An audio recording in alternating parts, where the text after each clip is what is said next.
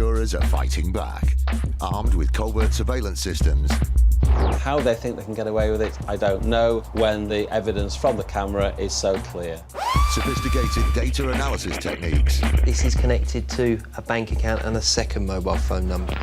And a newly formed dedicated police unit. Police, get back! They're catching the criminals red-handed. All those con men, scammers, cheats on the fiddle, now they're caught in the act, and claimed and shamed.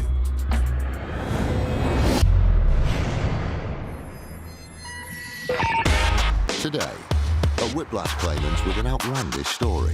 She was arguing that she was in two places at once. IFED raids a suspected fraud gang. Open the door, it's going to get smashed in! And the Lancashire police leave nothing to doubt. You will be caught, and you will be punished, and your assets will be stripped from you. Gloucester. Not a place you'd associate with violent gang crime. But on the 11th of August 2007, 38-year-old local David Russell was found staggering near his home, covered in blood and with 7 nails buried in his body. He'd been the victim of a violent and unprovoked attack. He spun me around, grabbed hold of my bottom of my T-shirt with one hand and then pushed what I now know to be this orange nail gun into my chest. 2 of the nails were buried in David Russell's forearm. More worryingly, another 5 had been pumped into his chest. 1 lodged just an inch from his heart. The attackers had not been found. DC Dean Morse was given the job of catching them. Mr. Russell's allegation obviously sent, concern through the community. The last thing you want is reports of a gang going around with a nail gun and basically attacking people and obviously shooting them with nails. From his hospital bed, David Russell expressed the fears held by the local community. You can pick on a 30-odd-year-old bloke, they're going to pick on anybody, sort of thing, so... His plea was to have a dramatic effect on the investigation. It attracted the attention of an old boss who had some interesting information about Mr. Russell for the police. On his CV, when he was employed by the company, that he said that he had spent 18 years in the Royal Marines, that he had done 3 tours of duty in Northern Ireland, and that he had also served in the Gulf War. Some of which were complete lies. So DC Morse did some research on the victim. This then led me on to making inquiries with the Criminal Injuries Compensation Board. Criminal Injuries basically told me that he had reported a crime in Avon and Somerset in 2004. And to his astonishment, DC Morse found that in that incident, David was the victim of an unmotivated attack. The weapon, a nail gun. The number of nails removed from his body, 7. On that occasion, his insurer paid out £4,400. When you suddenly have a previous allegation, exactly the same number of nails, with a method of doing it, basically, that is exactly the same, you know that you've got somebody there who is either the unluckiest man in Britain or is a consummate liar. We went to arrest Mr. Russell, and he broke down fairly quickly in an interview and fully admitted that he had made up both the stories in Gloucester and down in Bristol. David Russell appeared at Gloucester Crown Court. Pleading guilty, he was sentenced to 2.5 years imprisonment for perverting the course of justice. He was very remorseful as to his actions, and he has fully regretted what's taken place. The IFB sends out a warning to repeat offenders. We now have all the tools at our disposal to be able to investigate and prosecute. And a bus company faces a stubborn fraudster. She, at great expense of the public purse, decided that she was going to plead not guilty. In the fight against the growing problem of insurance fraud, an elite police squad have come together to form IFED, the Insurance Fraud Enforcement Department. Insurance fraudsters are hurting us in our pockets. That's not right. IFED have been set up to combat that problem, and we will do so by making arrests all over the country. This dedicated team works tirelessly to bang up the crooks and con men, getting rich off other people's money. Police, get back! If you commit insurance fraud, there's every chance that IFED are going to come knocking on your door and bringing you to justice. Police, don't move, stay where you are! By April 2012, after only 6 months of operating, it had already busted 80 fraudsters, adding up to £12 million of fraud under investigation. Insurance fraud is seen at the moment as an easy touch. IFED are setting out to stop that and make these organised crime groups think again. It's 5:40 a.m. and IFED is executing a multi-location raid on the members of a suspected fraudulent accident management company. These types of bogus outfits work by taking your car and making it look as though it's been in a crash with a second vehicle. They will then pay you to take responsibility for the bogus crash, leaving them to make a large claim for the damage to the second vehicle against your insurance company. IFED has one team preparing to raid a place of business and another at a residential address. Right. The team suspects that inside this flat lives a member who may have been involved in the fraudulent activity. Open the door, it's going to get smashed in! Good lad. Your safety in mind at the moment, so we do some searching in this flat. I'm just going to place some handcuffs on you, okay? Just put your hand out for me, Assisting IFED on the raid is the Tactical Aid Unit. Having gained entry to the flat, DS Mark Forster briefs them on the case. He's introduced various people to this accident management company, provided names, addresses for claimants, basically. Yeah. So any documentation in relation to names, addresses, written on scrap bits of paper. We know that the accidents that have been fraudulently submitted to the insurance companies involve high-value vehicles, and a lot of money is being made by credit hire. In other words, replacement vehicles, some of which they're charging the insurance companies £300 a day for, and these are vehicles that they've had for up to 18 months. Lovely job. Even before the team starts the search for fraudulent documents, they come across some cannabis. Is that just all paraphernalia in there? Yeah, it is, yeah. Is that... No, but they're going to bag up and take with them then. Oh, they found? Caution, yeah. Well, what small amount is it? Yeah, well, an eighth, something. IFED came here for evidence of fraudulent activity. In one of the bedrooms, a significant find is made. Number of SIM cards here. Somewhere up to, I don't know, about a dozen or so SIM cards, another 3 there. Well, as I say, it's a common theme for criminals to use more than one mobile phone and certainly more than one sort of SIM card. It sort of assists to cover their tracks, etc., assists with their criminality, and basically it makes it a lot more difficult for us to detect who they're contacting, who's contacting them, etc. DS Forster is called back to the lounge by one of his officers, tasked with analysing paperwork. Suffered a fall from a ladder in 2005, sustained a heel fracture. He had an MRI in 2007, revealed protrusion. He probably just keeps trying to claim, doesn't he? And he's got appeals with... It's documentation that relates to a personal injury claim. We're just looking to see whether it may form part of a personal injury claim that may be fraudulent, or whether it is a legitimate claim. The raid location has already filled a lot of evidence bags. DS Forster suspects he has found a piece of criminal research. It's a printed picture from Google Maps Street View. This is the sort of thing that we do come across quite often with people who are involved in staged or contrived accident claims. The printout contains a detailed description of the crash, including dates, times and positioning of the cars. So, and underneath that it says weather, damp, wet. And then it says driver male, 2 males, which are presumably passengers or other occupants in that vehicle. The suspect is arrested and the search for evidence is over. This half of the double raid is complete.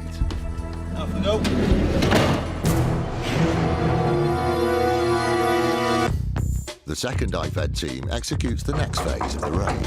You're under arrest, suspicion of conspiracy to defraud.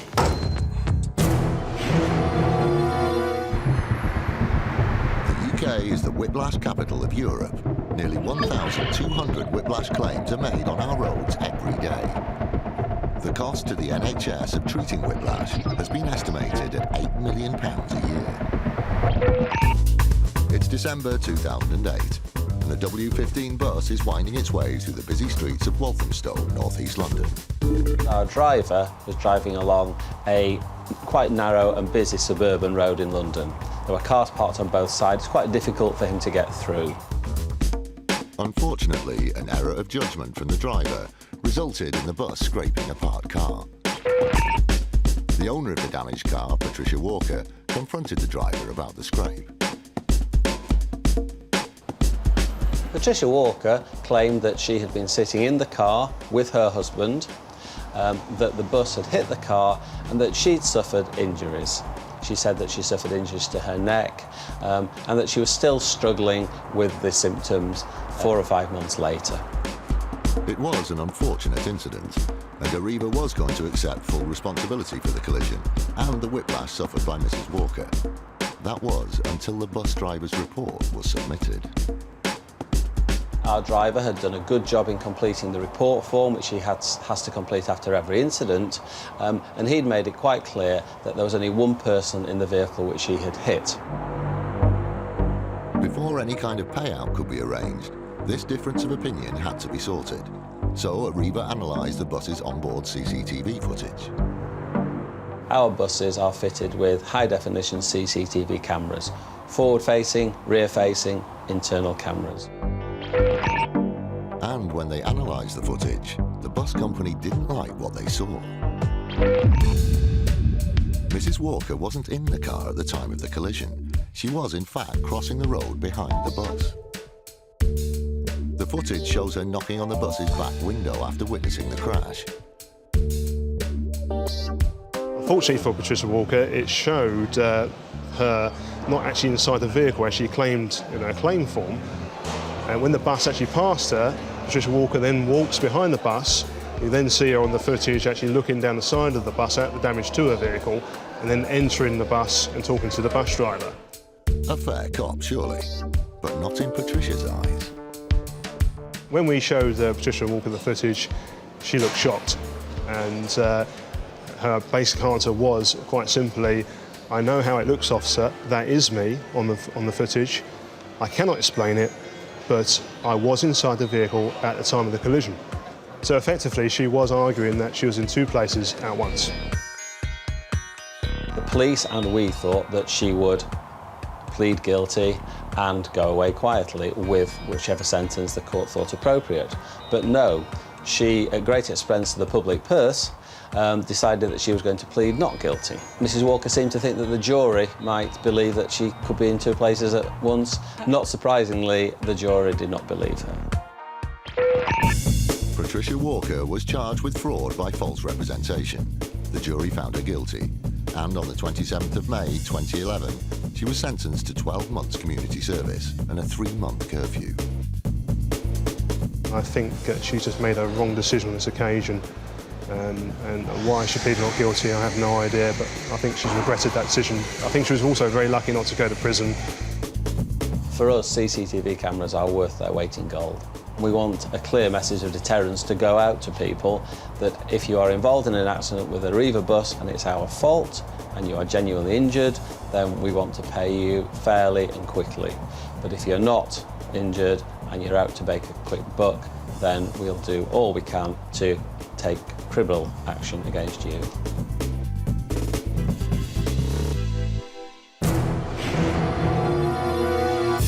Meet Munsif Dad and his two sons Amir and Nadeem. It's November 2005, and they've just submitted a £1,430 claim for repairs to the storm-damaged roof of a terraced property they own in their hometown of Nelson, Lancashire.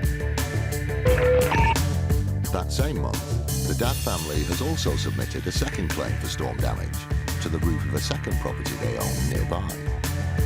The Dads received payouts from the insurance company for both claims. 7 months later, in June 2006, in what seems to be an incredible stroke of bad luck, one of the houses again suffers storm damage to the roof. As before, the Dads submit a claim for the damage and wait for the money to come in. But 1 170 miles away in London, something was happening that would stop the dads from receiving a penny from their insurers. The formation of the Insurance Fraud Bureau, the IFB. The IFB was set up to combat organised insurance crime in the UK. By persuading a previously secretive insurance industry to share information, the IFB has become a very powerful weapon in the fight against insurance fraud. The IFB had barely reached its first birthday when they were approached by an insurer with suspicions about a number of claims coming from the small town of Nelson. Among them were the dads' claims for storm-damaged roofs. The insurer first became suspicious with the claims in Operation Flash because a number of the cases were close to policy inceptions and the circumstances of the claims were remarkably similar from one to another. In order to learn more about Mr. Dad, the IFB put his details through their specialist software. The software has access to information from nearly every insurer in the country. Armed with just the name and address of a single policyholder, the software can create a map of that individual's insurance agreements. It's a very quick process. I could start by showing you what a genuine person in our system might look like. The average policyholder would have a simple map with just a few connections, raising no suspicion from the IFB. Here's an example of one of the properties in Operation Flash. This property in the middle was an address that was owned by Amir Dad. In less than 2 years, he submitted 9 claims, and each of these icons highlighted in red represents a claim against one of the insurance companies that we worked with. The software indicated that Mr. Dad was suspiciously well insured, so the IFB took the case back up to Lancashire to get extra help. Leading the investigation for the Lancashire Police was DI Dave Groombridge. He and his team recognised a pattern in the claims being made by the dads. I think the offenders in this case were clever in keeping their individual claims down to a minimum, so it was volume claims which netted a huge amount of money collectively rather than just 1 or 2 small big claims.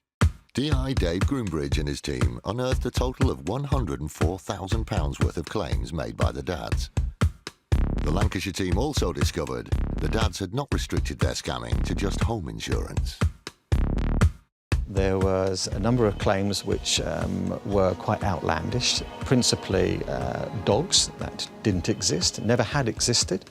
After 2 or 3 premium payments, these dogs were miraculously lost or stolen. There was also large amounts of jewellery, apparently stolen in burglaries, which indeed later turned up in the possession of the claimants. Complete false claim. After 2 years of investigating, the IFB and Lancashire Police had collected indisputable evidence of fraudulent activity by the dads. The most astonishing information being the schedule of works carried out on the dads' 2 properties. 2004, storm-damaged roof at house number 1. September 2005, rear wall damaged by vehicle at house number 2. October 2005, wall damaged at house number 1. November 2005, roof damaged at house number 1 and 2. March 2006, wall damaged at house 1. April 2006, roof damaged at house 1. May 2006, wall damaged at house 1. June 2006, wall damaged at house 1 and 2. June 2006, roof damaged at house 2. The Lancashire Police were ready to strike. The main conspirators, the main people behind this scam, were arrested in September 2009 by Lancashire Police. They executed warrants at a number of addresses, supported by staff from the IFB. A judge at Preston Crown Court called it a clever and determined fraud. Mr. Munsif Dad was handed a suspended 9-month prison sentence. His sons Nadeem and Amir were each in prison for 15 months. I think their criminal activities dominated their lives, and the vast majority of the trappings of their wealth had come about through their criminal behaviour. We pay increased insurance premiums to cover the losses incurred by the companies through this sort of fraud. But times are changing, and the police are prepared to work with other agencies, and collectively we will pursue these people and be under no misapprehension. You will be caught, and you will be punished, and your assets will be stripped from you.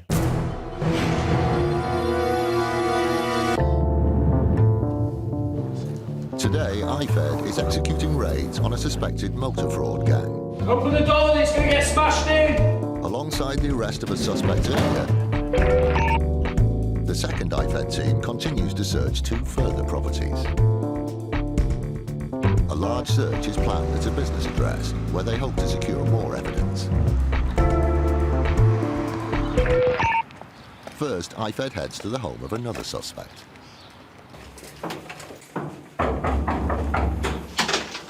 From the City of London police. We're from the police. Yeah? Yeah. Can we come in, please? Yeah, of course, yeah. You're under arrest, okay, on suspicion of conspiracy to defraud. For what? You don't have to say anything, but it may harm your defence if you do not mention or question something which you later on in court. Anything you do say may be given in evidence. Do you understand? Yeah. Yeah. The suspect works for the accident management company, and they believe is involved in the alleged fraudulent activity there. DC Declan Mallow searches the flat for evidence of fraud. Shouldn't be too long. Once you finish searching, we'll then take you to the custody suite, and then at some point later on today, you'll be interviewed. This is the lady's main bedroom. The other bedroom's been searched and nothing's been found, so this is the last room to do in the flat.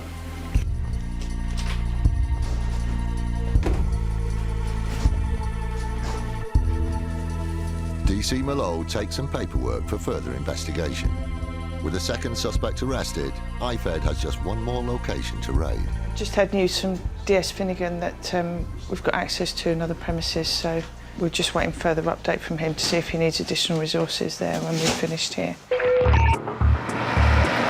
a 1,000 square metre business to search, the IFED team based here will need plenty of help.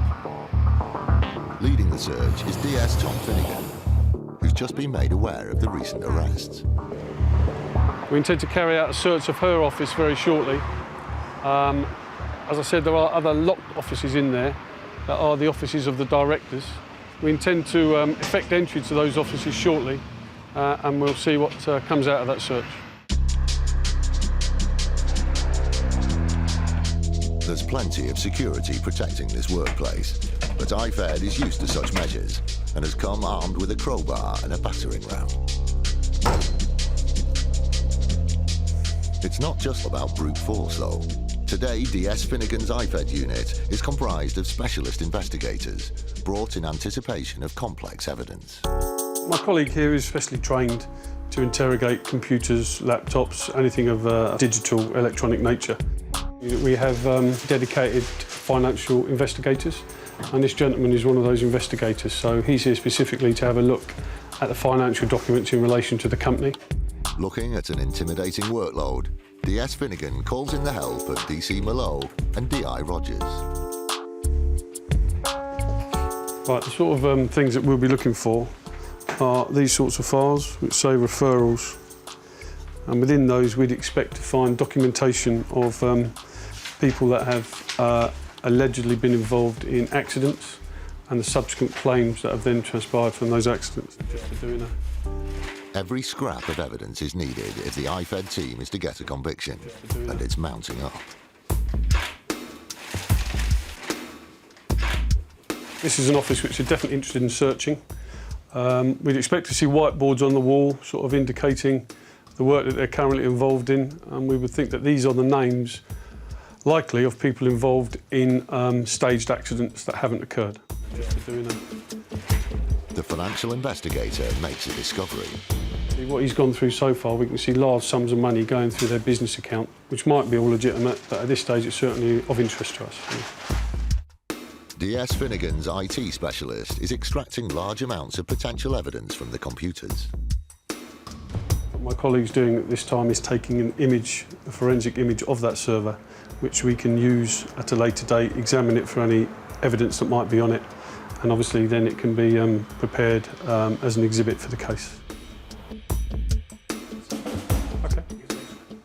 in, IFED spends over 50 man-hours extracting, deciphering and bagging evidence on site. It's been a successful raid. IFED has enough evidence to fill a van, making DS Finnegan a happy man.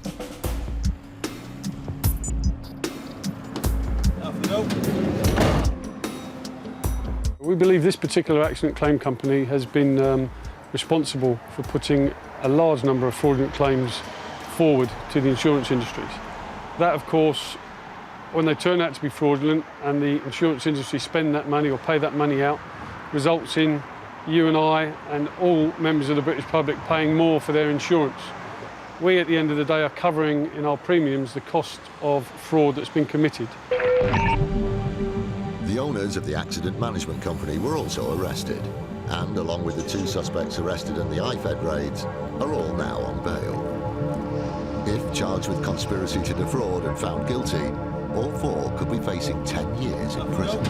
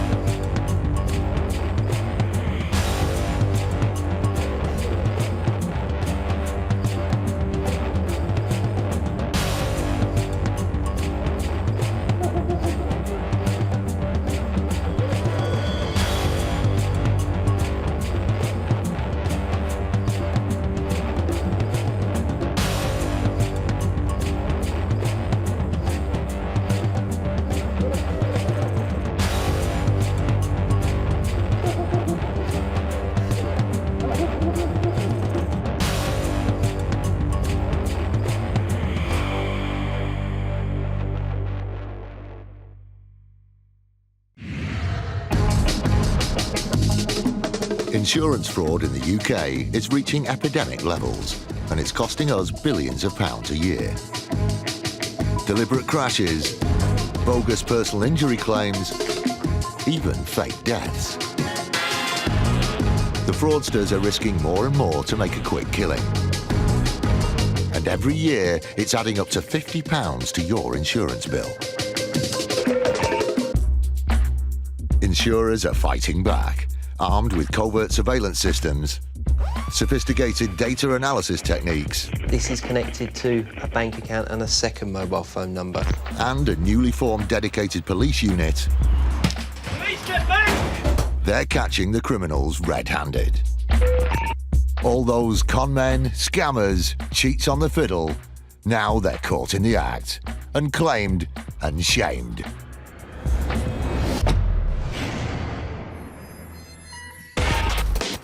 Today, the police insurance fraud team, IFED, is hunting down suspects. He needs to phone, because otherwise we'll come back and we will keep coming back until we get him, OK? Because this is quite serious, it's not going to go away. A would-be con man comes a cropper. There's no way that it could have happened as it was described. And a claimer is shamed in the gym. There was no form of dysfunction visible in any way, shape or form. This is Milton Keynes, home to Michael Richards. 8 years ago, Michael was a passenger in a serious car crash. The vehicle smashed into a wall, killing the driver, but Michael pulled through. Unfortunately, the driver didn't have insurance, so Michael's case was passed on to the MIB, Motor Insurers Bureau, an organisation set up and funded by the insurance industry. The MIB is there to compensate innocent victims of uninsured and untraced drivers. And that means a whole variety of injuries. It could be a minor injury, it could be a catastrophic injury. We're there to help those people to provide a fund from which they can claim compensation.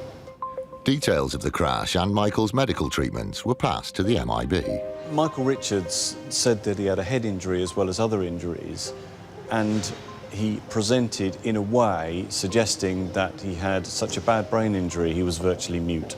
He was saying he needed care, he was saying he needed a lot of help, he was saying he could hardly speak, and that he needed lots of help and assistance to carry on his normal life. He made a claim to the MIB because the driver wasn't insured, and that was his only route potentially to compensation. what's called a schedule of loss, which is essentially a shopping list type claim that's presented to us by his lawyers, totaled some £2.35 million. The severity of the head injury that Michael was claiming for meant that the MIB was dealing with a huge payout for care and assistance. So it was natural for them to look closely at the case and order medical examinations. When he saw one of our experts, he uttered 15 words in an 80-minute interview. He said that he was seriously impaired by his injuries. But as the MIB continued its investigations, they noticed some strange inconsistencies. Subsequently, we obtained his police records. Now, this showed, subsequent to the accident in the car, he was arrested for another offence. And when we obtained the PACE interview notes, it was quite clear that he was talking perfectly normally to the police officers. And also, it was also clear that he'd been giving us a false address. The MIB was by now so suspicious that it called in expert investigators specialising in covert filming. We live in a surveillance society. Effectively, fraudsters are aware that they might be placed under surveillance. And to that end, we have to stay one step ahead of the game. And the equipment that we have to use has to be cutting edge. It's as simple as that. Using all its expertise to stay hidden, the surveillance team went deep undercover to find out what was really going on. What we did discover when we eventually turned up and undertook the surveillance on him was that he was visiting a gym. Filming in a gym is obviously going to be quite a difficult scenario for the operatives to find themselves in. They're likely to be in sportswear. There's not a lot of room to hide a camera in a pair of shorts or a sports vest. But they overcame these challenges and were able to film Michael without being detected. What they discovered was jaw-dropping. He was talking and bantering with other gym users. There was no form of dysfunction visible in any way, shape or form. He was a man that was just going about his normal routine or daily life and wasn't hampered in any way, shape or form by the purported injury that he'd sustained. It was solid evidence of lying and fraud. We presented this evidence to Mr. Richards via his lawyers, who promptly withdrew his claim. But the MIB wasn't prepared to let the case drop. It wanted to see Michael's attempt to defraud them punished. We took the case to court. The judge accepted that he had tried to mislead the court. He was guilty of contempt of court, and consequently, Mr. Richards received a prison sentence. Michael was sentenced to 4 months in prison for falsely claiming £2.35 million. For us, it felt excellent that someone who was claiming a 7-figure sum, their case was pushed all the way through into the criminal court. It felt as if that person had received their just desserts. One of the largest ever insurance fraud rings is busted. In that 18 months, they could have made £3.2 million. And a swindling claimer is shamed for life. What this shows you is that it's not okay to do that. And do you realise what impact that will have on your friends and your family if you get caught? Please get back! Insurance fraud is on the rise. Hunting and punishing the criminals responsible is an elite police squad called the Insurance Fraud Enforcement Department, IFED. The Insurance Fraud Enforcement Department was set up earlier this year with the sole intention of combating the rise in insurance fraud. We are a dedicated unit that works exclusively tackling that problem. A growing number of fraudsters are prepared to lie and cheat their way to money they don't deserve. But they better watch their backs, because IFED is on the case. Since our go-live date early this year, we've effected over 120 arrests in the first 6 months, and we are continuing to work up and down the country, bringing these offenders to justice. IFED is determined to win the fight against fraudsters. We're out to stop them in their tracks.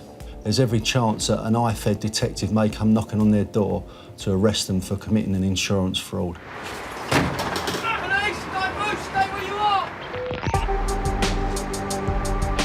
Yeah, we're looking to go to 2 addresses today to arrest 2 suspects who we believe have conspired together to plan a crash between a coach and a car, purely for the purposes of submitting fake personal injury whiplash claims.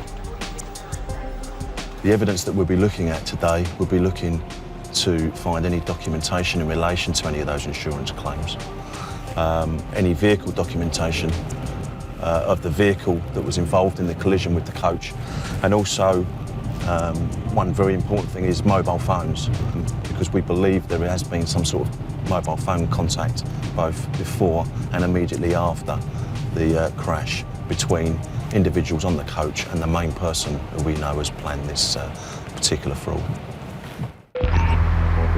IFED believes that the two suspects hoped to make money by falsely claiming for whiplash injuries sustained in the fake crash. If the claim had paid out, with numerous personal injury claims and damage to vehicles, they were set to make over £100,000. IFED needs to find their first suspect, and they also need to find evidence that links him to the car and the coach passengers. They begin their search for the suspect at his mum's house. Police? Oh, City Police. Who's here? Just yourself? Yeah. Where's his flat? The first suspect's mum claims that she doesn't know where his flat is. She's saying that he lives in his own flat, moved out 4 months ago. She doesn't know the door number, doesn't know the flat name or anything else. So she says she's got no contact number for her own son, everything else. So she's clearly lying to us, clearly obstructing us.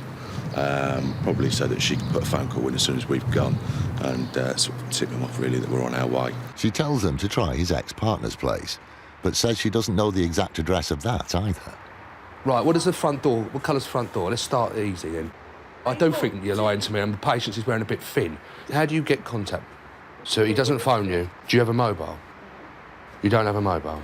He needs to phone, because otherwise we'll come back, and we will keep coming back until we get him, OK? Because this is quite serious. It's not going to go away. Using the rough information she's given them, their next stop is the house of the first suspect's ex-partner. Police. Is he in? No, he doesn't live here with me. Do you know his address? No. All right, OK. The ex-partner has no idea where he is, and the hunt is beginning to feel like a wild goose chase. Their investigations have given them one last address to try. He's opening up, he's opening up. They arrive at the block of flats and quickly establish which apartment the suspects are in. That's where they are? Yeah. Are they in? I think so, I'm not sure. Finally, it seems like they're getting closer.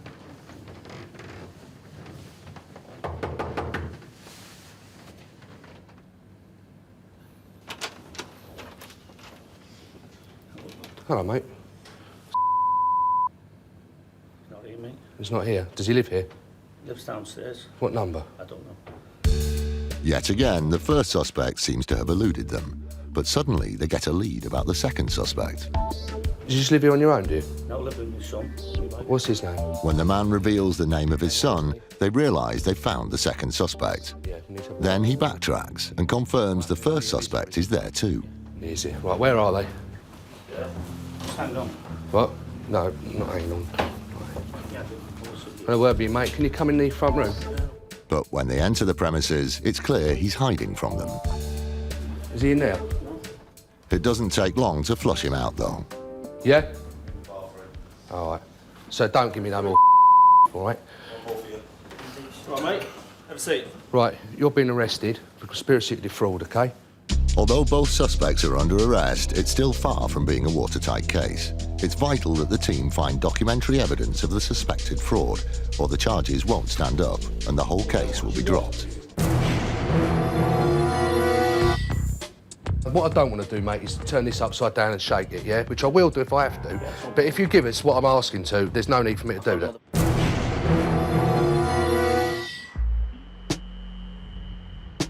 The enhanced security features on top-of-the-range cars means that thieves are losing out, and fraudsters are being stopped in their tracks too. Head teacher Alan Bromley drove a car that befitted his status, a BMW 3 Series. But if he'd gone for a more down-market car, he might have got away with his scam. One night, he drove to a carol service and parked nearby, keeping the keys in his possession the whole time.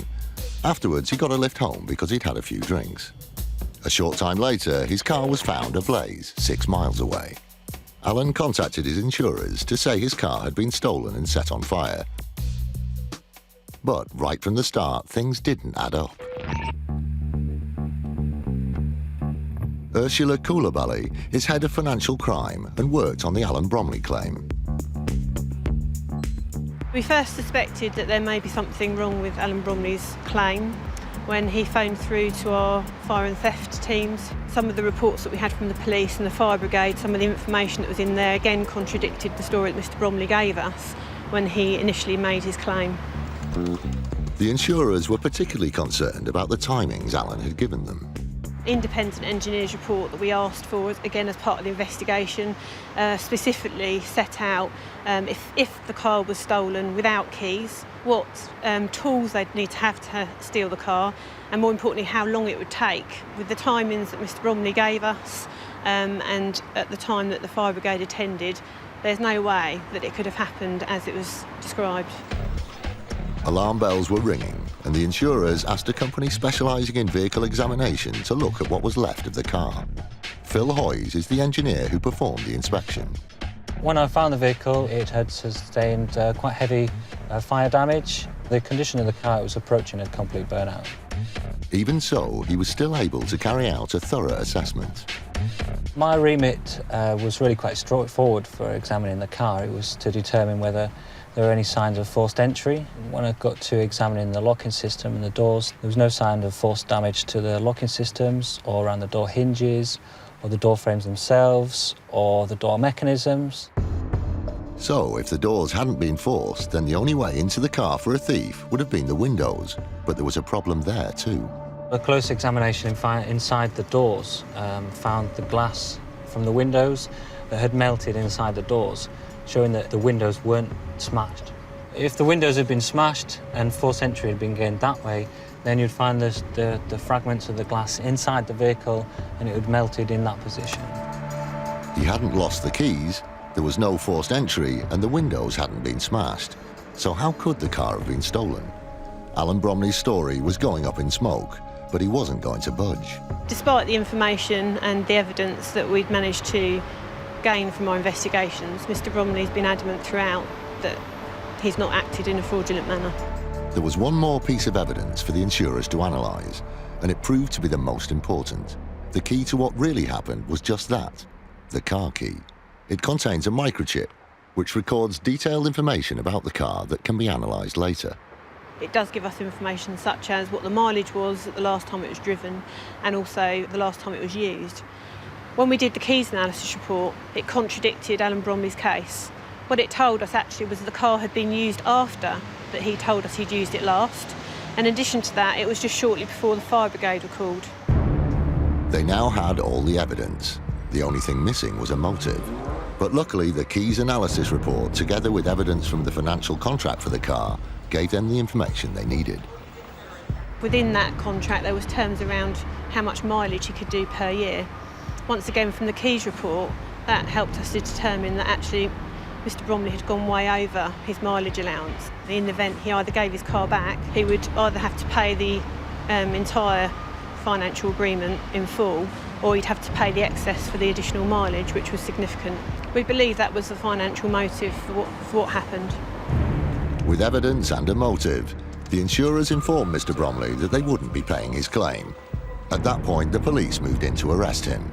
But even then, Alan Bromley stuck to his version of events. Mr Bromley has always denied that the claim that he submitted was fraudulent throughout our investigation process and once it went to court. Alan Bromley was prosecuted for false representation, and he was given a 12-week suspended sentence. Although he stood to lose a lot of money on the vehicle contract, the cost to Alan Bromley's reputation and career is arguably greater. He's currently banned from teaching.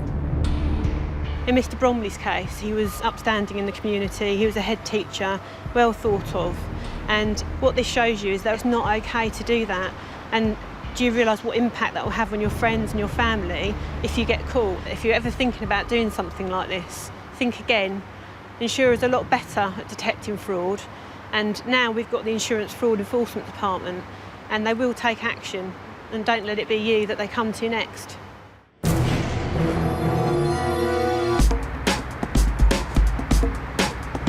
While some fraudsters exaggerate claims for genuine car accidents, And the infectious brake, yeah. others demand compensation for collisions that never even happened. These so-called accidents are known as staged crashes and can generate a lot of money. This makes them an attractive prospect for criminal gangs. As far back as 2006, Longmeadow Farm near Luton was on the police radar as a possible setting for organised criminal activity. At the time, the police had no actual evidence of any wrongdoing, so they decided to set up a surveillance team to find out more. Detective Constable Mick Keneally, who has since retired, was part of the operation. The purpose of doing the observations was to establish what criminality the group of people at Longmeadow Farm were involved in, if any. And it wasn't long before the police surveillance at the farm began to bear fruit. When this blue Astra arrives at Longmeadow, it looks to be in pretty good nick. But without ever leaving the farm, 24 hours later, it's so smashed up that it's become a complete write-off. It's clear evidence of a car being deliberately damaged. There were vehicles obviously clearly that were being damaged at Longmeadow Farm, so that gave us the view that they were involved in criminal activity involved around stage-induced, exaggerated accident claims. Staged accidents were just the start. There were more revelations to come when the police expanded their investigations. We made contact with the insurers and established that some of the vehicles on the farm were also subject of accident claims. And from that, we were able to establish who the accident management company were that were involved in that. And that came down to a company called Swift Accident Management. It was only when we looked at who was managing all those accidents. It turns out they were in business with the people from Longmeadow Farm. Accident management companies exist solely to manage and process claims from people involved in accidents. The link between the people who were damaging cars at Longmeadow Farm and the people who operated Swift Accident Management immediately aroused suspicion and pointed towards Swift operating fraudulently. There are genuine accident management companies, but there are a lot of accident management companies who are either completely fraudulent or do some fraud in that they exaggerate claims, they add ghost passengers to claims, so they make money fraudulently. Ghost passengers is a term for when an accident management company adds fictitious passengers to a genuine accident in order to bump up the amount of personal injury being claimed. It was a technique that Swift used to cheat more money out of insurers, but the fraudulent behaviour didn't stop there. At the same office where they were, in Leagrave Road, there was a taxi firm called Kim's Fleet Cars. The manager of Kim's Fleet Cars was the brother of the manager of Swift Accident Management. So they had a number of drivers there and a number of cars that they used in fraudulent claims. So they created their own business, and they do that by staging accidents where an accident's never happened. They're completely fictitious, so that any money that's made goes directly to the accident management company, and it's a way of making a lot of money from a single claim. There was now enough evidence to convince the police they had uncovered a huge web of criminal activity. Between them, the criminals at Swift and Longmeadow Farm were creating staged accidents on an industrial scale. Swift Accident Management themselves were in business between August 2005 and November 2006. So in effect, they were in business for about 18 months. In the 18 months, they dealt with 180 accident claims, and out of those, there were 230 individual claims. So the extra 50 were for personal injury claims. So it was a lot in that period of time, and of course, that generates a huge amount of money. It looks like the level of criminality didn't stop there. It seems one of the gang members was also engaged in a more basic form of theft, stealing CDs from the wrecked cars. In terms of claims already paid out and claims submitted, Swift stood to cheat the insurers out of a mind-blowing amount of money. If you looked at what Swift could have made in that 18 months, they could have made £3.2 million. The police operation ensured the gang operating Swift and Longmeadow Farm didn't get away with it. Once they had evidence of cars being deliberately damaged, the police moved in. The sheer scale of the criminal operation meant that 750 people gave statements, 60 people were arrested, and 36 vehicles were seized. The hearings alone lasted 3 years, and 37 people were convicted.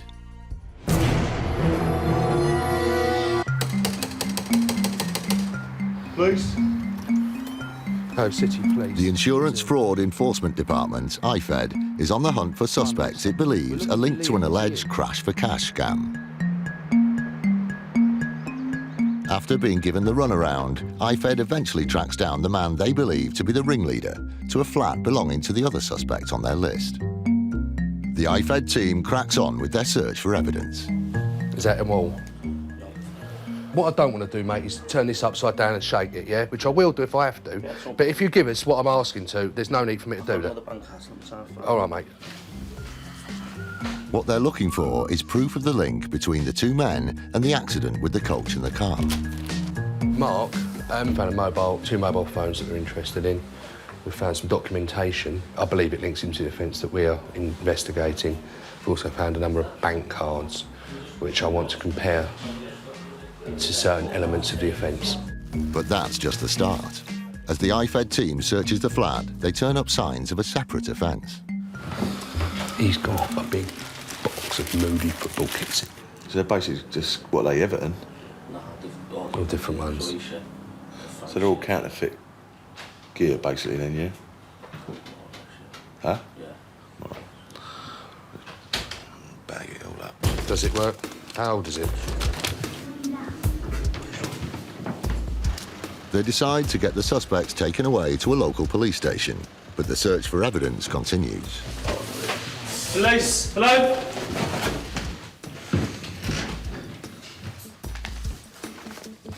DS Mark Forster leads the search in the first suspect's flat. This is how we found it when we've come into the bedroom. There's a box that may have been taken off the wardrobe or some other place. There's a bag here which is empty, so I can only presume that all of this documentation was in this bag. So at some time shortly before we've arrived and arrested him this morning, he's obviously had a quick rummage through this, maybe in an attempt to try and get rid of evidence, basically, that might be key to our investigation. He's obviously been tipped off the fact that we were looking for him because obviously we've been to his mother's address, we've been to his ex-partner's address. We know that when we've arrested him upstairs, his mobile phone sat on the table, ringing with his mum, trying to get in touch with him. She told us that she didn't know where he lived, didn't know his address, didn't have a contact telephone number for him or any way of getting in touch with him. So I'll be going back and having a word with Mum later on today, I think. After sifting through the paperwork, Mark finds the evidence he's looking for, a link between the suspect and the vehicle. We found a driving licence belonging to the driver of the car. That hit the coach up the rear.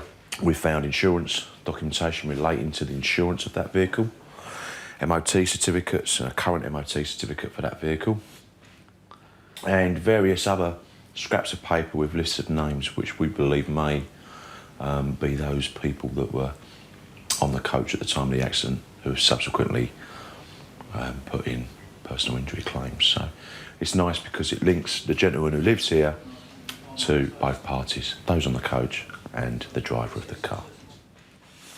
And it's fantastic evidence for us, and certainly more than we thought we'd find. Does it work? Both suspects are currently on bail. If charged with conspiracy to commit fraud and found guilty, they could get a jail term of up to 10 years. In the first 6 months of operation, IFED has already busted 80 suspected fraudsters. This pair aren't the first, and they certainly won't be the last to get a knock on the door from the elite police squad.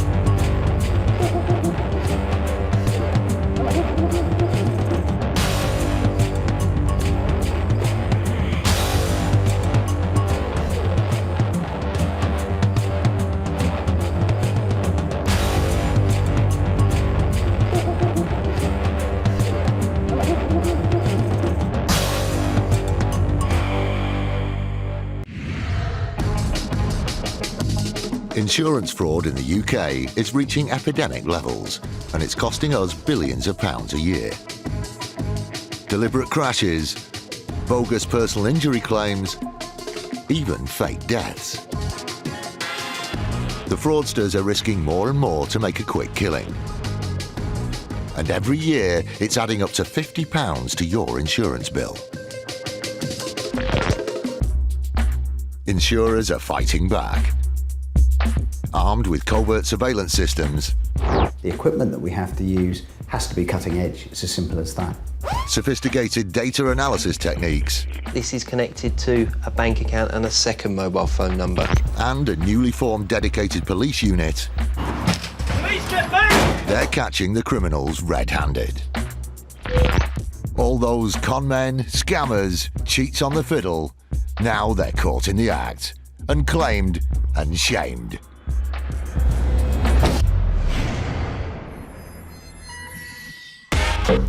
Today, the fraud enforcement team confronts a gang of suspected insurance cheats. Police. A debt-ridden dentist fakes his own death. She appeared to be upset, a few tears, but I didn't believe her. And a footballer who claimed he couldn't play has some unwanted spectators at his home ground. Clement is now walking towards the buildings to the right of the stadium. Welcome to Doncaster, home of James Shackell. James used to be a promising footballer with the possibility of a professional career ahead of him. That was until 2002, when he was involved in a car crash, leaving James very badly injured.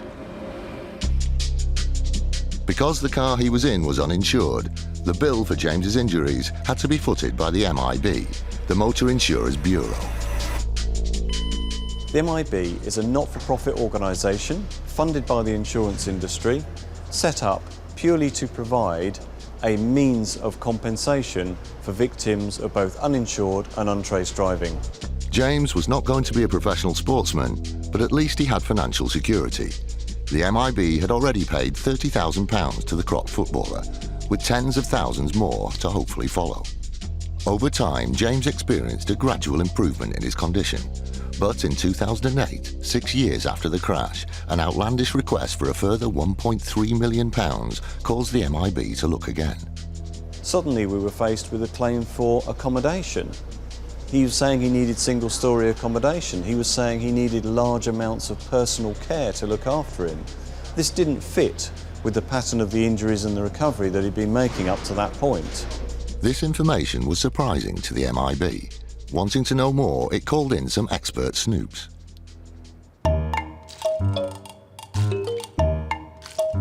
If you want to spy on someone, the surveillance group will get the job done. It's got a team of highly trained operatives who know how to follow your every move. We live in a surveillance society. Fraudsters are aware that they might be placed under surveillance, and to that end we have to stay one step ahead of the game and ahead of them. That means that we have to tailor our methods accordingly, and the equipment that we have to use has to be cutting edge. It's as simple as that.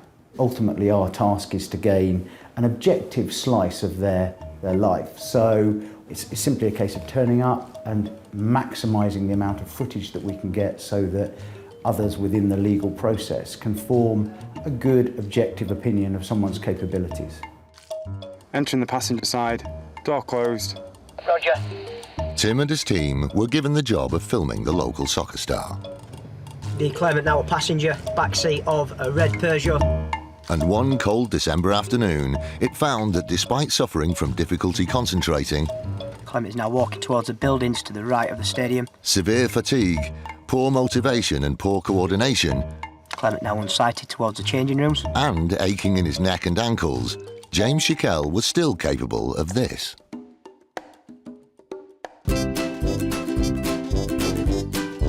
The footage shows effectively James Shackell playing a game of football in a normal manner, running from one end of the pitch to the other and making minute decisions in kind of microseconds, whether he should head the ball, whether he should kick the ball, all those types of things. And this was clearly a man who said that he needed constant assistance from his father, and clearly his father wasn't there running beside him, telling him to score, telling him to kick the ball, telling him to head the ball. So I think that the footage really speaks volumes in this case. Mr. Shackell was playing football for Erdlington Rovers. He had recently obtained a Man of the Match award. He was captain of the side. I guess he felt that no one really cared, or no one would be kind of monitoring his activity overall.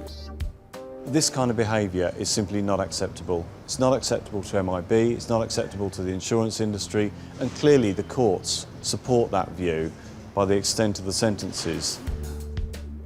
It's not okay to exaggerate. It's not okay to gain an extra amount of money from an insurer. It's still lying, and when someone lies, it's attempting to defraud someone. James was sentenced to 12 months for contempt of court after submitting an exaggerated claim for £1.35 million. His father, Robert Shackell, also received a year's imprisonment for supporting his son's claim. The money, ultimately, that MIB pay and the cost of running MIB all comes from premium-paying motorists. It's yours and my premium that are funding the claims that we pay. A dodgy dentist comes back from the grave. It takes a hard-hearted individual, I believe, to put his family through what they've been put through. And a London crash for cash gang gets busted. And he's now associating with vehicle 2 and the occupants. In the fight against the growing problem of insurance fraud, an elite police squad has come together to form IFED, the Insurance Fraud Enforcement Department. Insurance fraud isn't a victimless crime. £50 of each premium you pay each year goes to the fraudsters. We have been set up to tackle that problem. This dedicated team works tirelessly to bang up the crooks and conmen getting rich off other people's money. Please get back! It is our intention to create a climate of fear for the fraudster. There's every chance that an IFED detective may come knocking on their door to arrest them for committing an insurance fraud. Police, don't move, stay where you are! By April 2012, after only 6 months of operating, it had already busted 80 fraudsters, adding up to £12 million of fraud under investigation. These people are criminals. These are nasty people. They don't go out to work on a Monday morning like most people do. Their work is submitting insurance fraud claims.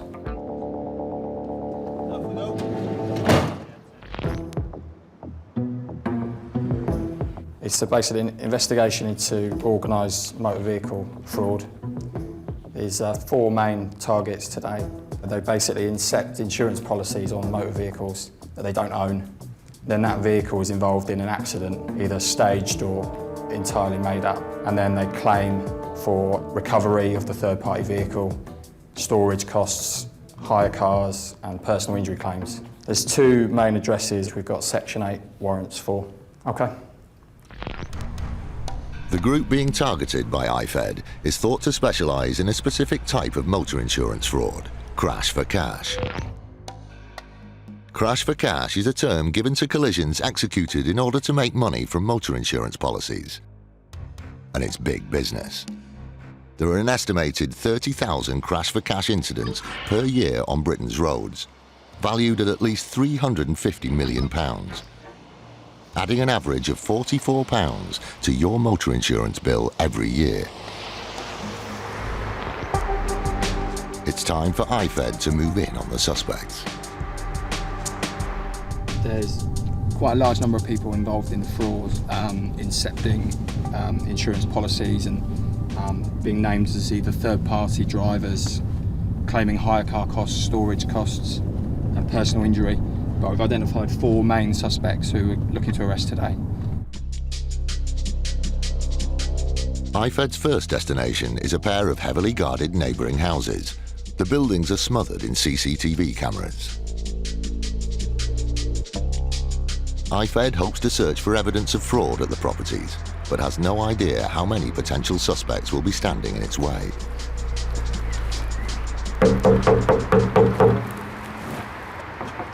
There's no sign of life from the house on the right, but the team find the house on the left unlocked. Inside, they discover a suspect with his pockets full of cash, but no incriminating paperwork. We just found some money, £1,000 in the pocket of one of the suspects. I'll just leave that with you. What have been next for conspiracy to fraud? He's getting a bit playful that one there. Do you want it? If you come then. Where are your shoes? So who nicked him, Barry? You? On the stairs, yeah. The other house has not been so easy to access, but IFED has found a small open window.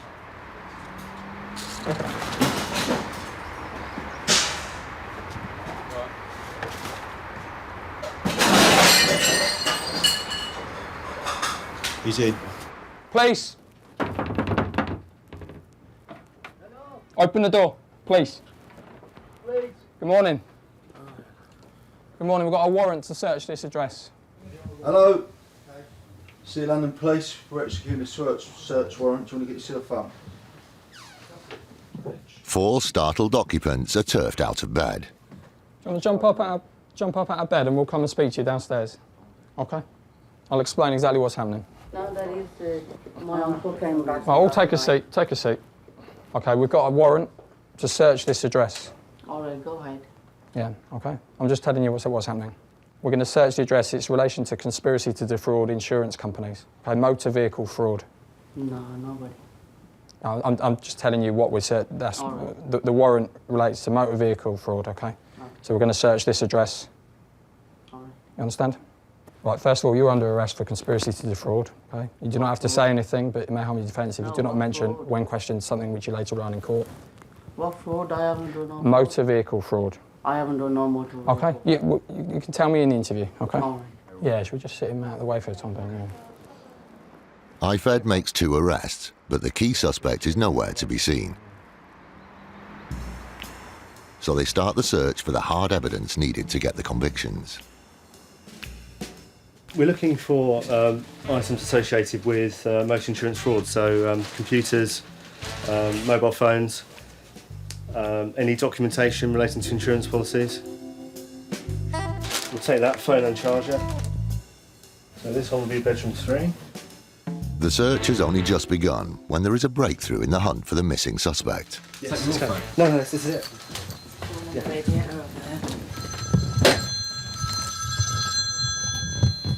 Could this be their man? Can we come in? I'll just explain to you what's going on. You're burning the house down.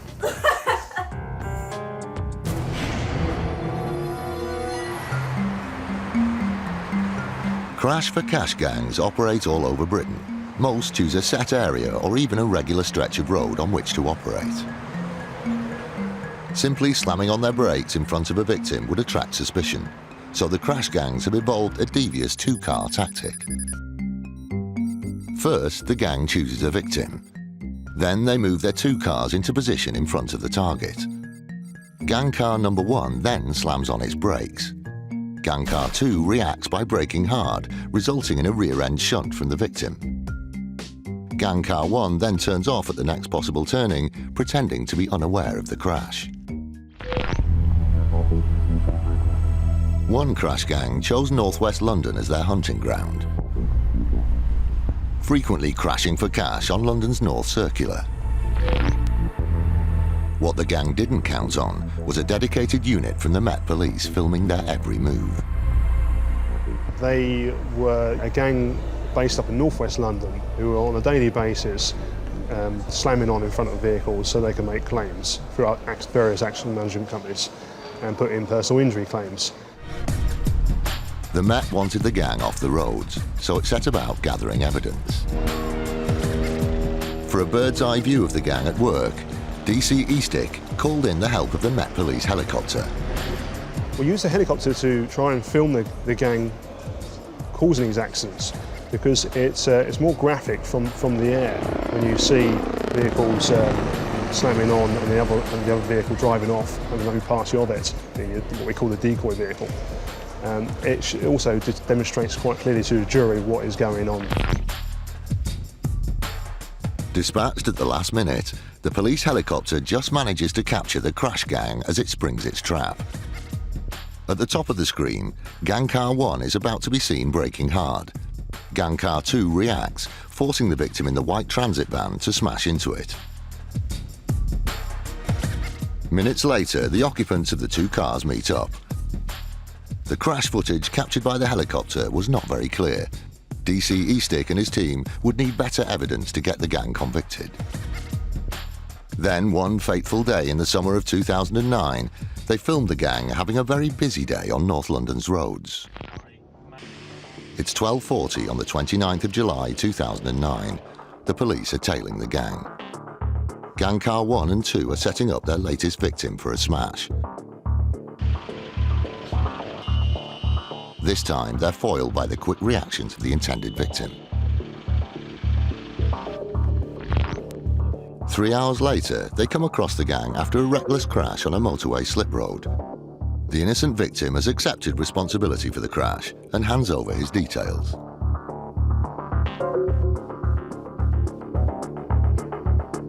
The fraudsters, absorbed in fleecing their latest victim, are completely unaware of the hazard they created.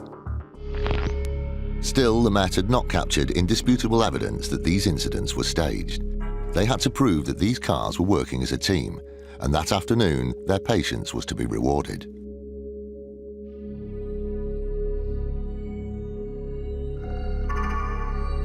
The two gang cars are observed filling up at a petrol station. Then, the gang members do something that seals the case for the police.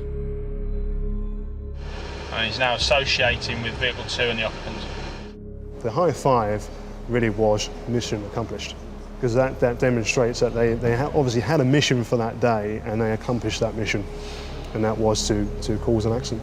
When this case went to court, the video evidence that we obtained was so compelling that they really had no choice but to plead guilty at the earliest opportunity, which resulted in one of them getting 8 months imprisonment and 2 of the others getting 6 months imprisonment. Personally, I think they're outrageous. It's costing me and every other motor policy holder an extra £40 or £50. If you're involved in a crash, take pictures of all the individuals, take pictures of the damage to their vehicle, not only your vehicle but their vehicle. It's evidence later on that you can provide to your insurance company that might just protect your no claims bonus and prove that this was a fraud. Most insurance companies employ specialist fraud investigators who can spot a suspicious claim from looking at just a few pieces of paperwork, meaning it's hard to elude them, even from beyond the grave. Welcome to Barnstable. This peaceful Devonshire town used to be home to father of 4, Emmanuel Paresis. I think Emmanuel Paresis was viewed as a pillar of the community. As a dentist, you're held in high regard, obviously. Earning a hefty £135,000 a year, Mr. Paresis should have lived a very comfortable life. But tragically, in 2009, during a trip to Jordan, he died in a car crash. His grieving wife received £51,000 in insurance payouts and was due to receive a further £1.8 million from his life insurance policies. But first, she had to wait. Insurers will always check a claim of this size and nature, so private investigator John Saunders was called in to investigate. When someone dies overseas, insurance companies come to us asking for advice on documentation and so forth. And I think over the last 25 years I've worked in 74 countries I've been to investigate claims. John started to look into the case and straight away found inconsistencies. The story was that they'd spent August in Greece on holiday, and his wife came back with the children to the end of August, beginning of September, because they were starting school. And Emmanuel apparently had then taken his mother from Greece to see a heart specialist in Jordan, in Amman. It seems strange that he wanted to go all the way to Amman to see a heart specialist, when I'm sure there are very good heart specialists in Athens. After a meeting with Mrs. Paresis, John's suspicions were raised even further.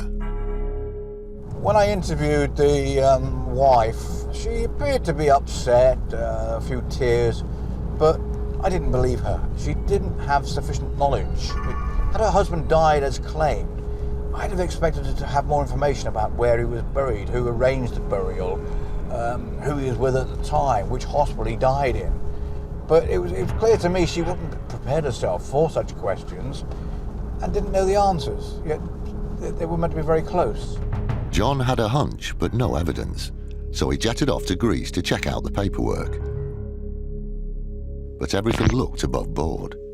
So he moved on to the scene of the crash, Jordan, where he made some important discoveries.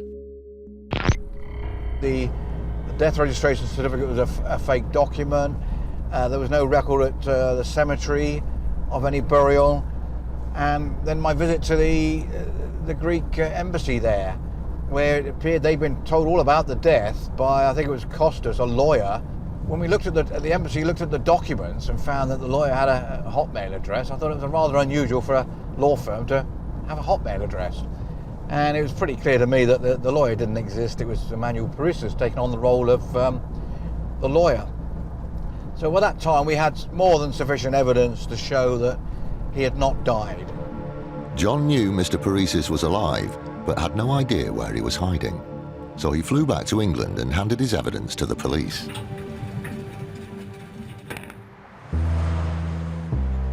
The job of finding the deceptive dentist was given to DI Mike West of the Devon and Cornwall Police. I knew that it was going to be complex, and I knew that the inquiry needed to be focused. Parisas had stayed in Greece, we believe, waiting for the £1.8 million to roll in. But when that didn't happen, and certainly didn't happen anytime soon, he had to do something. He had a wife and 4 children in the UK to support. A major breakthrough in the case occurred around 9 months after the fake death, when they received a tip-off that Parisas had resurfaced in Scotland, immediately alerting DI Mike West. We identified the fact that Parisas was living under the name of Neil McLaren, and he was operating as a dentist within a surgery in Peterhead, within the Grampian area of Scotland. After almost a year-long manhunt, the trail had come to an end. DI Mike West closed in on the resurrected dentist. Parisas was arrested in the company of other family members. He certainly showed some surprise when we arrived at his doorstep. We identified a fraud kit which enabled him to fake his identity. It included official-looking stamps, documentation from various universities and seats of learning. He was obviously prepared for this and living a lie for a significant period of time. For 3 months, Mr. and Mrs. Parisas had left their children thinking they had lost their dad. It takes a hard-hearted individual, I believe, to put his family through what they've been put through, and the psychological damage can't be underestimated. For her part, Mrs. Parisas was sentenced to 16 weeks. Mr. Parisas was jailed for 5 years on fraud charges and struck off the General Dental Council's register. His sentence was later reduced to 3 years. The Insurance Fraud Enforcement Department, IFED, is executing a raid at the first of 3 addresses. It suspects some occupants are linked to a crash for cash ring. The officers have already made 2 arrests. They've been bagging evidence at the raid properties for just under an hour and are trying to track down their outstanding suspect. Just something maybe of interest, various mobile phones are ringing, but one of them potentially has the name of the outstanding suspect coming up. Has it? Yeah. There is one outstanding, isn't there? Yeah, does it keep coming up? It's the number, Yeah, I believe so. It's a variation of the name. Good morning, it's Sean Corrigan. How you doing? I've just got 3 body checks, please, if you want the details. The 3 men being held downstairs are not believed to be fraudsters, but stored in one of their mobile phones is the number of the missing suspect. Are these your phones? Yeah, I think the guy who we're trying to arrest is ringing them. Can you get his number up? IFED gets access to the suspect's number. It's PC Corrigan from police station, you're right. The sooner we speak to you, the better. How long do you reckon you'll be? About half an hour. Can you make it any sooner? You'll try, okay. Upstairs, the evidence is mounting. Claimant solicitors and a certificate of motor insurance. Sorry to hear that you've been involved in a road traffic accident and have sustained injuries. Okay, this is exactly what we've been looking for. You know, you'd have expected someone involved in this kind of activity to keep a stash of documentation somewhere. It looks like we may have found it.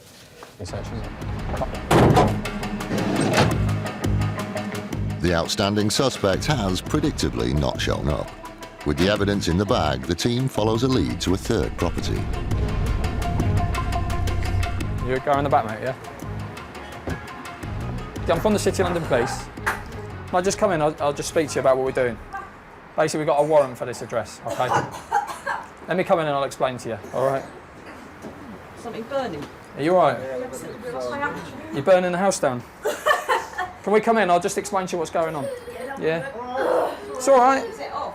Yeah, I think everything's sorted.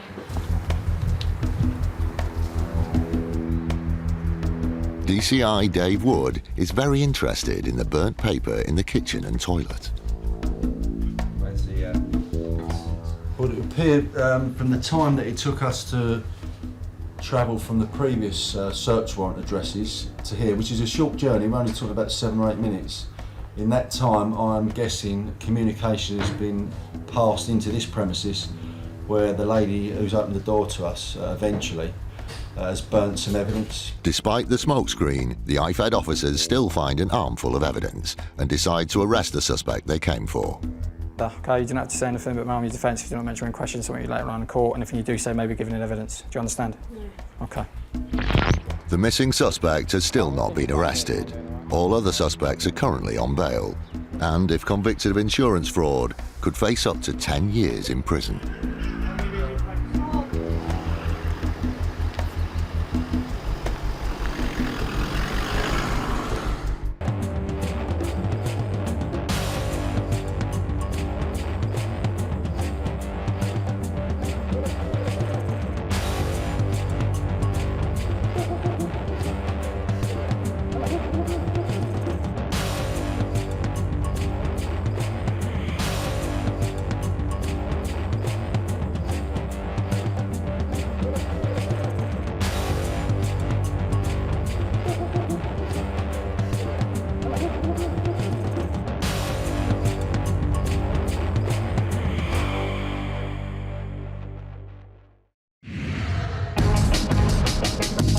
Insurance fraud in the UK is reaching epidemic levels, and it's costing us billions of pounds a year.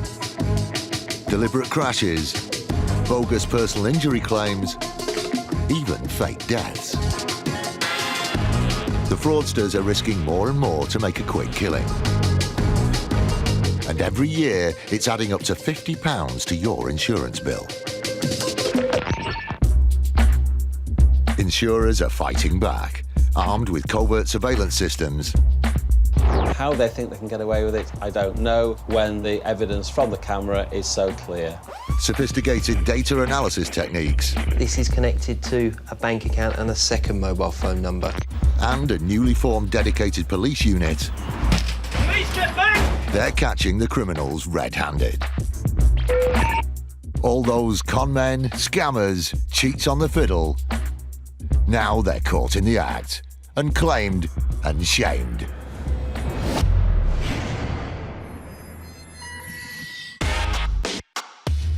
Today, a fire investigation team searches for clues amongst the ashes. Mr. Ross's factory was totally destroyed. The Met Police execute a raid on a small business. And insurance fraud enters the art world. 25% of my cases will have some insurance fraud element to it.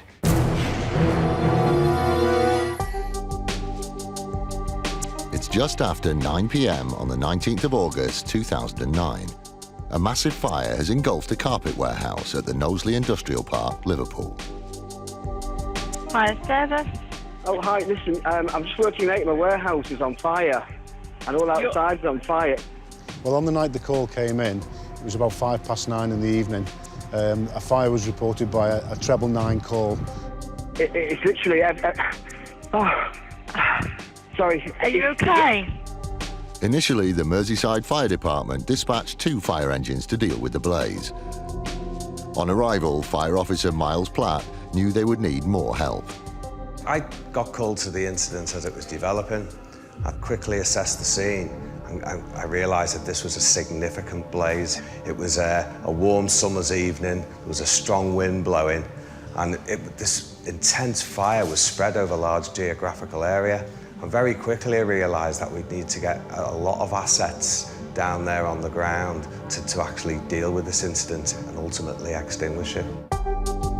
The Merseyside Fire Department arrives to find warehouse owner Elliot Ross watching his business go up in flames.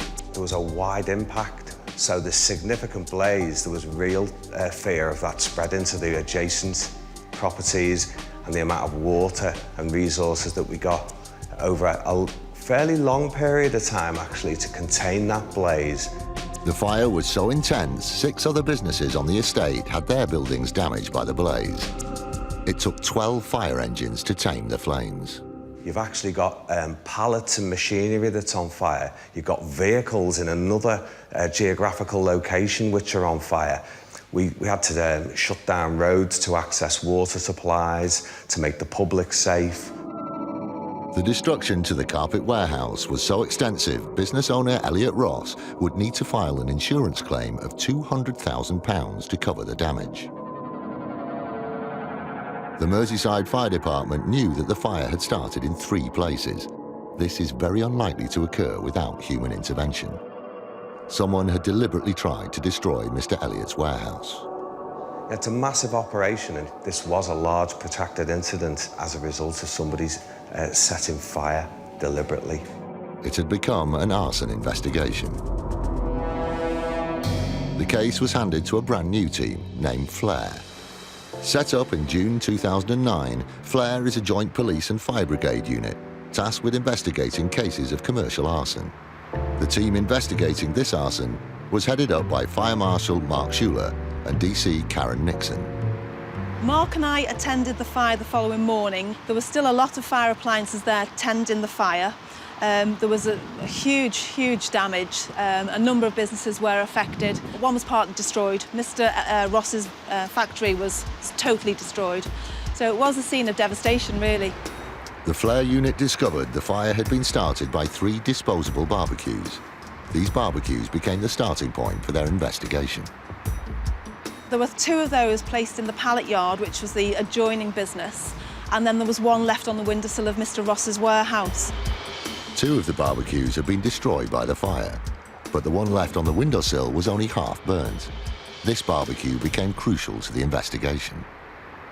Now that barbecue had been stacked with a number of items which were extremely significant and of great value to our investigation, and they included a whole toilet roll, a couple of newspapers, and a piece of cardboard which subsequently was found to be the wrapping of a pair of gloves. We were able to take those very small fragments and be able to backtrack them and source where they'd come from. The half-burnt toilet roll from the barbecue was sent to a forensic team. Its composition was compared against 44 other types of toilet roll. The results were very interesting. The burnt toilet paper exactly matched rolls stored at the warehouse. The toilet roll that was recovered in the barbecue at the seat of fire was identical to the toilet rolls that Mr. Elliot Ross had in his premises, and nobody else had those, so it was a very strong link. This revealed that the fire was started by someone who had access to the warehouse. Warehouse owner Elliot Ross was now on the shortlist of suspects. To narrow the list, Flare turned its attention to another item in the half-burnt barbecue. Amongst the disposable barbecue at that location, there was a small fragment of cardboard. We found out that that was actually part of a packaging for a protective glove. The card had come from a box of latex gloves. Crucially, the piece of card had a web address on it, that of the manufacturer. The Flare unit contacted the glove makers. They were able to tell us that the glove packaging was theirs and that they made them for a well-known large supermarket chain. Significantly for us, that particular packaging had only been available from May of that year, so there was only 43 sales of those gloves in the Merseyside area. But it actually gave us one purchase of gloves. That was the night before the arson attack, and it was actually at a large supermarket which was near to where Mr. Ross lived.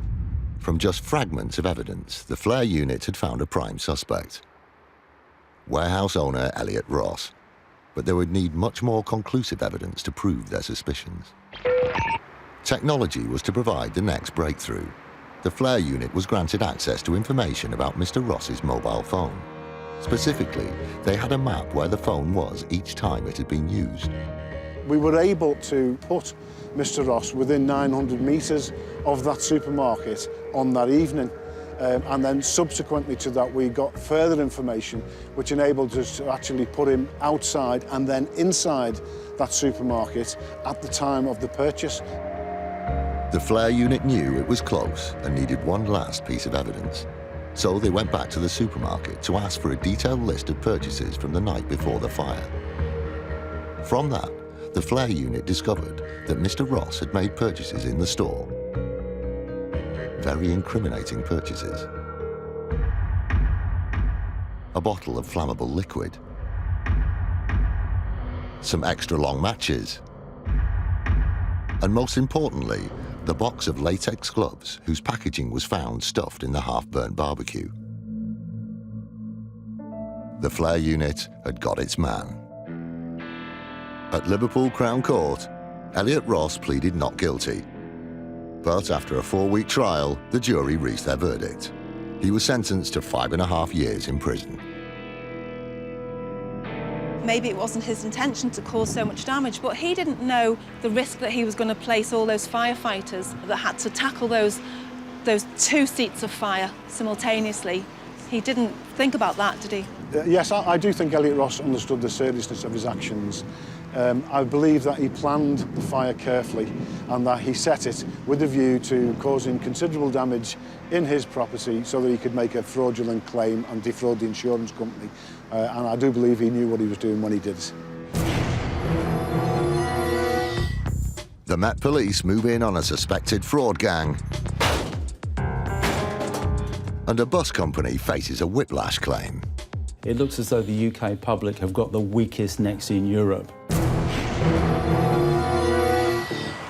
If you were involved in a road traffic accident, you might be approached by an accident management company. An honest accident management company will help to process your insurance forms, provide a hire car whilst yours is being fixed, and help with any claims for personal injury you may have suffered. However, the last 10 years have seen a dramatic rise in fraudulent accident management companies. Not just helping, but encouraging people to make fraudulent claims. The rise of these rogue businesses isn't being left unchecked. This is the home of the Met Traffic Unit. Set up in 2009, this specialist department is committed to reducing the number of traffic-related deaths, injuries and crimes on London's roads. My team will use every method available in order to catch them.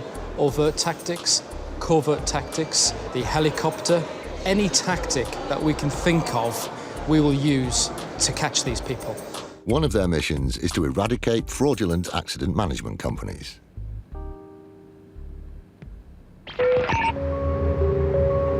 Today, the traffic unit is executing a multiple location raid on an accident management company that's believed to be involved in fraudulent activity. We're hoping to execute a search warrant and arrest a director of an accident management company that we believe, or certainly suspect, has been involved in arranging induced collisions. And of course, part of today will be to obtain the evidence to support our suspicions. We've certainly been investigating them for some 8 to 9 months now. So we're quite happy that they're involved in criminality. The small business being raided is suspected to be orchestrating induced collisions, also known as crash for cash. Crash for cash is a term given to collisions executed in order to make money from motor insurance policies. And it's big business. There are an estimated 30,000 crash for cash incidents per year on Britain's roads, valued at least £350 million, adding an average of £44 to your motor insurance bill every year. Also from the Met Traffic Unit is DC E-Stick. I'll have one uniform with me going in. Yeah. When the bill works. Mr. Please, can you open up, please? There's no sign of the suspect. If he's in, he's not opening the door. I don't think there's anyone in. We've got a warrant, so we're going to have a look inside it. We're going to get the enforcer round to try and do the door, because we've got 2 locks on. That lock's on and that lock's on, so I think it's going to be a bit of a struggle for us to open it now. A local unit is called to batter the door down.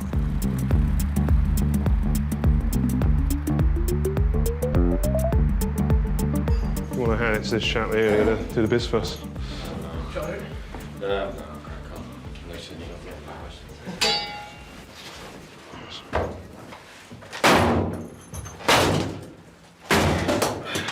Right, well done, mate. It's all clear, there isn't everybody in? We've come to the address. The man we were looking for is not present, but we've forced entry because we've got a search warrant, and we're just in the process of searching the premises for any evidence relating to what we're investigating. The traffic unit starts the search for evidence of fraud. We're really looking for documentary evidence. We're looking for anything in relation to claims. Surveillance documents and mobile phones. Very soon, the team accumulates what they came for. We found quite a lot of documents, a lot of banking documents, and a lot of documents in relation to accidents, even accidents that the actual person's had, who actually owns a flat or lives in the flat. And we found a lot of SIM cards in there as well. So I'm interested to know what that's regarding. Perhaps he's selling them on, or perhaps that's part of a larger conspiracy. D.I. Hindmarsh leaves the raid location. He heads off to oversee the search of the HQ of the accident claims company. The Met Traffic Unit continues its search for evidence. We've got 2 vehicles that we believe have been used in this particular crime. We're going to seize them. Your car insurance doesn't just cover the cost of vehicle repair. It will also pay your medical bills if you suffer an injury whilst driving. The most common injury sustained in a motor vehicle incident is whiplash. The most common form of whiplash injury that I see in my surgery results from a rear shunt car accident, where the head gets forcibly thrown backwards and then forwards. That causes the muscles and the ligaments about the neck and the shoulder to stretch more than normal, and that causes pain and inflammation. Despite improvements in car safety features, in the UK, whiplash claims are at an all-time high. Around about 76% of all bodily injury claims that we receive are for whiplash claims. Insurers are paying out nearly £2 billion a year to the claimants. The cost to the NHS of treating whiplash has been estimated at £8 million a year. It looks as though the UK public have got the weakest necks in Europe. It's the 7th of February 2008, and the Route 9 bus is navigating the busy roads of Luton. Partway through its journey, it's obstructed by a badly parked car. The driver makes a mistake. He was confronted by a Golf which was parked at a very strange, awkward angle, so he had to slow right down and wait for approaching traffic to go by before he could try and manoeuvre around it. Unfortunately, as he manoeuvred round it, he misjudged the situation and he caught the car as he went by. The owner of the car, Shazma Dad, takes the details of the Arriva bus and its driver. Our driver, after the incident, quite rightly accepted that the accident was his fault and filled in the report form. Within 7 days of that incident, a solicitor's letter arrived at Arriva. That letter was claiming not only for the damage to the vehicle, but it was also claiming for personal injury. Miss Dad reported that the incident had left her with whiplash and difficulty in sleeping. She was now seeking financial compensation from the bus company. As a matter of course, the claims handler compared Miss Dad's account of events against the bus driver's report. The bus driver's report stated that no one was in the car at the time of the incident. Possibly something that could be resolved by one of the 9 cameras on the Arriva bus. And the rear-view camera revealed that Miss Dad was not in her car at the moment it was struck, confirming the bus driver's report. So where was she? The rear view camera showed our driver getting out of his bus, walking back to the car, looking round, going into the nearby shop, walking back out with Miss Dad. So Miss Dad was not in her car at the time of the accident. In fact, she only learnt of the scrape after she'd been found by the bus driver in a nearby shop. Amazingly, Miss Dad still had the nerve to claim for whiplash. On being confronted with the CCTV evidence, Miss Dad withdrew her claim and paid costs and damages to the bus company. But that wasn't the end of it for her. We were not prepared to let it rest there. We want to send out a clear message to people that they should not try and defraud a reaver. So we passed the papers to the Bedfordshire Police, and they decided to prosecute her for fraud. Shazma Dad pleaded guilty and was given a conditional discharge. I guess that bus companies are regarded by some people as an easy target, but what I should make clear to them is that bus companies are not easy targets, and in fact we are at the forefront of the fight against fraud.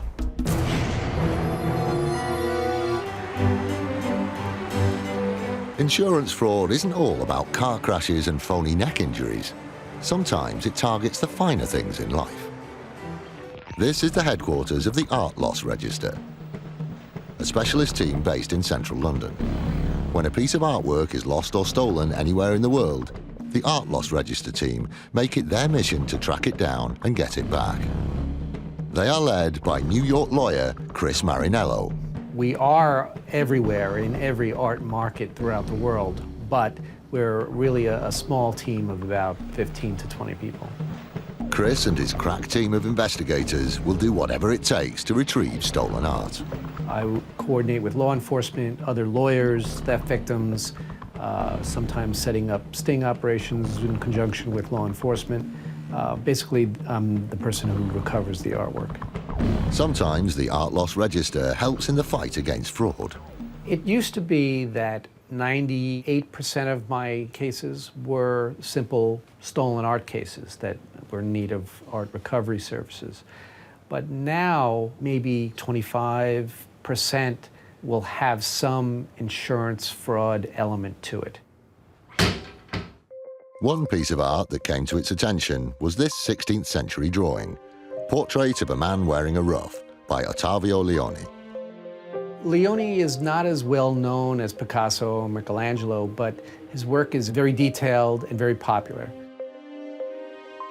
He comes from a school of Italian Renaissance artists that were doing a lot of drawings in preparation for more major works. In 1993, the portrait was stolen from an art dealer's home. After an initial investigation, the Leoni was nowhere to be found. The art dealer received a £10,000 payout from her insurance company, and the details of the stolen art went on the books of the Art Loss Register.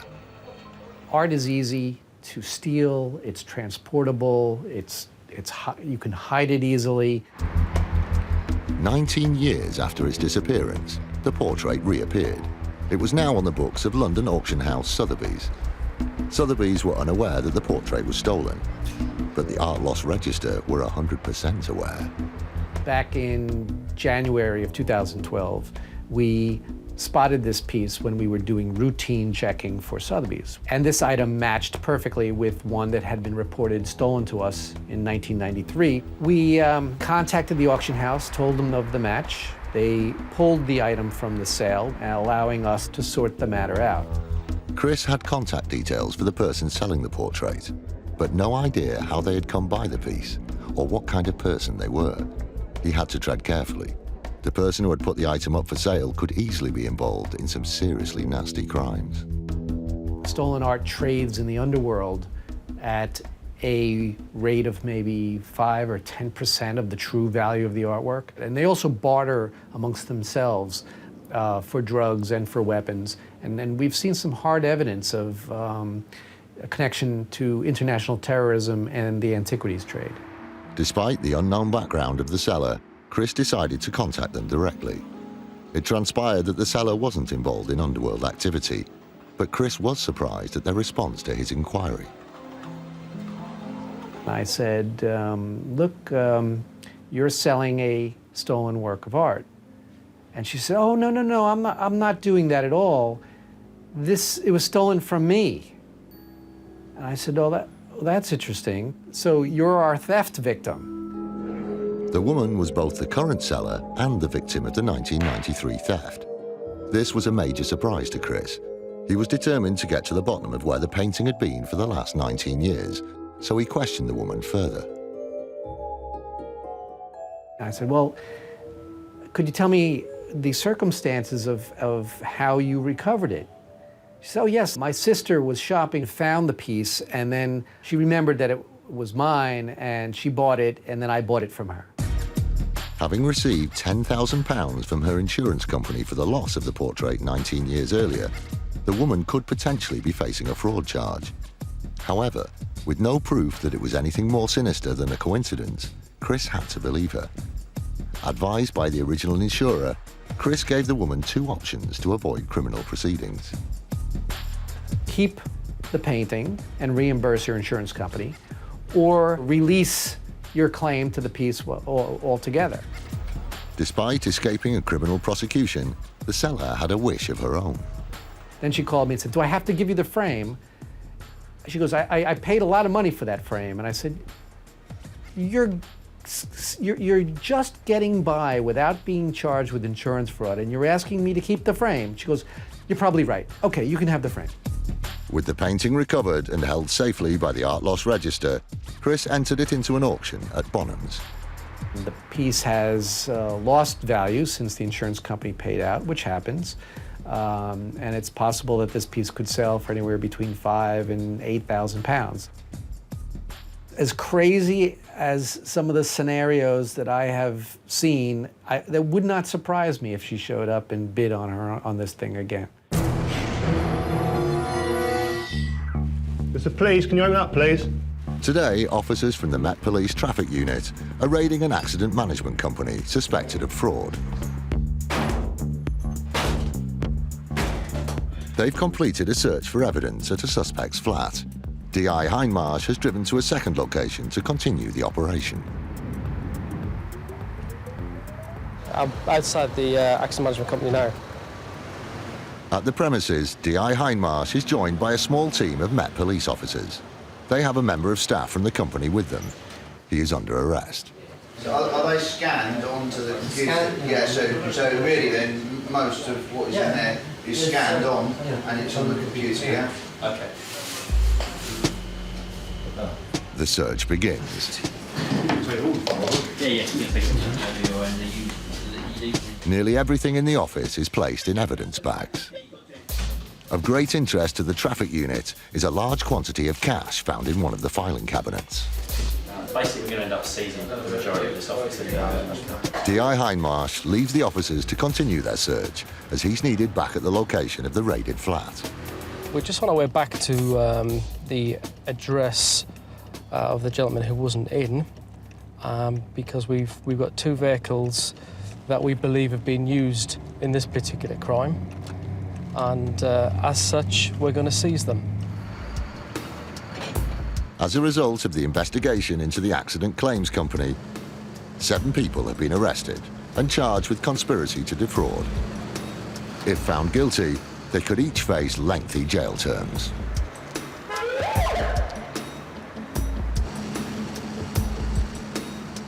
We're really, really pleased with the results. This has been about 8 or 9 months of work to get to the arrest phase. So to get the result that we have, yes, we're really, really pleased. But the work continues.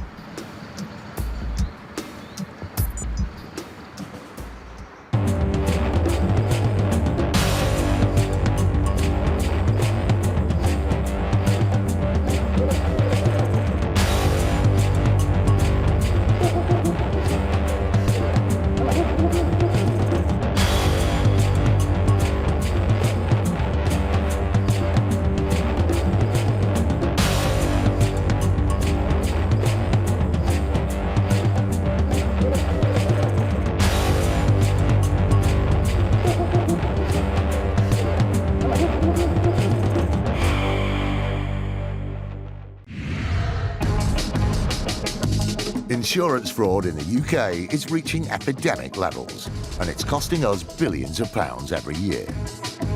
Deliberate crashes, bogus personal injury claims, even fake deaths.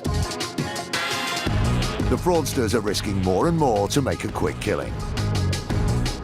And every year, it's adding up to £50 to your insurance bill.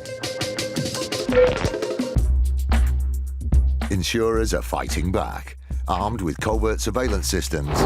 The CCTV cameras are the best tool we've got in our fight against fraud. Sophisticated data analysis techniques. This is connected to a bank account and a second mobile phone number. And a newly formed dedicated police unit. Police, get back! They're catching the criminals red-handed. All those con men, scammers, cheats on the fiddle, now they're caught in the act, and claimed and shamed.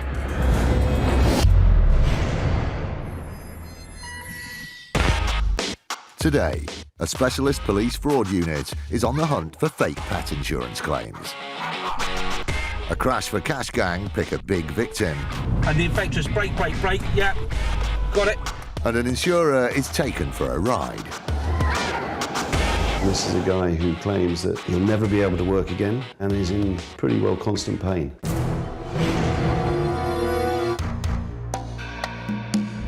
All of these collisions are crash for cash attempts. Crash for cash is a term given to collisions executed in order to make money from motor insurance policies. And it's rife. A recent poll found that 5% of drivers under the age of 35 have staged an accident in order to make a fraudulent insurance claim.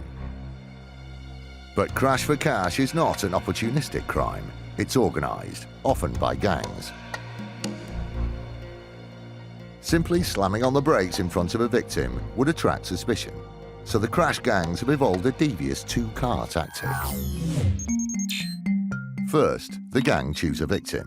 Then they move their two cars into position in front of the target. Gang car number 1 then slams on its brakes. Gang car 2 reacts by braking hard, resulting in a rear-end shunt from the victim. Gang car 1 then turns off at the next possible turning, pretending to be unaware of the crash. The march of the crash for cash gangs isn't going unchecked. A specialist unit from the Metropolitan Police is determined to remove these fraudsters from our roads. Any tactic that we can think of, we will use to catch these people. One of the unit's most powerful tools is video surveillance. Both vehicles now in the offside lane of 2. It's September 2007. A crash for cash gang is being filmed on the A41. The gang is setting up a grocery van for a smash. Yes, it's the offside lane towards the Mike 25.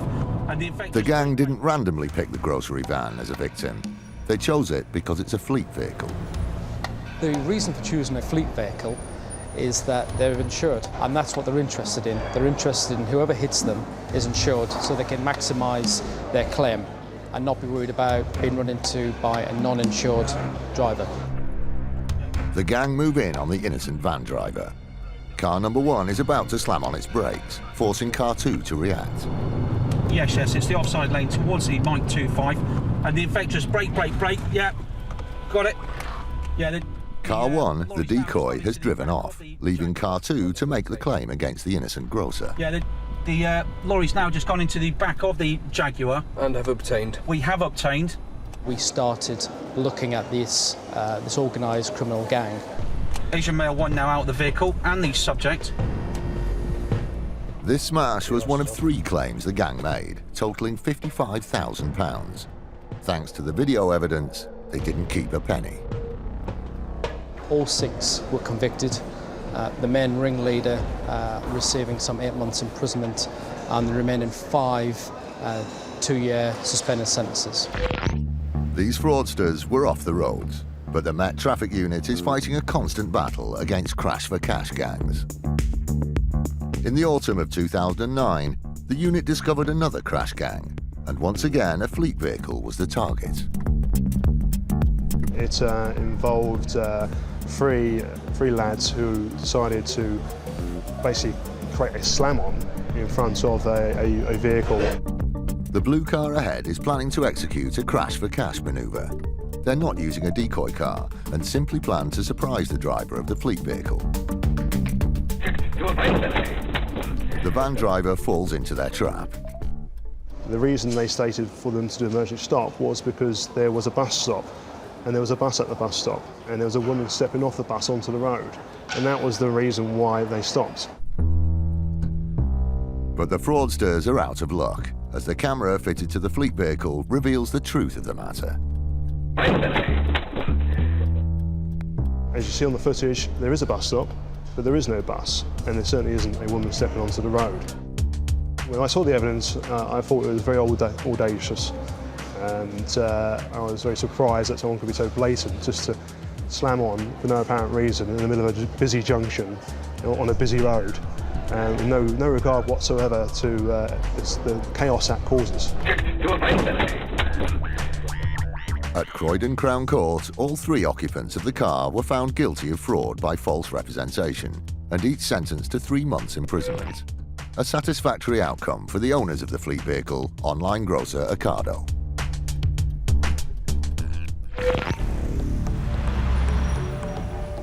Specifically targeting our drivers is very distressing for them. It feels a bit like being mugged. It also affects their professional pride in the job that they do. Where we believe there's a fraudulent crash, we will pursue it right through the court system. There's no debate about that at all. We'll take it all the way. This sort of crime is probably a growing trend in this country now. If people go to prison, they might think twice about doing it. Brake, brake, brake, yeah. There is absolutely the potential that a staged fraudulent accident can kill someone. There's no doubt about that. It's an accident, and it has all the same dangers as any other road accident.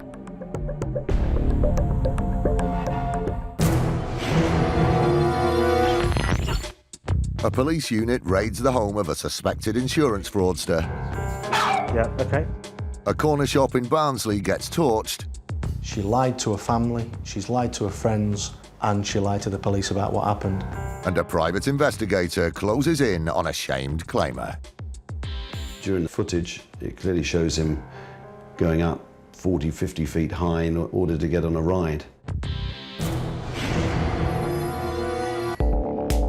In the fight against the growing problem of insurance fraud, an elite police squad have come together to form IFED, the Insurance Fraud Enforcement Department. Insurance fraudsters are hitting us in our pockets. That's not right. IFED have been set up to combat that problem, and we will do so by making arrests all over the country. This dedicated team works tirelessly to bang up the crooks and con men getting rich off other people's money. If you commit insurance fraud, there's every chance that IFED are going to come knocking on your door and bring you to justice. Police, don't move, stay where you are! By April 2012, after only 6 months of operating, they had already busted 80 fraudsters, adding up to £12 million of fraud under investigation. Insurance fraud is seen at the moment as an easy touch. IFED are setting out to stop that and make these organised crime groups think again. IFED investigates every type of insurance fraud: personal injury, buildings, holiday, even pet insurance fraud. Fraudulent pet insurance claims rose from £420,000 in 2009 to £1.92 million in 2011, a nearly 5-fold increase over 2 years. Today, IFED is planning a raid on a suspect known to have a long track record of claiming against multiple insurance policies. I've in fact dealt with her earlier this year about a number of cases, in fact 8 cases in total. This time when I arrest her, I'm going to have to be interviewing her about another 20 cases. As well as making numerous home contents claims, she has submitted a large number of pet insurance claims with different insurers. I'm just getting the paperwork together, and we're going to have to move quite quickly on this and arrest her sooner rather than later, because the claims keep on coming in. On the raid, the IFED team will be keen to establish whether any of the supposedly deceased dogs are still alive. We've got information to suggest there is one Chihuahua which is alive, but we think there might be other dogs there as well. We're also going to be looking for computers and telephones, and you know, for evidence of her applying for the insurance policies. It's hard to separate, you know, fact from fiction. She comes up with a whole lot of stories, so we're going to have to be careful with the way we deal with her. The team members arrive outside the suspect's house. Not knowing what to expect, they leave nothing to chance and put on protective equipment.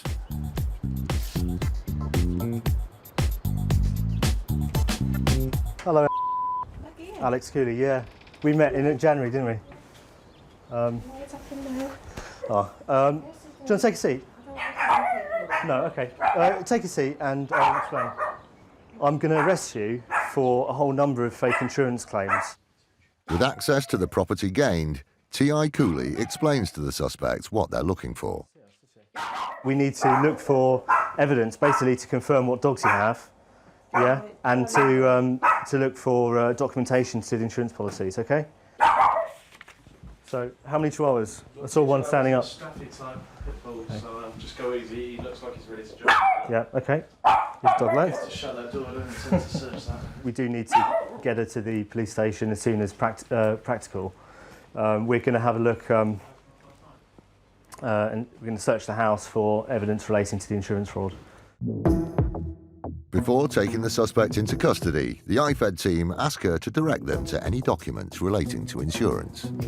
Is there anything here that you can help us with to quicken our search? Any paperwork relating to those insurance claims? What, the claims that's gone on already, or...? Anything to do with insurance? Any claims?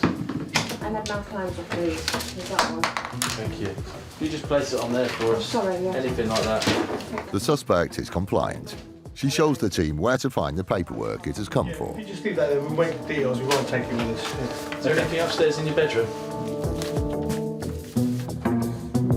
The suspect is taken into custody for further questioning, leaving IFED to search the whole house for evidence of multiple fraudulent pet insurance claims.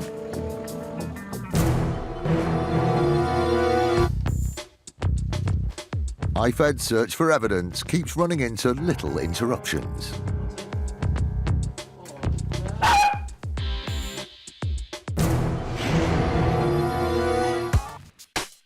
Personal injury insurance exists to help us when, due to an accident, we are unable to work or need money for extra care.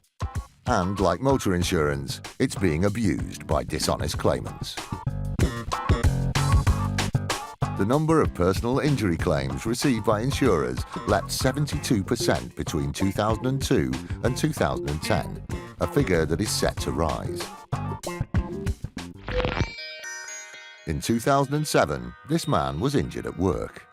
The claimant had been operating a burger van. He was mopping up at the end of the day, and somebody had collided with the rear of it, as a result of which he'd sustained damage to both knees.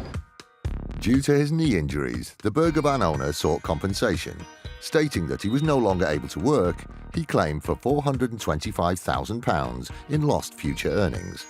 On top of that, he made a further claim for adaptations to his property.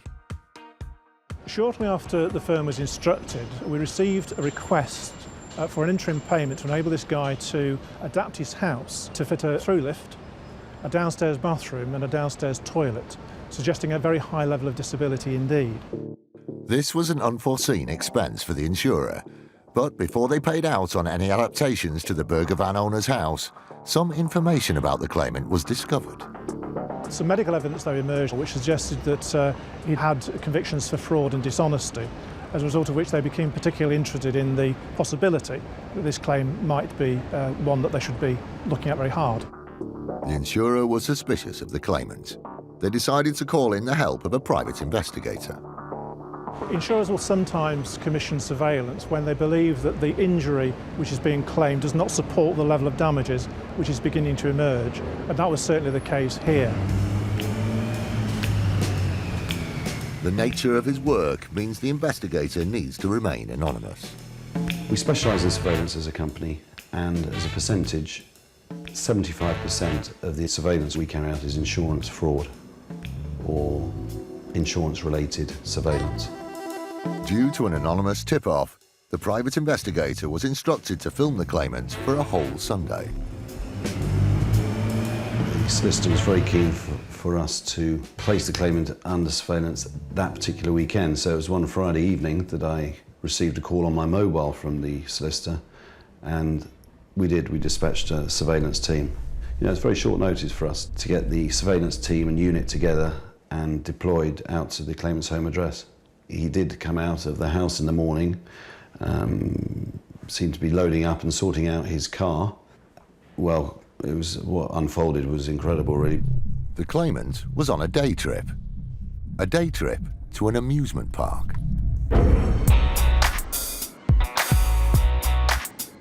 After buying himself a ticket, the private investigator entered the park and set about surveying the claimant. We filmed him as and when it was possible. At the theme park, he was going on rides, and he did have a walking stick with him, but it didn't seem as though he was using it in a weight-bearing capacity. The video evidence showed a man capable of walking without the aid of a stick and comfortably handling a fairground mallet. Later on during the day, you know the strongman hammer, you bang it with a mallet and up it goes and you're trying to hit the bell. He was filmed using one of those. And this is a guy who claims that he'll never be able to work again. He's totally restricted with his mobility and is in pretty well constant pain. That day, his claim to need a stair lift and downstairs bathroom was also to be dispelled. It's interesting that he claimed that he needed a ground floor bathroom and a stair lift. However, during the footage, it clearly shows him going up 40, 50 feet high in order to get on a ride. The surveillance op filmed the claimant managing a 4-story ascent before shooting down an amusement ride.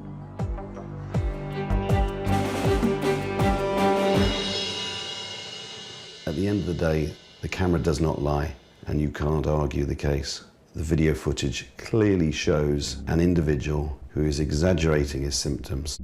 From the time he left his home address to going back after he'd been to the theme park, he was out for approximately 10 hours of the day.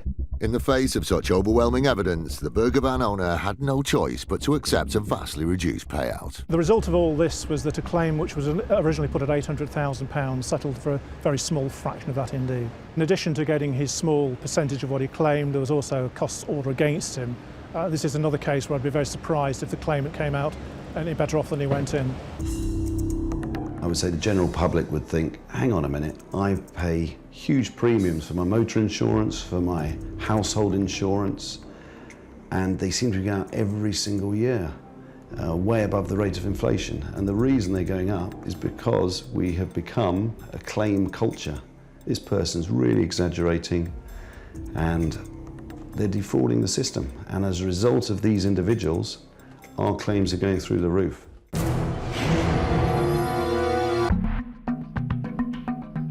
Most business premises in the UK are insured against property damage. A sensible measure when you consider that in the UK in 2009, large-scale fire damage costs totalled £865 million.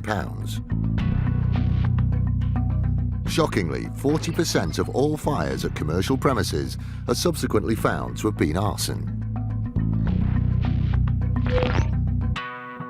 Meet Sukhjit Kaur. She and her husband used to own D&S Super Save, a corner shop in Barnsley, South Yorkshire. D&S Super Save had been serving the needs of East Barnsley until a terrible event destroyed the family business. It was 3:30 in the morning, the 9th of March 2010, when the police received a call from Mrs. Carr. Mrs. Carr was in a very hysterical state. And she was at a neighbour's address at the time. The neighbour took over the call and the information was passed through the neighbour to the effect that 3 masked men had gone into Mrs. Carr's home address, held them knife point, her and her husband and a small child. For a number of hours they'd been held hostage at knife point, and just prior to leaving the address, the masked men set fire to the premises. Her husband was also asked about the masked gang. Mr. Singh maintained the same story, that 3 masked men had gone into the house, held them at knife point, and set fire to the premises. Sukhjit and her husband claimed to have been subjected to a frightening attack, lost their livelihood, and nearly killed in their own home. Their neighbour, Jean Kay, was also affected by the fire. The neighbour was very shook up. It was 3:30 in the morning. She was asleep in bed. She was awoken by the sound of an explosion, which was probably from aerosols within the store. When she woke, the house was smoke-filled. She did suffer from smoke inhalation, and she had to be taken to hospital for treatment. Had she not woke up, it could have been much, much more serious. Having survived the ordeal, Mrs. Kaur informed her insurer of the event, submitting a claim for £166,000. With this payout, Sukhjit and her husband could rebuild their business. Their insurer began to process their claim, but soon hit a snag. We discovered that she'd taken the policy out one day before the fire. This coincidence raised the suspicion of the insurer, so they looked into the financial state of the couple. It didn't look good. Mrs. Kaur told our loss adjuster that the business had been in financial difficulty for some years. They used to run a post office which went, and for the last 6-7 years they'd had great difficulty in surviving, and she'd borrowed lots of money from a local money lender.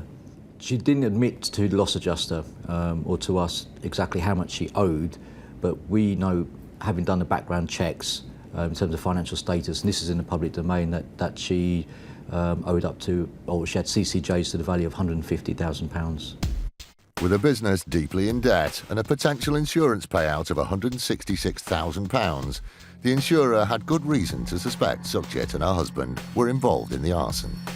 So South Yorkshire Police brought her in for questioning.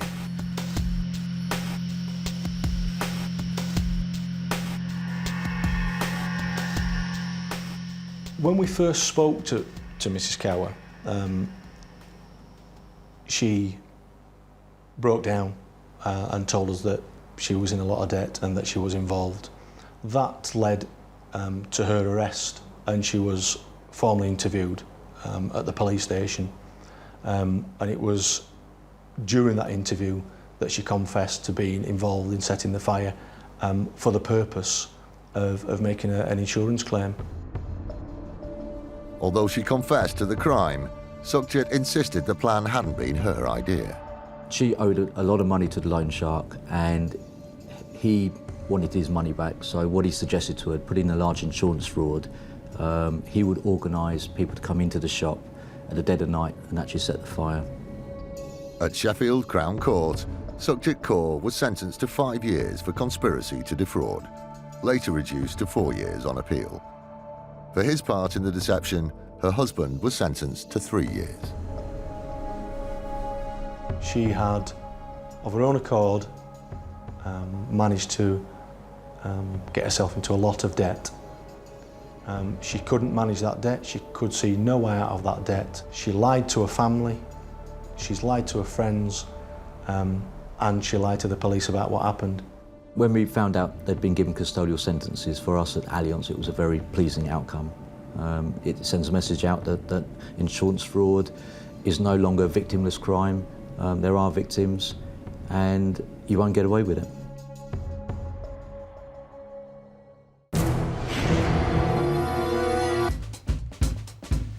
Today, the Insurance Fraud Enforcement Department, IFED, has raided the property of a woman suspected of multiple attempts of pet insurance fraud.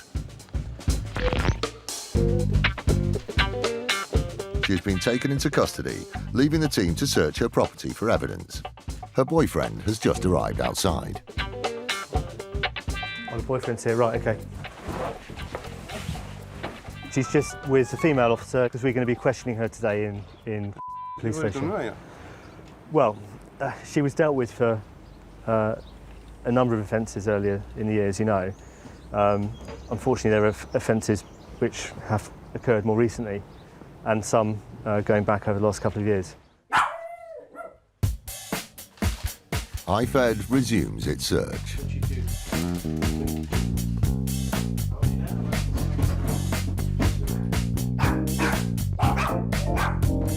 Just like the suspect, her boyfriend proves to be helpful in the hunt for evidence. Succeed. The search for evidence spreads to the first floor of the property. I'll take these two because they're just related to her identity documents. You give that back an highway. Yeah, she'll be entitled to everything back. In less than an hour, the team has unearthed several bags of potential evidence relating to pet insurance claims. Making the search more complicated is the fact that the suspect goes under several aliases.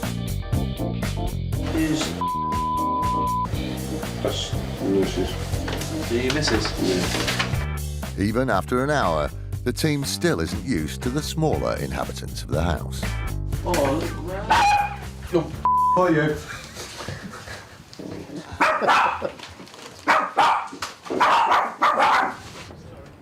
IFED has seen enough. It has a boot full of potential evidence, leaving the team confident of a conviction. It is putting money on everyone's insurance policies because the fraud element is always taken into account by the insurers. So hopefully by arresting the suspect today, we'll make some small contribution towards turning things around, so that hopefully one day insurance premiums can start to come down. If convicted of fraud, the suspect could face a punishing fine and a spell in prison.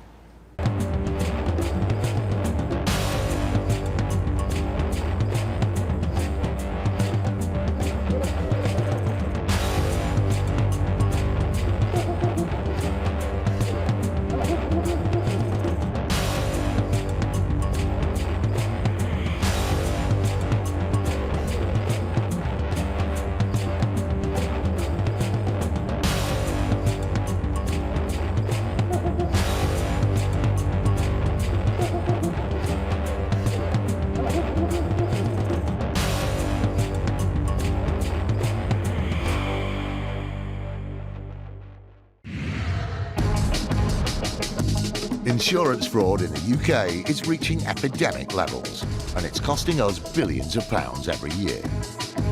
Deliberate crashes, bogus personal injury claims, even fake deaths. The fraudsters are risking more and more to make a quick killing.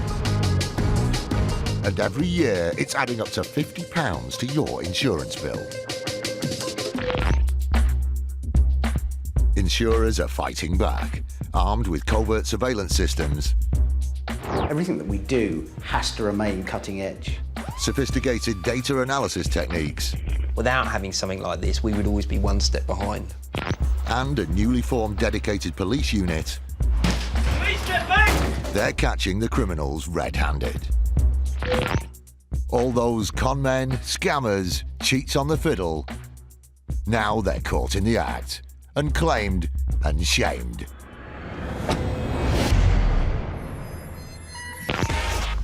Today, the Insurance Fraud Enforcement Department busts into the house of a suspect.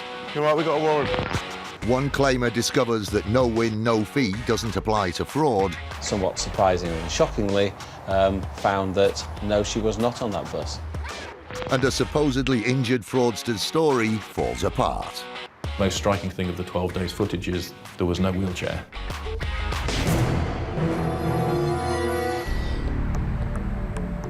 Being a fraudster is a full-time job, as one would-be conman found to his cost when he failed to keep up his deception whilst under surveillance. In 2006, lorry driver Graham Loveday was the victim of a minor road traffic incident. The details were passed to the driver's insurer. On the face of it, this was a straightforward low-speed collision, as CEO David Slater reveals. Mr. Loveday was driving along the road and he passed a petrol station, and as he passed the petrol station, our policyholder pulled out and hit the rear wheel. Mr. Loveday initially went for a medical report, and that report initially said that he'd got a whiplash injury with some bruising, and that the whole injury would resolve itself inside 5 to 8 months. So far, so simple. Graham stood to gain the standard amount of compensation for whiplash, around £2,500. But 12 months after the accident, things seemed to take a dramatic turn for the worse. Then subsequently went for a second medical report about a year later, and in fact at that medical report the doctor was unable to assess him because he said he was unable to get out of his wheelchair. It was an astonishing development. Mr. Loveday's condition had deteriorated to the point where he claimed he often required a wheelchair and even on good days had difficulty getting around. And he subsequently claimed that he was pretty much wheelchair bound and obviously had constant pain all the time and was unable to do many of the basic tasks of everyday living and needed extensive care from his wife. It wasn't just physical injuries. He also said he was suffering psychologically. Mr. Loveday also claimed that he had a phobia of car travel. So he literally said that if he got into a car, that would immediately make him vomit. With such extensive injuries, the claim for treatment and care was mounting. Our legal advice was that in this case, the cost to us would have been approximately £1 million. The insurer was becoming suspicious. I think the first thing that rang alarm bells to us with this claim was when we received that second medical report. Certainly if someone has got an injury so severe that they're going to be wheelchair bound, normally that will be apparent very early on. It just didn't add up. We had these two medical reports showing completely different injuries, so clearly we wanted to get to the truth of whether the injury really was anywhere near as severe as he was now alleging. The insurer went straight to a group of specialist undercover investigators, led by Tim Young. Ultimately, our task is to gain an objective slice of their life. So it's simply a case of turning up and maximising the amount of footage that we can get so that others within the legal process can form a good objective opinion of someone's capabilities. Their mission was to covertly film Graham Loveday to see if he was as injured as he claimed. The Graham Loveday case centred around the fact that we were dealing with an individual who was purportedly suffering from some form of physical disability, but not only that, there was psychological trauma as well. Around the area of his home address and around the overall area, he was presenting himself as a male who was actually quite disabled and walked in such a way as to suggest that he had a fairly significant disability. What they saw at first seemed to fit with his statements, but then they got a tip-off that changed everything. We've been informed that he was likely to be going on holiday, so we placed him under surveillance over a given period of time. The claimant is now getting inside the driver's seat. The man, who claimed to be sick when he was inside a car, was observed driving for several hours to his holiday destination. He was found to travel from where he lived in South Wales all the way to the Isle of Wight. Now with a left indication. Left indication. It's a significant journey for someone who is purportedly nervous of driving and incapable, I guess, of sitting for long periods of time as well. The surprises continued. Far from appearing tired or anxious after the lengthy journey, on arrival he seemed rejuvenated and was walking freely. The contrast in his abilities and his overall demeanour was very significant. He was totally relaxed. As he unwinds in what he thinks is the safety of a secluded campsite, he starts to demonstrate signs of his true physical ability. I think that one of the most interesting pieces of footage that we gained was him lifting a generator. He's now lifting something heavy out of awning. And actually starting the petrol generator, so like a lawnmower, starting the engine in that way. It seems to be pulling at something, i.e. a generator pull call to start. On his return from holiday, he continues to perform a variety of strenuous physical activities. There were a number of other specific examples. So, for example, he's seen servicing a car, which obviously involves a lot of bending over, which clearly you would not expect someone who's wheelchair bound to be able to do. The length of the surveillance meant they hadn't just caught him on a good day. There was 12 days footage in total. We'd obviously been told that Mr. Loveday was wheelchair bound. He needed a wheelchair if he travelled any distance at all. And the most striking thing of the 12 days footage is there was no wheelchair. It was very clear to us in this case that Mr. Loveday was grossly exaggerating the extent of his injuries. It was really rather difficult not to be absolutely certain that this was a fairly audacious attempt at a major fraud. They had all the evidence they needed. The next step was to bring Graham Loveday to justice. This case ended up in court. We felt it was really important to make it clear that Saga Insurance is not going to tolerate frauds of this type. Judge found Mr. Loveday guilty. Mr. Loveday was sentenced to 9 months in prison. Yeah, I think Mr. Loveday's motivation was undoubtedly agreed to try and get some more money. We certainly fought him in this case, yes. A pair of claimers are shamed on camera. Our expert didn't accept that there was any possibility whatsoever that they'd been injured. In the fight against the growing problem of insurance fraud, an elite squad have come together to form IFED, the Insurance Fraud Enforcement Department. Insurance fraud isn't a victimless crime. £50 of each premium you pay each year goes to the fraudsters. We have been set up to tackle that problem. This dedicated team works tirelessly to bang up the crooks and con men getting rich off other people's money. It is our intention to create a climate of fear for the fraudster. There's every chance that an IFED detective may come knocking on their door to arrest them for committing an insurance fraud. Police, don't move, stay where you are! By April 2012, after only 6 months of operating, they had already busted 80 fraudsters, adding up to £12 million of fraud under investigation. These people are criminals. These are nasty people. They don't go out to work on a Monday morning like most people do. Their work is submitting insurance fraud claims.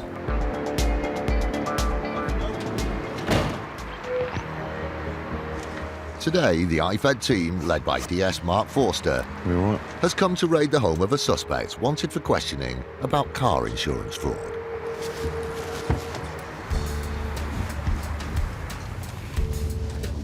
But this particular individual accepted numerous motor insurance policies. We think somewhere in the region, just this one company, somewhere in the region of 60 or 70 motor insurance policies. The insurer puts the loss at somewhere in the region of £50,000. The large number of motor insurance policies belonging to the suspect has led IFED to believe this indicates fraudulent activity. They want to arrest the suspect and question him in detail about what's going on. Got the warrant then? They're not expecting the inhabitants of the house to be cooperative and are ready to break their way in if needed. Open up, please! Put the door in 3 seconds! Police, get back! Police! Get back! Stay where you are! You're right, we got a warrant. Do you want to get yourself up, darling? Get back, Lloyd. You're decent at the moment under there? The first person they find is the mother of the suspect. She's laying in bed, she's just getting up now, and we're obviously speaking to her to try and find out where her son is. We'll crack on with a search now. We've got a warrant to execute a search at this premises, OK, and that's been authorised by the City London Magistrates Court. It's in relation to fraud-related offences concerning your son. Well, he lives at... I kicked him out, actually. Do you know the address where he's staying at the moment? No, I don't. Do you have a contact number for him? That'll be a good start for 10. While Mark questions the suspect's mother in the lounge, the team starts searching the rest of the house. The hunt is on for documentary evidence linking the suspect to the fraud, so the case stands up in court. Unconvinced that the suspect has actually moved out, they focus on an upstairs room that might be his bedroom. But the first thing they find could be proof of an altogether different sort of crime: illegal drugs. So there's cannabis in which bedroom?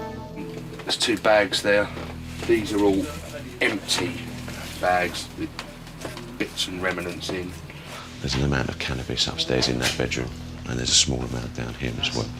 So we're still going to be seizing that and speaking to them more about who's around ownership possession of that. The search continues. The next thing they discover is a hidden safe concealed behind a fireplace. Did you last access this safe? Whose safe is it? The key's been left in the door, so it's a simple job to open it up. Could this be where the evidence they need is stashed? I'm arresting you on suspicion of possessing a controlled drug, cannabis. Some chancers take advantage of genuine collisions to cheat their way to money they don't deserve. But insurers and transport companies are fighting back, using every high-tech tool at their disposal. CCTV is one of them. From time to time, buses are involved in minor incidents. Huyton bus station was the scene of one such incident. Valda Grant handled the case.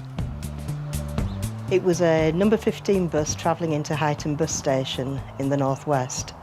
The bus was going slowly into the bus station, and there were some railings on his left-hand side, and he caught the railings with the bus as he was pulling into the bus station. Not long after, the bus company heard from two of the passengers who'd been on board at the time.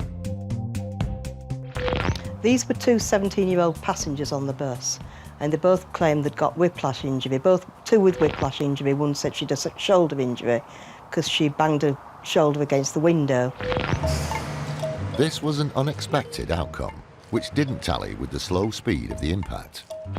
The bus company wasted no time in checking the onboard CCTV to see if the footage supported the claims. The women can clearly be seen on the bus, but at no point do they seem to sustain any injury from a collision. In fact, the incident is so low impact, the passengers aren't even seen moving. When the women leave the bus, they even appear to be smiling. When we got our own medical expert, we sent him the CCTV, plus the claimant's witness statements where they explain what happened in the accident and how they were injured. Our expert didn't accept that there was any possibility whatsoever that they'd been injured. The civil claim proceeded to court, and the bus company used the footage to make their case.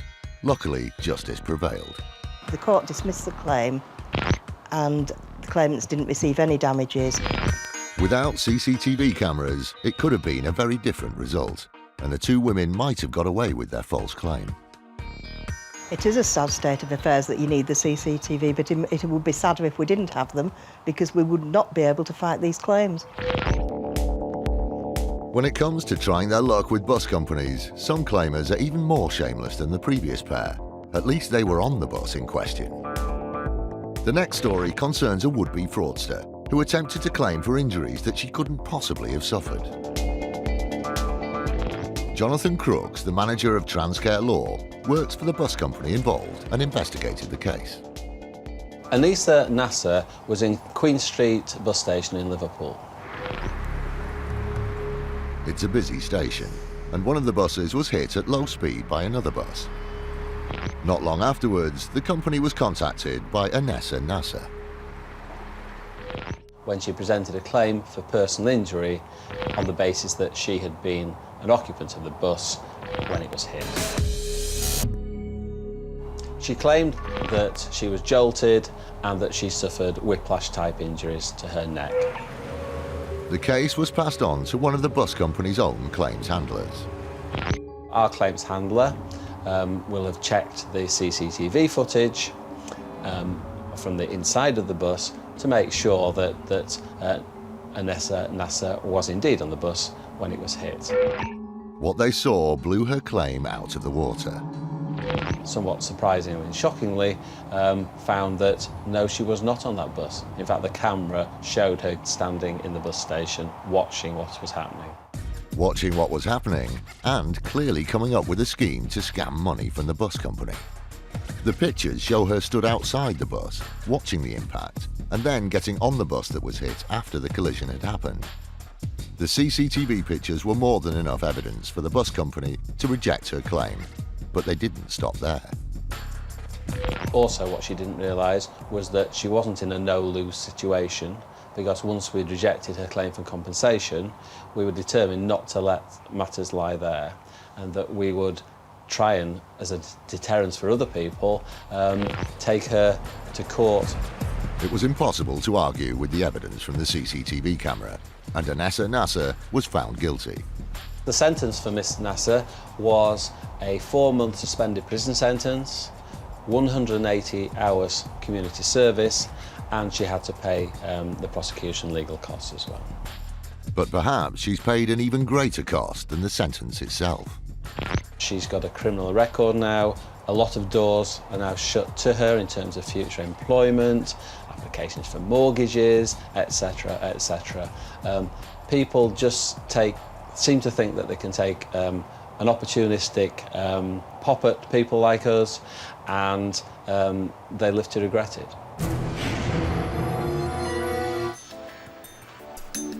Technology is a key weapon in the fight against insurance fraud. Our next would-be swindler was caught out when she failed to cover her tracks and left an electronic footprint, leading to her downfall. In 2011, Jodie Jackman was one of the drivers in a serious car accident. It involved 2 motors and a total of 7 people, including the other driver, Katie Ashcroft. Jodie reported the accident to her insurer and accepted liability. Claire Laver is a lawyer who worked on the case for the insurer. 7 claims for personal injury and other vehicle-related losses were made. The third-party driver received a sum of money for the damage to her vehicle, as did the policyholder, and in total that was around about £11,000. This payout covered the damage to both cars and the personal injury claims for all 7 people involved. That appeared to be that, until, due to an unrelated matter, Jodie was suspended from her admin job. A routine trawl through her work email account by her employers revealed a surprising email exchange. Where they had suggested getting involved in fabricating an accident and making a fraudulent claim. Swiftcover's Chief Claims Officer, Robin Reams, was passed the full details of the incriminating exchange. One email from Katie to Jodie reads, "All we got to do is carry out instructions when given. You've got 3 in your car. Looks better if we both get handled by different people." Jodie replies, "I'm scared, me." Katie reassures her. "I'm scared too. Both the guys have done it before, so it's sweet." It was very clear from the emails that this was a deliberate attempt to defraud an insurer by creating an accident that didn't take place and for 7 people to make personal injury claims that they didn't suffer. Further digging revealed the motive behind the fraudulent claim was financial. The 2 girls were undergoing some financial strain at the time. One of them had a loan with a loan shark, another one had some £5,000 worth of debt. They were desperately in need of the £11,000 payout from the insurer. It turned out they had maximised their money by persuading 5 other people to pretend they were passengers and put in fake injury claims. All 7 were taken to court. The result of the court case was that 7 pleaded guilty to conspiracy to defraud, and of those, 3 received a 12-week custodial sentence, suspended for 1 year, and the other 4 received a 6-month community order. This seemed to be an opportunity for them to make some quick cash. The result is it didn't work out that way. They got caught. They lost their jobs, they have a criminal record, and it sends a very clear message to fraudsters out there that we will find them and we will do all we can to protect innocent, law-abiding policyholders. But the story didn't end there. The insurance company decided to pursue the women for the money they'd cheated out of them. They will have to pay back the £11,000 that was paid to them by Swiftcover in the end anyway. So it was a completely pointless exercise which has left them much worse off than they'd intended.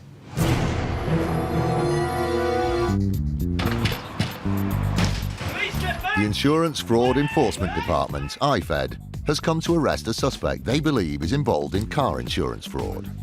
He's nowhere to be seen, but they've chanced upon a hidden safe, which they're hoping will contain some of the evidence they need to make the case stand up. Do you last access this safe? As they go through the contents, they find an array of checkbooks and documents, which they bag up for further investigation. It's a security measure to make sure that should they be subject to a burglary, that nobody gets all their their banking details, all their checkbooks, credit cards, passports, etc. Quite ironic, really. But there's still no sign of the suspect. IFED persuaded the mother to hand over a contact number for her son, but they've had no luck with that either. Just going straight through to voicemail. We've left him a number of voicemails, asking him basically to get in touch with us, to basically get himself here. Their persistence pays off, and he eventually rings back. Where are you? Sheffield. What are you doing up there? What vehicle are you driving? How are you going to get in? IFED has done their homework on the suspect. When they eventually make contact, they deliberately reveal some of the information they have, so he knows they're onto him. I know which vehicles you've got access to. I just want to know which vehicle you're going to come in. Meanwhile, the family guard dog seems to be having an off day. Full focus, brilliant. So you're going to be here in an hour? Don't muck me about. I'm trusting you now to turn up here within the hour. Lovely. See you then. Usually we find that that's enough to draw him back to home, as it were, especially when his mum's here on her own. Although the suspect has promised to return home, there's still no sign of him after 45 minutes. The IFED team is starting to lose patience. Suddenly, another call comes in, but it's not from the suspect. It's from a man who says he's his lawyer. I'm going to put the phone down in a minute, sir, right? The lawyer explains that the suspect won't be coming to the house as promised. The IFED team thinks they smell a rat. If he's a professional solicitor, he's just laughing down the phone to me. Anyway, that's a nice distraction for us. Where were we? Their search is turning up an ever-increasing quantity of drugs. While we're sitting here, there's a waft of, quite a strong waft of cannabis coming from just behind where my colleague sat there, and so that's like the third and fourth sort of small quantity of cannabis we found in the house now, in sort of 3 or 4 different rooms. With drugs uncovered in several locations around the property, it's important that IFED investigates the illegal substances thoroughly. The mother is the only person in the house, and Mark takes the decision to arrest her in connection with the drugs. She's the only one on the premises and there's drugs all over it, so she can come in. I'm arresting you on suspicion of possessing a controlled drug, cannabis, and on suspicion What, tiny of amount? conspiring to defraud. The cannabis my that's been God. found in this house. So, What? Right, a joint.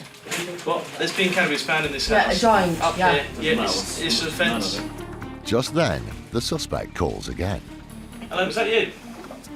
I've had a few phone calls from Mohammed. He tells me that you want to turn up at the police station, not come here. And the time, but you've got 15 minutes to get here, so you've run out of time. You're arresting me. Why am I arresting her? For cannabis possession and conspiracy to defraud. Your timing couldn't have been more impeccable. She's just been arrested and she's going to the police station. Are you coming to the home or to the police station? There's scales, there's grinders used for grinding down cannabis resin and bits and pieces like that, scales for weighing the drugs out. Suddenly, there's a commotion at the door as someone tries to enter. Oh, mate, hang on. Who's that? Come on, fella. It's her son, but unfortunately not the son IFED is after. Well, just leave it, man. Like, what can I do? I've just woke up, man. Get that out of my face, come on. Although they didn't get their hands on the suspect, IFED has found significant amounts of potential evidence to help with their case. It's been a successful raid. Mark is confident they'll eventually get their man. He is a very well-known person and he will come sooner or later to our attention or to the police's attention. He'll get arrested sooner rather than later if he fails to give himself up today. So we will catch up with him eventually. Would have been nice to have got him today, but like I say, we've secured all the evidence from the house, so we're not going to lose anything in relation to our investigation. The police eventually arrested the suspect and questioned him about the alleged fraud. He and his mother are currently on bail, and the investigation is ongoing. In the short amount of time that IFED has been in existence, the team has had a huge impact, investigating over 300 suspected insurance scams and taking the fight to the fraudsters.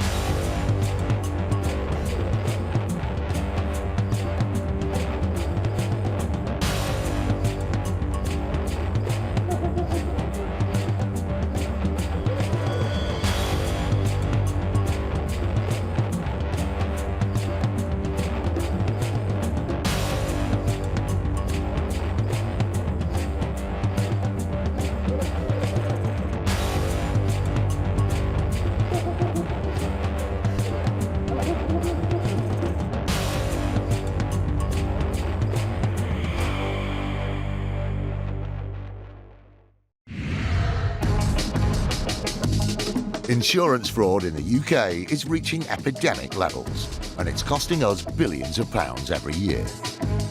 Deliberate crashes, bogus personal injury claims, even fake deaths. The fraudsters are risking more and more to make a quick killing. And every year, it's adding up to £50 to your insurance bill. Insurers are fighting back, armed with covert surveillance systems. The equipment that we have to use has to be cutting edge. It's as simple as that. Sophisticated data analysis techniques. This is connected to a bank account and a second mobile phone number. And a newly formed dedicated police unit. Police, get back! They're catching the criminals red-handed. All those con men, scammers, cheats on the fiddle, now they're caught in the act and claimed and shamed.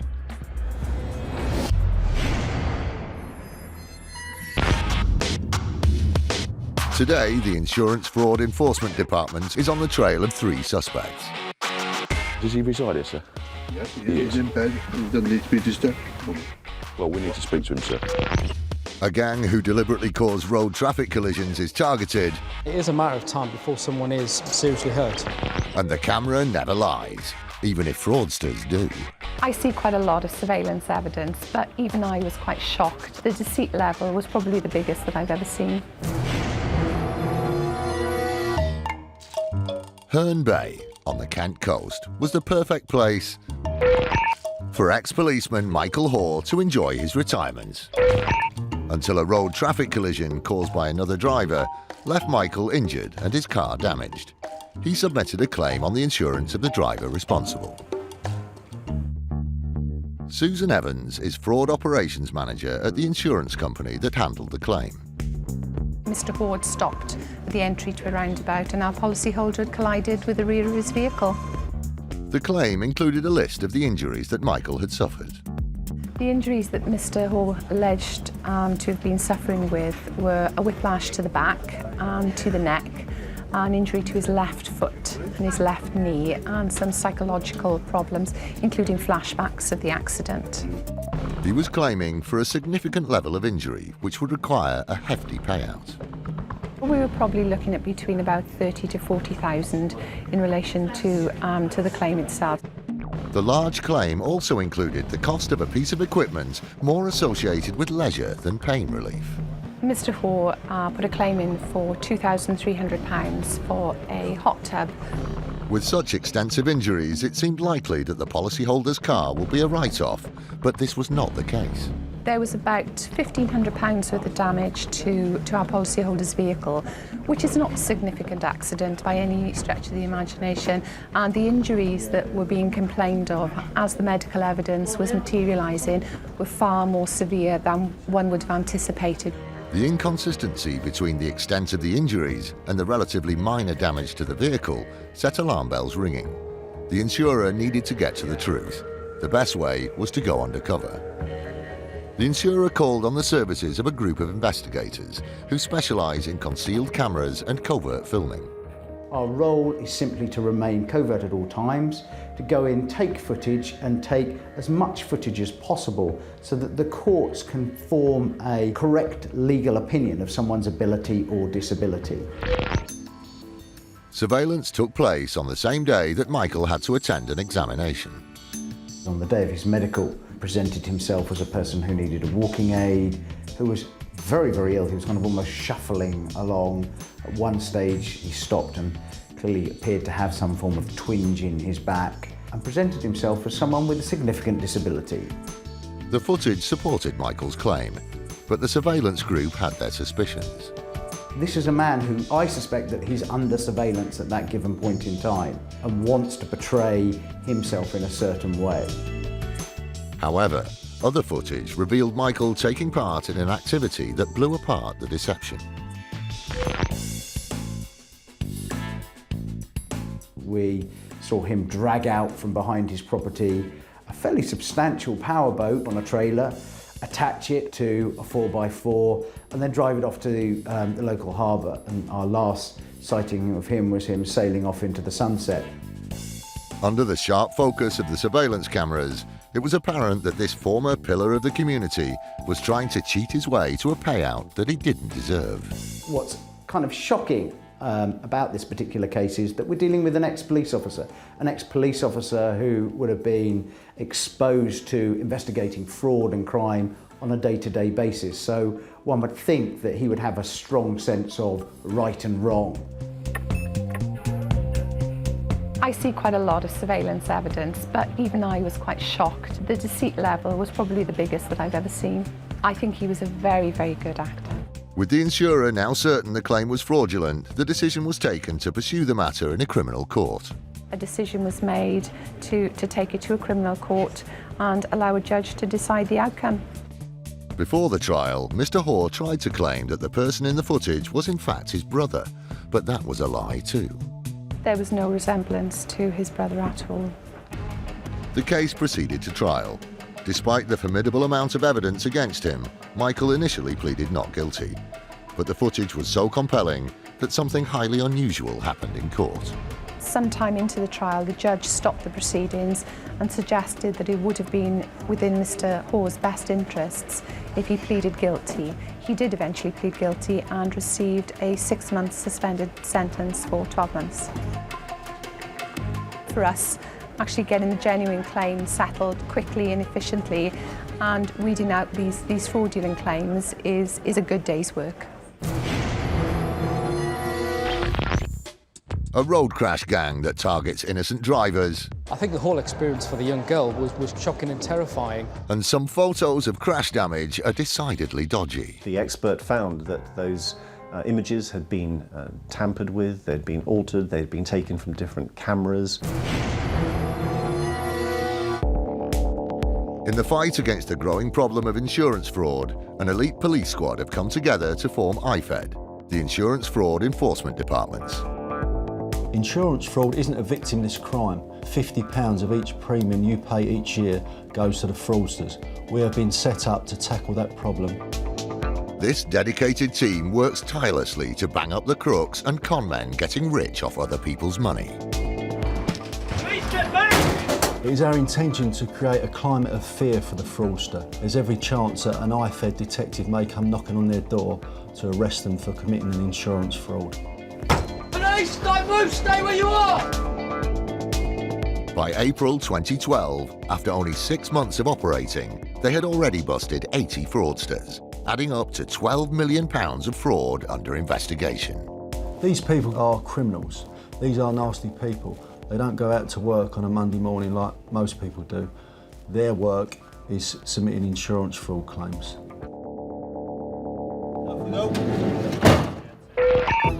Today, the Insurance Fraud Enforcement Department is investigating a suspected car insurance fraud. It believes a multi-car incident was completely staged. The collision involved a convoy of 3 cars driven by people who knew each other and were all travelling to the same place. DS Mark Forster and his team are aiming to make 3 arrests. The guy we're going to see first off this morning is his involvement when he was driving at the back of the convoy and is the vehicle that has allegedly caused this accident.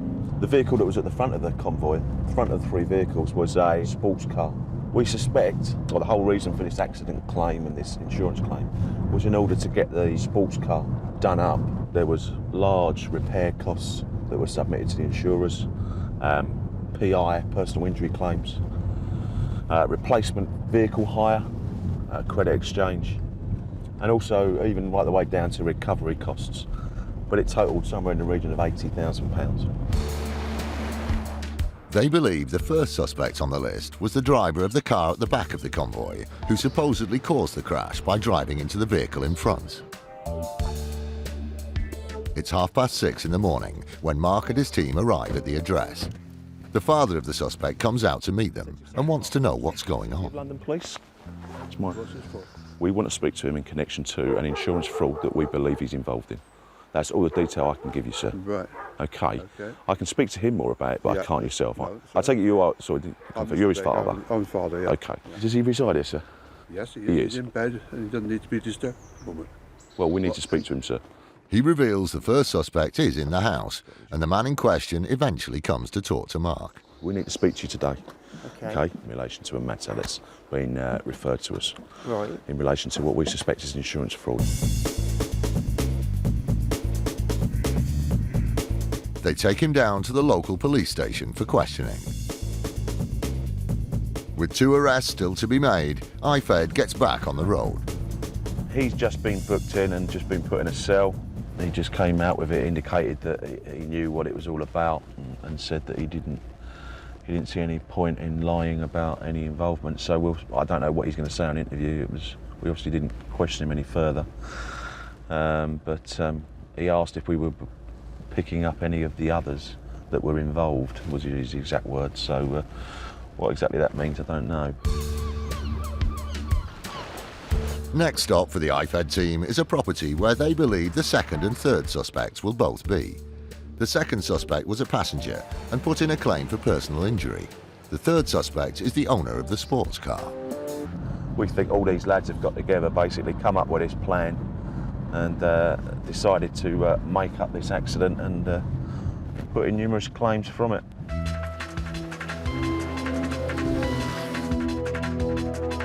They arrive at the property and are hopeful both suspects will be in.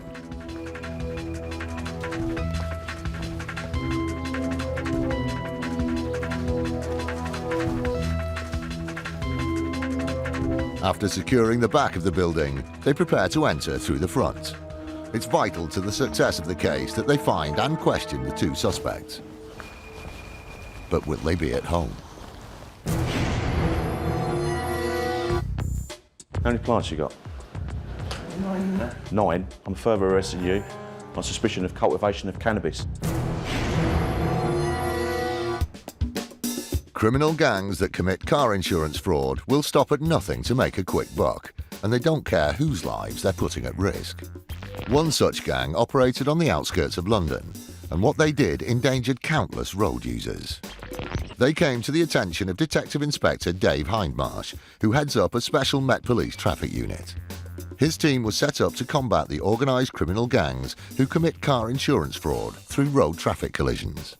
Our team came across the gang for Operation Coronado, initially as a result of anonymous Crime Stoppers information. The gang was using a dangerous technique the Met traffic units are well used to seeing on the UK's roads: the induced collision. First, the gang choose a victim. Then they move their 2 cars into position in front of the target. Gang car number 1 then slams on its brakes. Gang car 2 reacts by braking hard, resulting in a rear-end shot from the victim. Gang car 1 then turns off at the next possible turning, pretending to be unaware of the crash. It's highly dangerous, and the consequences for other road users could be deadly. Operation Coronado was launched to gather proof of what was going on. The traffic unit set up video surveillance. It wasn't long before the intelligence they gathered showed the gang was working in a very specific area. They go around the roundabout on the A127 some 9 times, looking for their victim, their target. The surveillance footage shows a black Golf and a green Saab, circling for over 6 minutes as they choose their prey. Eventually, they identify a suitable innocent driver. The Golf brakes and turns left away from the Saab. The Saab brakes, over-exaggerates its braking and stops. Unfortunately, the young girl driving crashed into the back of their Saab, and then she in turn was hit by a white van. The crash happens on the other side of the roundabout, and the covert filming team just catches the end of the incident. I think they chose that particular victim because she was driving a relatively nice car, and she was a lone female, so she's not going to cause them any problems, and the likelihood is that she would be insured. What was planned as a shunt had in seconds become a multi-vehicle pile-up.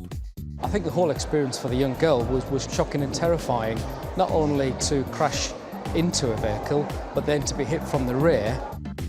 But that's of zero concern to the gang, who waste no time in collecting their victims' insurance details so they can make a claim.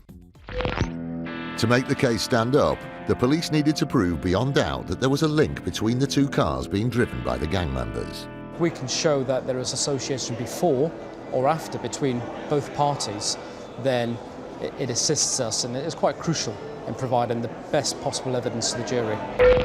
The surveillance continued, and before long the gang is spotted trawling the roads for another victim. This time they're filmed inducing a collision on a motorway slip road.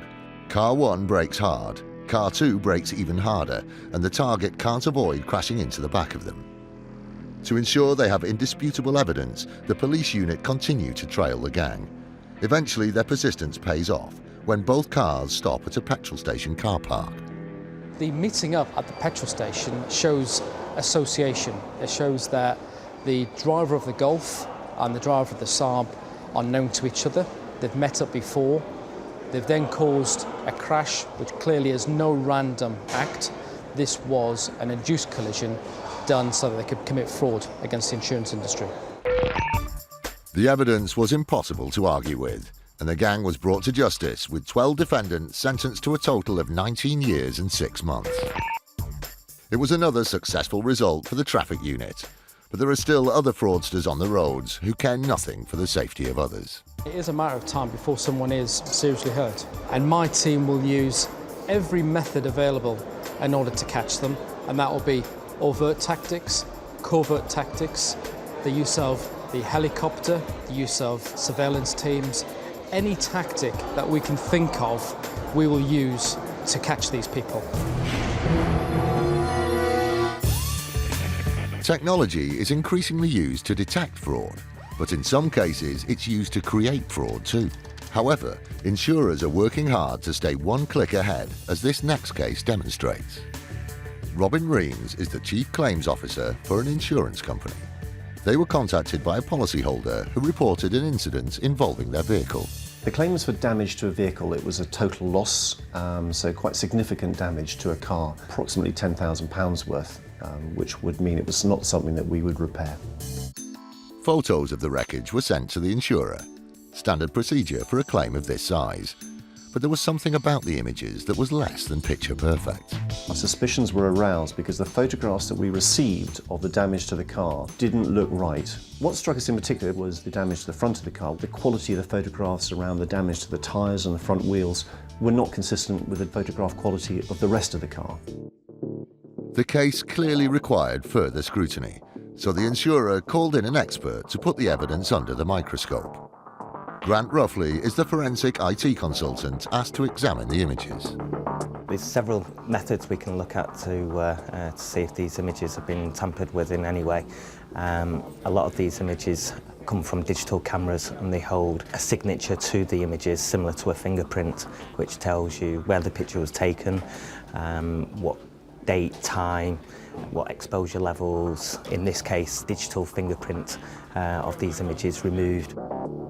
The absence of this kind of data indicates that images have been altered from their original form. This didn't necessarily prove that the photos had been tampered with, but then other evidence started to mount up. The images varied from very low resolution images to very high resolution images, which wasn't consistent with a general use of a digital camera. The inconsistency is particularly noticeable in this picture of the interior. As you can see here, it's a very high resolution image, consistent with a professional photographer. Somebody to take this type of shot would take probably 2 or 3 hours. The discrepancies continued in other shots. As you can see, the alloy wheel here is very rugby shaped as opposed to a normal wheel as you would expect round, especially with the wall of the tyre. It's very thick at the top here and then very thin, and goes virtually into nothing on the back of the alloy wheel there. This photo has been manipulated to show an alloy wheel which maybe wasn't on the vehicle at the time of the incident. It seems to be a better standard of alloy wheel than probably the one originally on the vehicle. Not only were the pictures being altered, new elements were actually being added on, and the evidence of manipulation didn't stop there.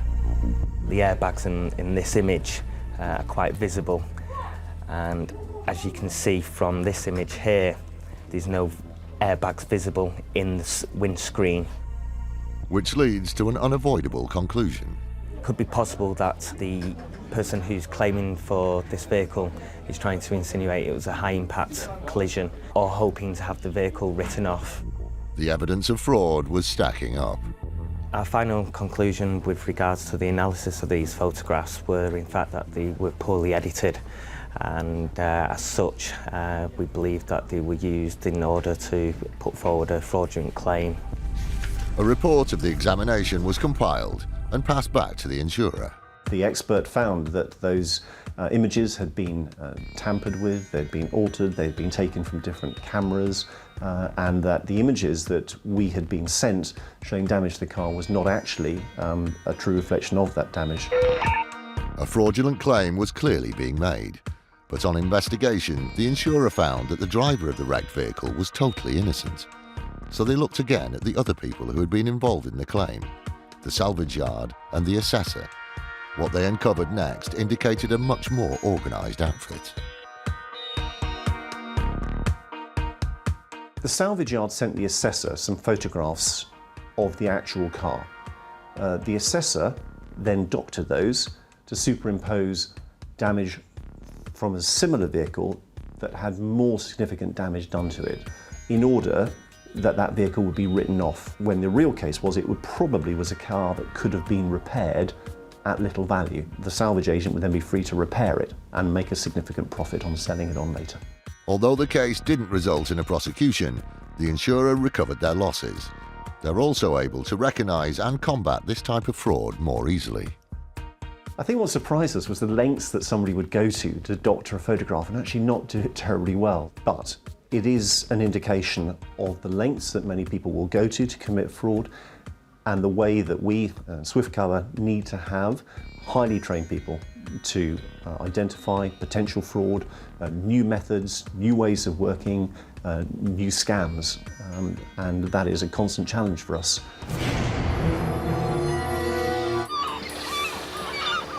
IFED has come to arrest 3 suspects who they believe are connected to a suspected car insurance fraud. They arrested the first one early that morning and are pursuing the remaining 2 suspects. The trail has led them to a second property. The IFED team is optimistic they will find both suspects inside.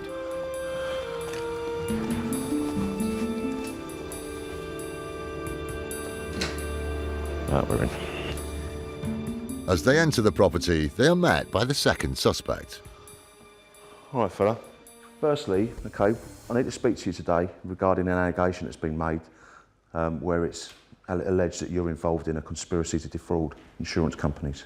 No, all right, hear me out, yeah?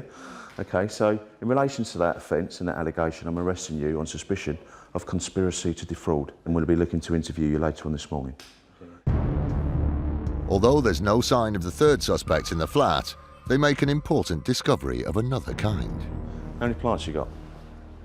9. 9. I'm further arresting you on suspicion of cultivation of cannabis. All right, so in relation to that offence of cultivation of cannabis, I remind you are under caution. All right? Sorry, mate. All right, no problem. I'm proper scared now. It's all right. I don't like dealing with people on the street. I smoke weed like I've got my own bombs. I just sit in here and smoke weed. That's the gentleman who we believe has submitted the PI claim. He was the passenger. Obviously, we've gone in there. I've arrested him in relation to that conspiracy to defraud. And we've uncovered there a sort of small little cultivation of cannabis sort of factory, if you like. He's got all the aircon machine and everything else. He's got about, he said, 9 plants in there, so he's cultivating cannabis, although he says it's for his own personal use. It's quite a lot of cannabis. Birthday yesterday. Sorry? It's my birthday yesterday. Happy birthday for yesterday. Yeah, isn't it?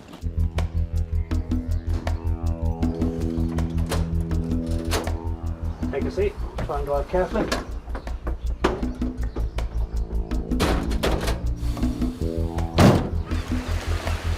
The search continues for the third suspect, the owner of the sports car. We're on our way now to a company address where we know that one of the individuals involved in this fake claim is it's his place of work, basically. They're like the body repair shop, and a lot of the repairs to the damage and things were meant to have been done through this company. So we've got 2 arrested so far, as you're aware. We're going to go and pick up this guy, who'll be the third. First chap this morning has been interviewed. Scott's interviewed him this morning. He's just come out of interview, and the guy has admitted on interview that this accident is a complete fabrication. Two of the vehicles were taken to the scene where the accident was meant to happen, and one was deliberately driven down the side of the other. The rest of the damage was then caused back at body repair shop in the yard there, and they've caused damage to two of the other vehicles. And then just got together, put a claim in, alleging that the accident has occurred. So that's quite good progress for us. With the first suspect's confession, the case is looking strong. But IFED still needs to arrest and question the third suspect.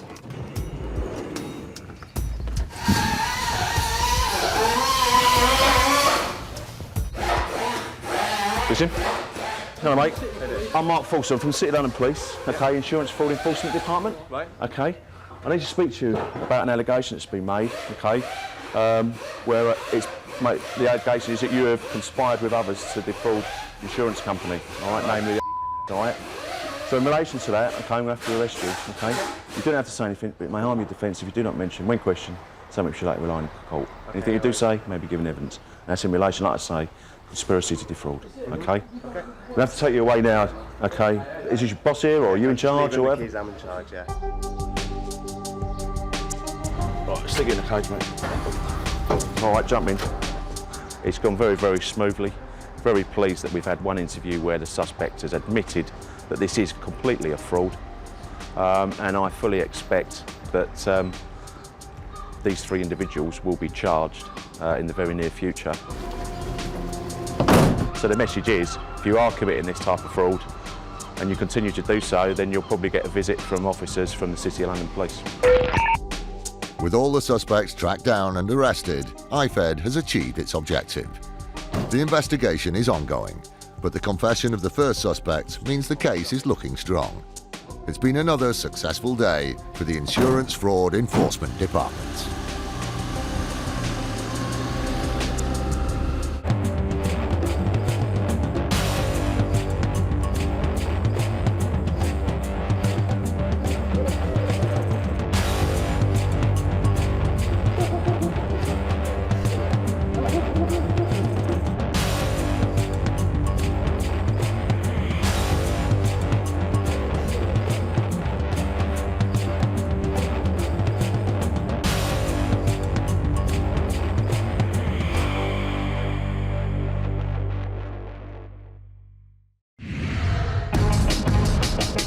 Insurance fraud in the UK is reaching epidemic levels, and it's costing us billions of pounds a year. Deliberate crashes, bogus personal injury claims, even fake deaths. The fraudsters are risking more and more to make a quick killing. And every year, it's adding up to £50 to your insurance bill. Insurers are fighting back, armed with covert surveillance systems, sophisticated data analysis techniques. This is connected to a bank account and a second mobile phone number. And a newly formed dedicated police unit. Police, get back! They're catching the criminals red-handed. All those con men, scammers, cheats on the fiddle, now they're caught in the act and claimed and shamed.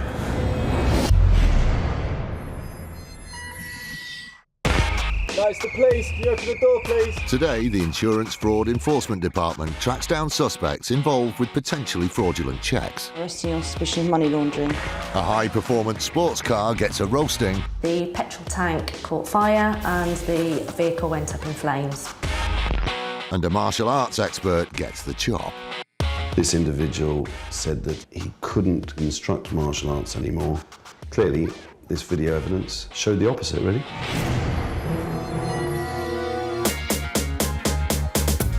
A bustling city centre would seem to be the perfect place to blend in unnoticed.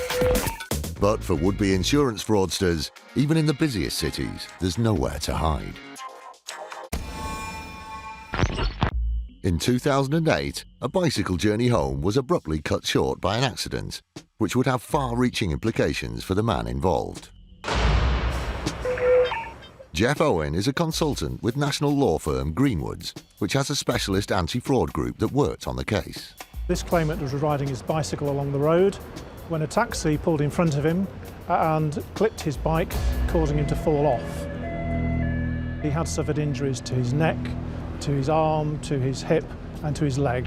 The driver accepted liability and the cyclist contacted the insurer to make a claim for the injuries he'd suffered. Not unusually for a claim like this, he was given a medical examination. Some of the symptoms that are reported to the medical experts were that he was not able to walk very far and he was unable to ride his bicycle. Now, if somebody's not able to do that, then it's indicative of quite serious injury. And the repercussions of the accident were significant.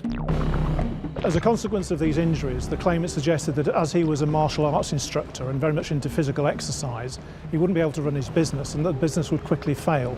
And this alerted the insurers to the possibility that this claim might be more expensive than they had initially thought. This was borne out when they received a claim for compensation that ran well into 6 figures. As time passed, the injuries didn't appear to be healing as predicted by the medical expert. This was a concern for the insurer. The medical evidence in this case suggested that this guy should have been recovering within about 12 months of the accident, but when it was apparent that he wasn't going to do so and that he wasn't going to return to his business, it was decided to place him under surveillance. The insurer approached undercover filming experts MC Investigations, who set up an operation to covertly film the claimant. The undercover investigator who led the project has to remain anonymous so that he could continue to work in the field. Before starting the surveillance, he studied the case fully. The first thing we do is we read through the medical records so we get a bit of a feel and a profile on the claimant, and then we went out to verify that he did live at the given home address, and once that was established we then carried out a recce, a reconnaissance, so that we familiarise ourselves with the area that the claimant lives, which vehicles we're going to use, what manpower and what equipment we're going to use. Once they'd done the groundwork, the surveillance started in earnest. But for a man who wasn't able to walk very far, it was clear that he was able to do so, and he went on very long shopping expeditions. But that on its own wasn't conclusive evidence, so the covert filming continued. And eventually we got the very useful information that he was riding his bike again. And he was followed for quite a distance over a busy road, pedalling away merrily. What they saw cast even more doubts on the impact of the claimant's alleged injuries. He actually rode to a gymnasium where he then proceeded to carry out martial arts and instructing martial arts. This activity directly contradicted what the claimant had told the insurer. He said that he couldn't instruct martial arts anymore. Clearly, this video evidence showed the opposite, really.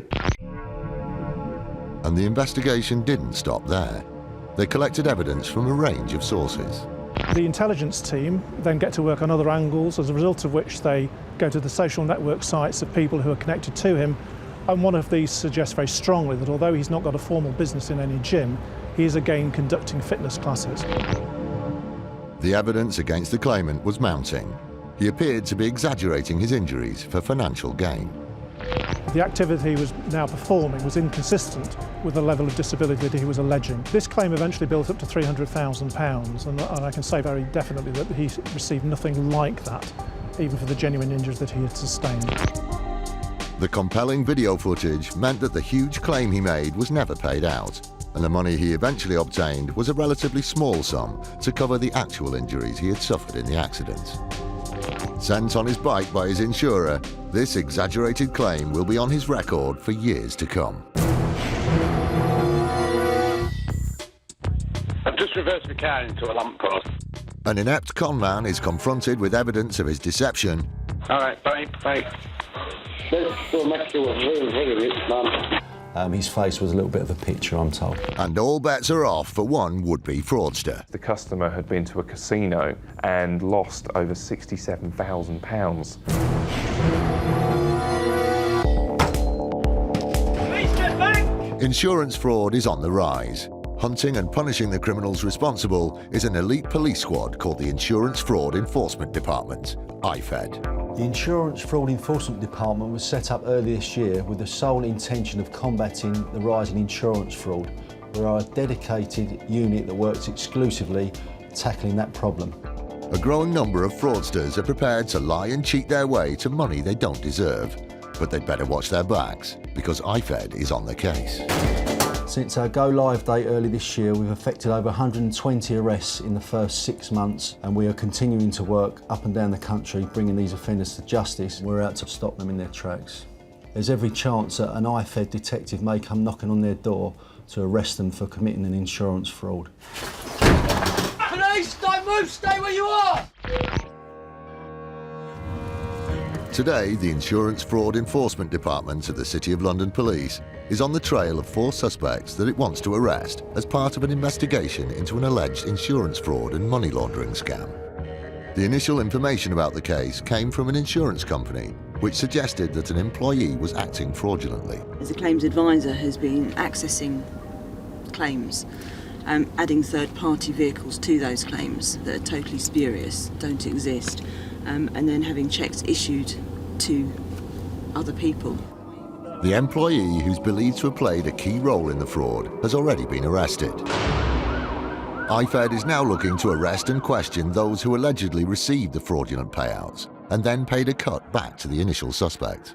And one of those people we're going to see now is one of those people that's received a cheque, I think, for just over £3,000. So in total, the insurance company have lost over £70,000 in total. I think 11 cheques have been issued, which are totally fraudulent and should never have happened. And the insider has obviously then taken a cut of those cheques. Well, we are specifically looking for banking documentation, bank statements, bank account details. With 4 arrests to make, there's no time to waste as they follow up a lead for the whereabouts of the first suspect. When did we come in and have a word with you? They arrive at the first address and make contact with the mother of the first suspect. Your son, where is he? Will you allow me in to have a look? She tells IFED that her son is not at home, but the team searches the house to make sure. You keep telling us to wait, but we need to speak to your son. Where is he? The mother insists that she doesn't know where her son is. I know you're not well, but I need to speak to him. Where is he? She doesn't give them anything to go on, and it's a frustrating result for the IFED team. She was unable to give me a contact number for him. How you can't know where one of your sons is, I find quite hard to believe. So it's on to the next address to search for suspect number 2. No, it's the police. Can you open the door, please? Once the door is eventually opened, they ask whether they can speak to the suspect. It's just the break they need, and they enter the house to question him further. Right, we're from the Insurance Fraud Unit, and it's believed that you received a cheque to the value of £6,550, which was paid into your bank account. Okay? So in respect to that, I'm arresting you on suspicion of money laundering. You do not have to say anything, but it may harm your defence if you do not mention when questioned something you later rely on in court. Anything you do say may be given in evidence. Do you understand? It just doesn't make sense. What doesn't make sense? We've been giving him money. We don't know where it's gone. With fraud detection becoming ever more sophisticated, this next claimant certainly took a gamble when he tried to collect a payout he didn't deserve. Paul Hubbard is the head of counter-fraud for the insurance company involved. We received a claim, as we often do, from a customer saying that unfortunately he'd been broken into, and as a result of the break-in, he'd lost certain items. At first glance, it seemed like a routine household insurance claim. But then the policyholder got back in touch to add on several high-value items to the claim. 4 days afterwards, he was now claiming for 2 laptops. If you'd normally notice something like that was missing from the word go. So as a result of this, the claim was now £29,000.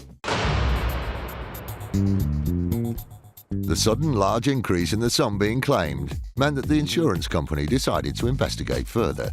They discovered that there was no proof of purchase for many of the items.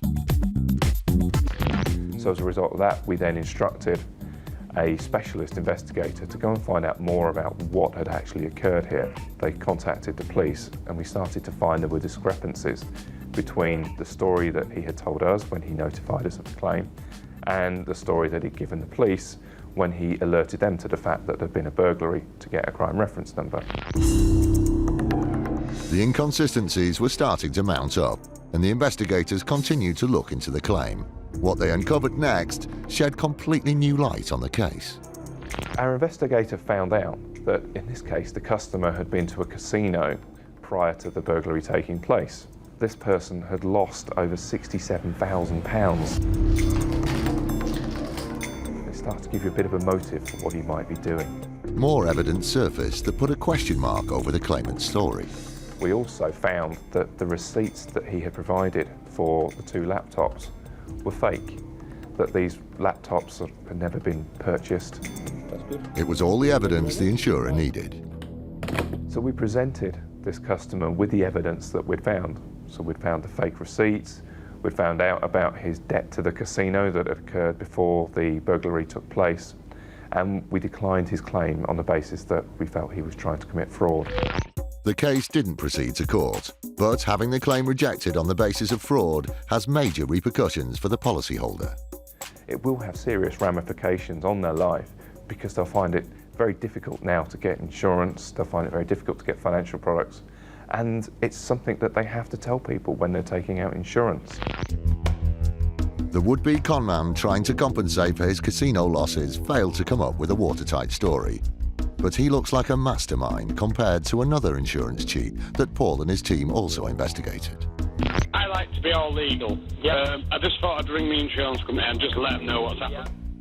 Mr. Machin called us to explain that he'd had an accident where he put his car into reverse, thinking he was going forward, and then just accidentally reversed straight back into a lamppost at high speed, he said. I've just reversed the car into a lamppost. It's just nearly written it off. Was there any injuries to anyone? He had his girlfriend and his girlfriend's son in the car with him, and he explained to us that they were both injured as a result of him reversing into this lamppost. Well, everybody's got neck pain now. Even I've got it. The policyholder didn't have the sort of insurance cover that would allow him to claim for the damage to his car. He was effectively claiming the injuries to his partner and his partner's son, who he said were both injured. He didn't go into any detail at that point as to how they were injured, how badly, but he did say that the son was going to hospital. The insurer immediately sensed that John Machin's story didn't quite ring true. Some of the things about the accident didn't add up to our experienced claims handlers, such as the fact that he said he reversed at speed into a lamppost. He was also very, very vague about the circumstances of a motoring conviction that he had as well. So all of those things put our experienced claims handler on alert that perhaps things weren't as Mr. Machin was telling us.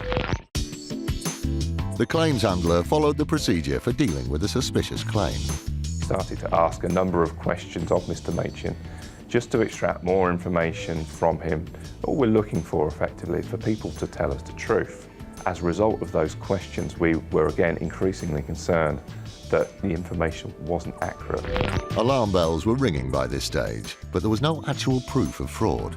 However, at the end of the call, John Machin made a critical error when he failed to hang up properly and gifted the insurer all the evidence they needed. Gentlemen, thank you very much for calling today. Thank you. Then. Goodbye. All right, bye. Bye. I can make you a very rich man. If this is it, and if it all comes off this, I know it's going to take time, but when it comes to that time, right, this will make you a very, very rich man.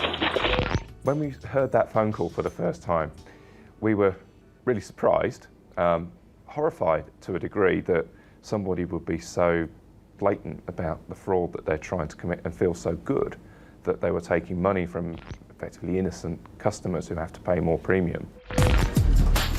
The insurer passed its evidence to the Insurance Fraud Enforcement Department of the City of London Police.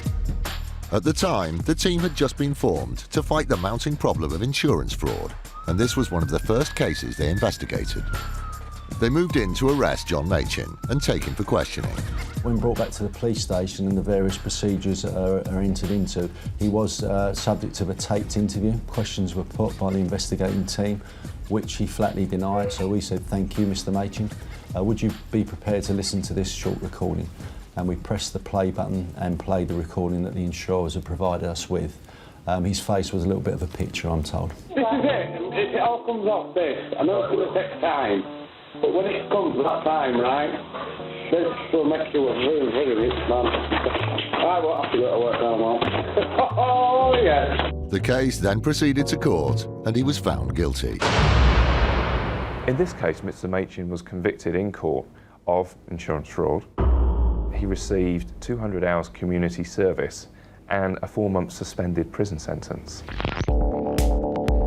It was the result the insurer wanted and helped to send out a message to any other would-be fraudsters.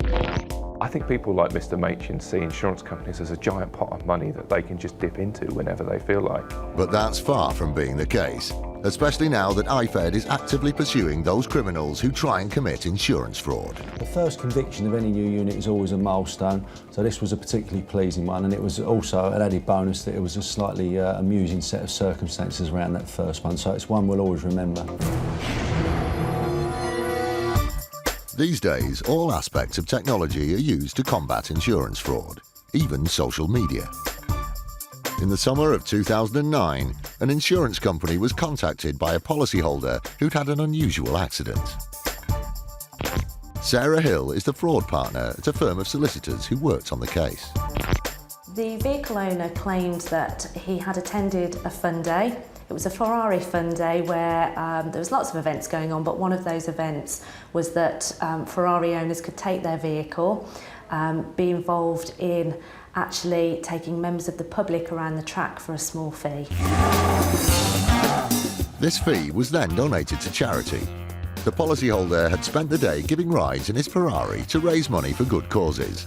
But what started with such good intentions ended in disaster as the day drew to a close. The owner had suggested that he was on his way out of that fun day when he'd lost control of the vehicle because of a greasy surface, and the vehicle had spun and hit a tree. The petrol tank caught fire and the vehicle went up in flames. Luckily, the occupants of the car managed to scramble to safety. With a significant vehicle fire, the vehicle was declared a total loss, and the claim that had been presented was for the value of the vehicle at around £50,000. Such large claims are subject to investigation by insurance companies as a matter of course, and they looked in detail at the story. The owner had said that the accident occurred close to the entrance to the venue. But actually, when investigators have gone to look at the accident circumstances, the physical evidence didn't support the accident occurring close to the main gate. The traces of fire damage that were still present on site indicated that the accident had actually occurred away from the exit. With their suspicions aroused, the investigators took the unusual step of exploring social media for further evidence of what had happened. As you can imagine, it was quite a high-profile day, a fundraising event. It's quite unusual to have a Ferrari spin off the track and hit a tree and catch fire. So there was some, on local chat rooms, on social media, conversations taking place between members of the public that had actually attended the day. But it was a video of the accident recorded by a member of the public and posted to a popular internet site that particularly caught their eye. The YouTube footage helped us place the accident location. It was completely different to what the owner had actually alleged. But the footage on its own wasn't enough, so the investigators collected witness statements. What they discovered from people who were there on the day sent the owner's story up in flames. Their evidence indicated that it wasn't the owner of the Ferrari vehicle that had been driving the Ferrari at the time of the accident, and in fact it was his friend who was uninsured. This was totally unexpected. Not only was the owner being untruthful about the location of the crash, he wasn't even driving at the time. This was to have massive consequences. In order to make a claim for the value of the vehicle under his policy of insurance, the Ferrari owner had to have been driving the Ferrari vehicle at the time of the accident. But since he wasn't, he'd be out of pocket to the tune of £50,000, the cost of the car. This huge potential loss was what motivated him to lie to his insurer and submit a claim in which he falsely stated that he was driving at the time of the accident. He was not entitled to claim and clearly put forward a fraudulent claim in alleging he was driving the vehicle. The case was passed to the authorities and proceeded to court. Initially, the Ferrari owner pleaded not guilty, which was very surprising to me in light of the extent of the overwhelming evidence. Later on, he did actually plead guilty to the offence. He received 200 hours unpaid work and a fine for his crime. 6 months on from its formation, the Insurance Fraud Enforcement Department, IFED, is continuing to investigate suspected fraudsters. Can we come in and have a look? Today, they're on the trail of 4 suspects linked to a case of alleged money laundering. They drew a blank at the first address, but the second suspect was home and has just been arrested. I'm arresting you on suspicion of money laundering. As they move upstairs to start searching for evidence, the suspect seems to be in shock. Understand why you've been arrested then? It's in relation to a cheque for over £6,500 that's gone into your bank account. It's quite a lot of money, hence the arrest and suspicion of money laundering. Okay. All right? Okay. It's vital that the IFED team collects enough evidence to make the case stand up, and they gather together a range of potentially relevant documentation. Cash passports, currency card. Suddenly, a breakthrough comes from the suspect. He's just made a significant statement which we're taking note of, which he'll sign. He's admitted to his mother and to us that he has taken that cheque, accepted that cheque. He was approached apparently by a man on the street. Do you want my P&B? The suspect is then taken to a local police station for further questioning, and the IFED team talks things through with his mother. We don't want to keep him in unnecessarily, so... No, Right. it just doesn't make sense. What doesn't make sense? You know, Why he would do it? not only that. If he did, where's the money gone? Because he's at university. We've been giving him money. I know. We don't know where it's gone. So we'll find out when we interview, and I'm sure you'll manage to get the information out of him when he comes home. The mother was distressed in the respect that obviously her son's just been arrested, and I'm speaking to Mum. She's brought her 3 children up to tell the truth and be honest, and I think she was more upset by the fact that he hasn't been honest and has admitted that more or less to her. There are still arrests to be made, and IFED hits the road. Their destination is the family home of the third suspect. The door is answered by his mother. Hello. Hello. Hiya, I'm DC Sibley from the City of London Police. It's in relation to a matter we're investigating in relation to insurance fraud. And again, they draw a blank as they're told he's away. OK. Thank you very much indeed for your time. Thanks very much. She's informed me that he's at university, which is typical. Another one bites the dust. On to the next one. The arrest of the 4th and final suspect at his family home is going to prove tricky. The last address we're going to, there are 2 people there with the same name. Again, the 4th suspect is alleged to have received a large cheque that was paid into his bank account. Good afternoon, City of London Police. This is my colleague, DC Eisman. The door is opened by one of the residents, but IFED still needs to positively identify the suspect. It's in relation to a cheque for £12,000 to this address. The man who opens the door can't seem to shed any light on the cheque, but Kate isn't prepared to leave it there. Can we come in and try and get to the bottom of this? The man explains that he's alone in the house. Kate talks to him about his other relatives, and it seems likely that the younger brother is the one that the police need to talk to.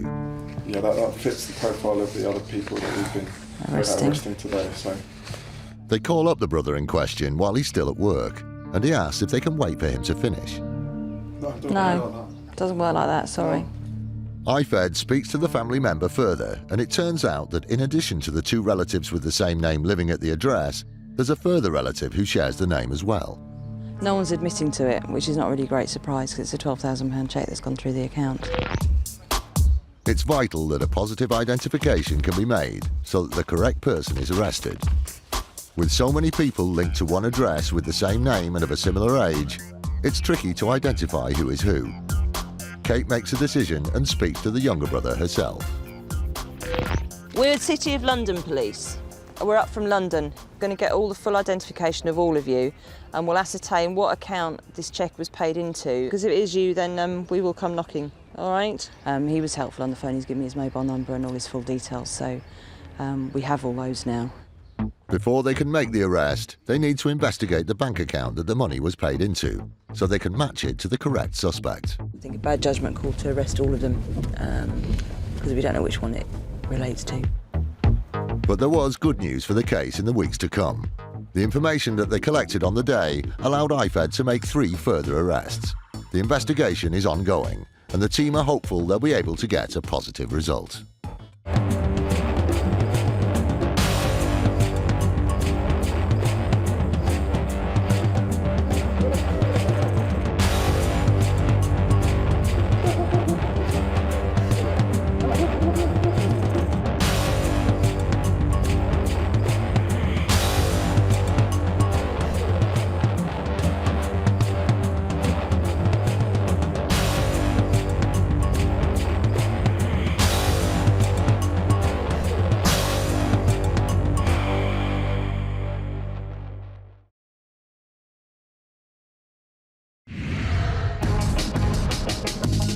Insurance fraud in the UK is reaching epidemic levels, and it's costing us billions of pounds a year.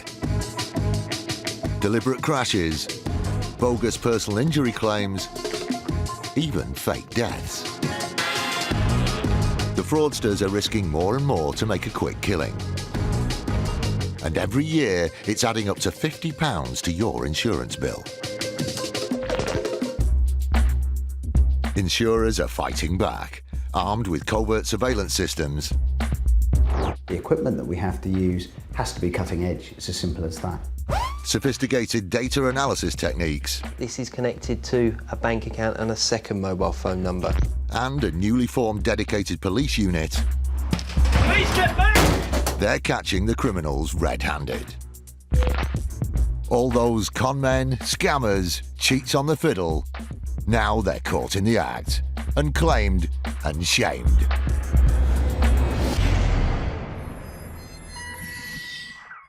Today, a £750,000 claim comes under suspicion. It was very pertinent to the case that we showed exactly how much he was able to do on a day-to-day basis. A specialist police fraud unit executes an early morning raid on a suspect. I'm going to be questioning you about a no claims discount, okay? And a stubborn fraudster sticks to his story. In the face of such overwhelming evidence, he wanted to try to find an excuse why he should still be paid. This is Joanne Kirk from Preston. In September 2001, she was injured in a car crash. The shunt left her with neck and shoulder pain, but her injuries seemed relatively minor. Well, this was an accident where Mrs. Kirk was stationary at a roundabout and our customer hit her from behind. So this was a genuine accident. We had no doubt that the accident occurred. We also had no doubt that Mrs. Kirk received injuries as a result of the accident. 1 year after the crash, Mrs. Kirk's condition deteriorated. Complaining of extreme muscle spasms, chronic pain and exhaustion, she decided to quit her job as a university administrator. As well as making a claim for disability living allowance, she began legal proceedings against the insurer of the driver who had crashed into her. The claim was handed to the insurer. Mrs. Kirk's claim came to us about 2 years after the initial accident had happened. She was claiming for £750,000. To the experienced claims handlers at RBS, Joanne Kirk's physical deterioration didn't fit the usual pattern. We understand the types of injuries that are likely to come from accidents, and we also understand how people normally recover from those accidents. So where we find someone whose injuries are inconsistent with the type of accident that's occurred, then we have to investigate in more detail, and that's what happened in Mrs. Kirk's case. To get the full picture, the insurer needed to see how Mrs. Kirk was going about her daily activities.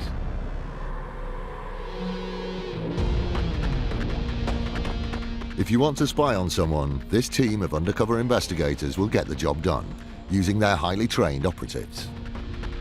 The operatives themselves have to have kind of huge amount of concentration, and ultimately what we're seeking to do is maximise the footage that we get. And today I'm one of 2 operatives tasked with observation and surveillance, and of Joanne Kirk. With the Kirk case, we were presented with an individual who was claiming physical disability. It was very pertinent to the case that we showed exactly how much she was able to do on a day-to-day basis. So for us, it was about maximising the surveillance footage and showing her in every scenario that we found her in.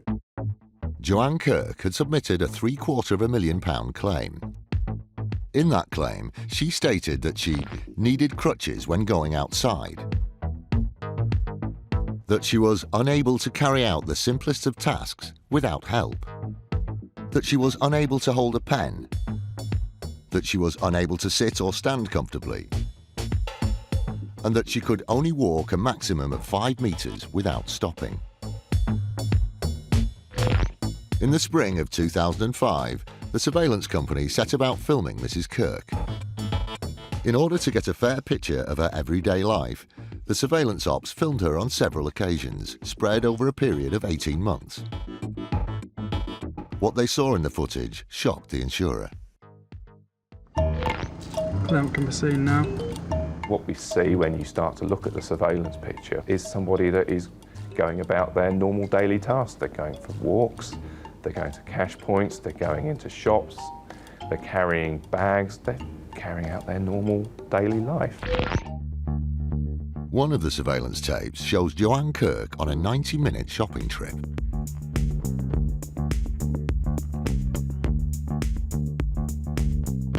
When we were filming here, she didn't exhibit any form of disability whatsoever. It was central to the case itself in showing the courts that there was a deliberate fraud involved or a level of exaggeration that went way beyond just trying to elevate your claim. Mrs. Kirk claimed that she could only walk a maximum of 5 metres before needing to stop, and that she used crutches when going out. After watching the footage, that was something that the insurer found hard to believe. So when the final claim was submitted by Mrs. Kirk's lawyers, we presented them with the evidence that we'd gathered over 2 years of all the things that she said that she couldn't do, but actually our evidence demonstrated that she could. So immediately they dropped the claim for £750,000 and accepted £25,000. We were dealing with a lady who had clearly exaggerated her injuries in order to gain an increased payout through an insurance claim, but was clearly taking the mickey from the courts, abusing the legal system and the process that sits behind it. When faced with the evidence, Joanne Kirk settled for a hugely reduced payout of £25,000. That wasn't the end of it for her. She had attempted to fraudulently claim over £750,000. We didn't think it was right that she should be able to walk away from a claim like that, from that kind of lie, without some kind of consequences. In an unprecedented move, the insurer hit back at Joanne Kirk and pursued the matter in court. We undertook what was a landmark proceeding at the time to bring a case against her for contempt. Now that was something that no insurance company had done before. In May 2009, Joanne Kirk was found in contempt of court, ordered to pay her own legal bill of £125,000, a £2,500 fine for contempt, and half of the defendant's legal costs. It took a lot of time, it took a lot of effort, and we had to be quite brave in what we were trying to do. But when we finally got to conviction, we were really pleased that we were actually sending a message. We'd blazed a trail on behalf of insurers and set a precedent that people can't make claims that are totally fabricated or exaggerated and walk away from their lives without any consequences. An insurer spots a suspicious pattern of claims. Always in a remote road, police were never called to the scene of the accident. And a carpet fitter fits up his insurance company. He had told us that his foot was far too painful for him to work. In the fight against the growing problem of insurance fraud, an elite police squad have come together to form IFED, the Insurance Fraud Enforcement Department. Insurance fraud isn't a victimless crime. £50 of each premium you pay each year goes to the fraudsters. We have been set up to tackle that problem. This dedicated team works tirelessly to bang up the crooks and con men getting rich off other people's money. It is our intention to create a climate of fear for the fraudster. There's every chance that an IFED detective may come knocking on their door to arrest them for committing an insurance fraud. Please, don't move, stay where you are! By April 2012, after only 6 months of operating, they had already busted 80 fraudsters, adding up to £12 million of fraud under investigation. These people are criminals. These are nasty people. They don't go out to work on a Monday morning like most people do. Their work is submitting insurance fraud claims. IFED doesn't just deal with large fraud gangs running crash-for-cash rings. It tackles insurance fraud of any type and scale. Today, it's raiding the property of a man suspected of lying on his motor insurance form. He has submitted a forged no-claims discount letter in order to show that he's a lower risk and to get a lower premium. The actual gain in this case isn't that great. It's somewhere between £500 and £1,000, which is the discount he was able to get from lying about his no-claims history. We deal with criminals all the way from the most organised down to the very low-level fraudsters. And the person I'm going to arrest today does fit into the very low-level opportunist category. By tackling cases all across the spectrum, we can make it clear to people that insurance fraud is unacceptable. The small four-man unit from IFED prepare to enter the suspect's property. I'm here from the City of London Police. We need to get access to the building. Would you mind buzzing us in? Thank you.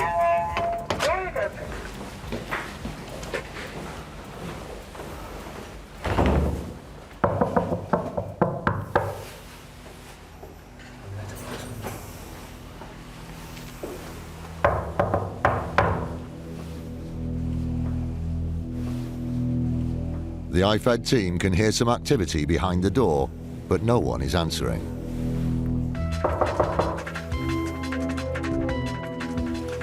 Good morning, can you open the door please? It's the police.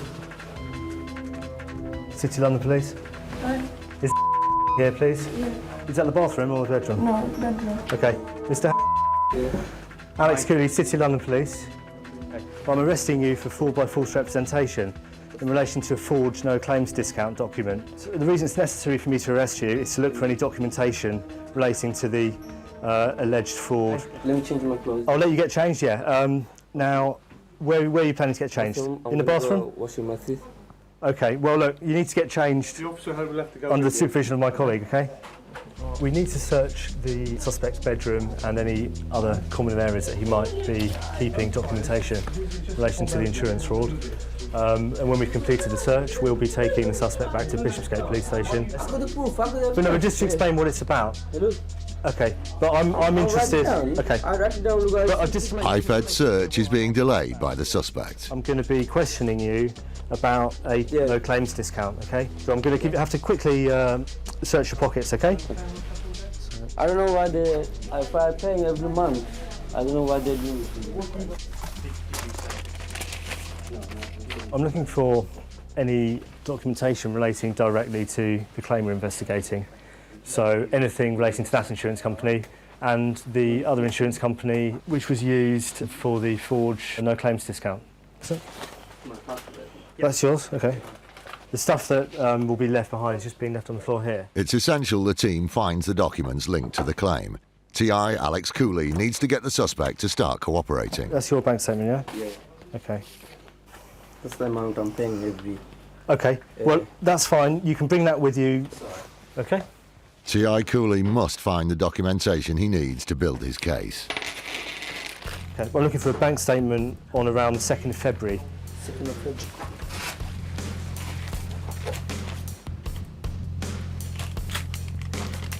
So that's May to June. You said 2009. So 2nd of February 2012. 12. I just found the documentation in the first drawer. What's this? Oh, they I think they op. Okay. You're changing the kind of. Oh yeah. 2nd of February 2012. February, so that's a little bit. So if we go back a little bit early, no. Right, I've got this statement here. Yeah. Could that be the one from the 2nd of February? That's send me later. I don't have the money there. Okay, we'll have to keep looking for it. Yeah, no problem. The suspect took out a motor insurance policy. He declared that he had a 5 years no claims discount.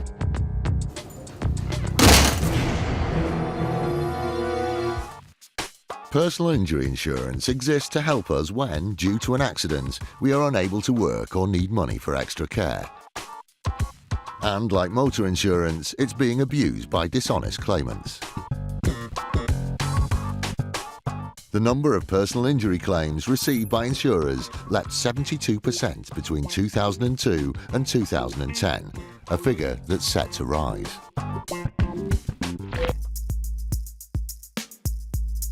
July 2008.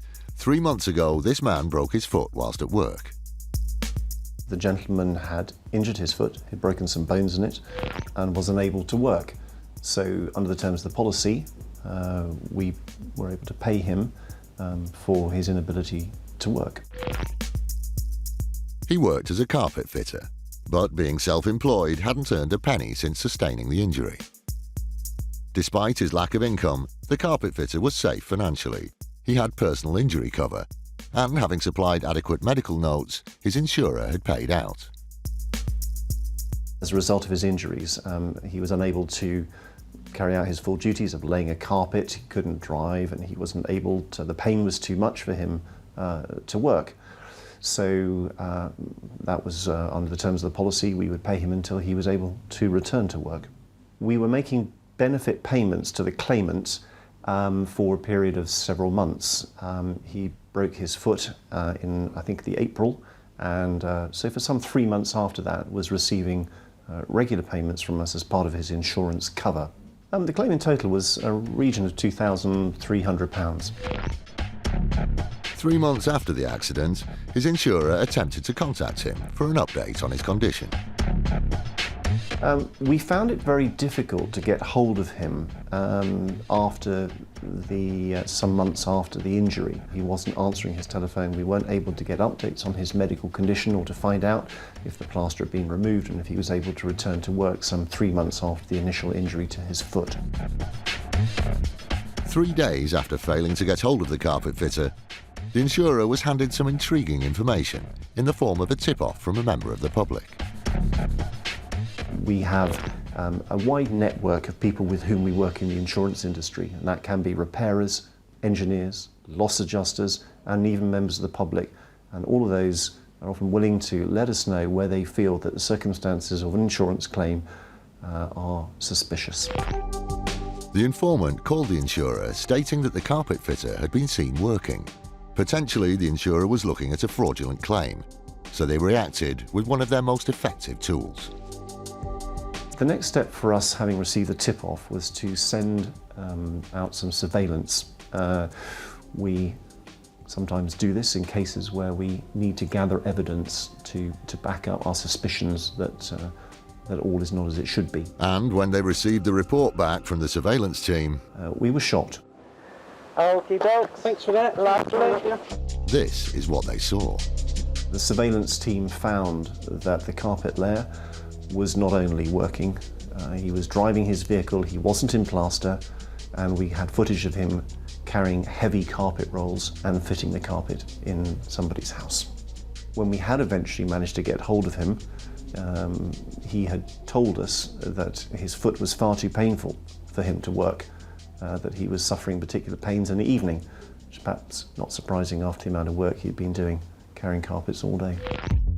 Confronted with such hard evidence, most people would back down and retract their fraudulent claim, not the carpet fitter.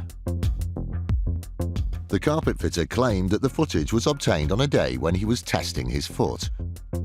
But the suspect was filmed working for over 6 hours. This was, in the eyes of the insurer, more than enough time to test his foot.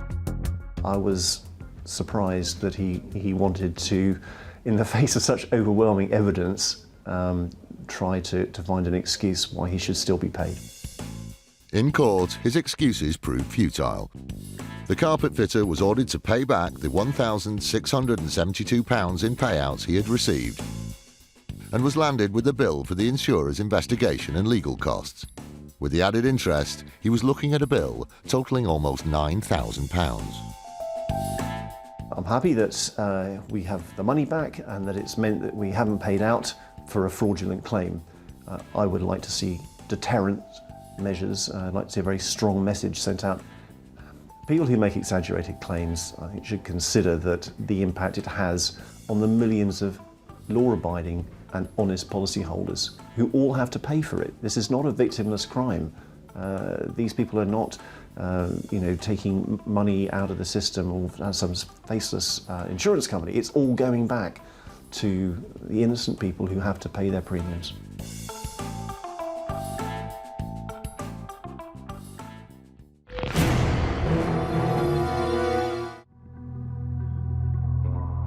It's 2005. A fraud ringleader is gathering foot soldiers to take part in an audacious plot against an insurer. If successful, he could be masterminding one of the biggest crash-for-cash scams ever.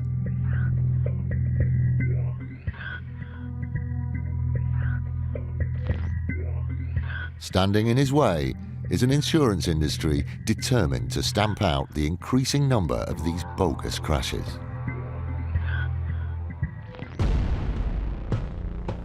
Later that year, a large insurer became suspicious after receiving a number of claims that seemed to be linked.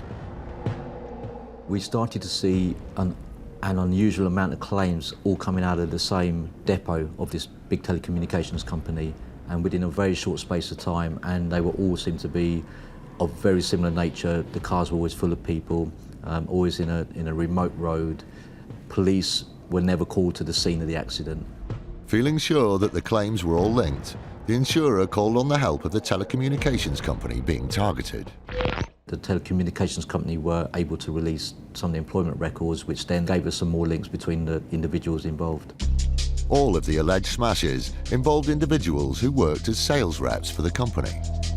January 2005, June to 2005, a lot of them joined, a lot of them left, and that's when we sort of spiked. The connections continued to mount. And then we also found out from employment records that a lot of these guys worked together previously.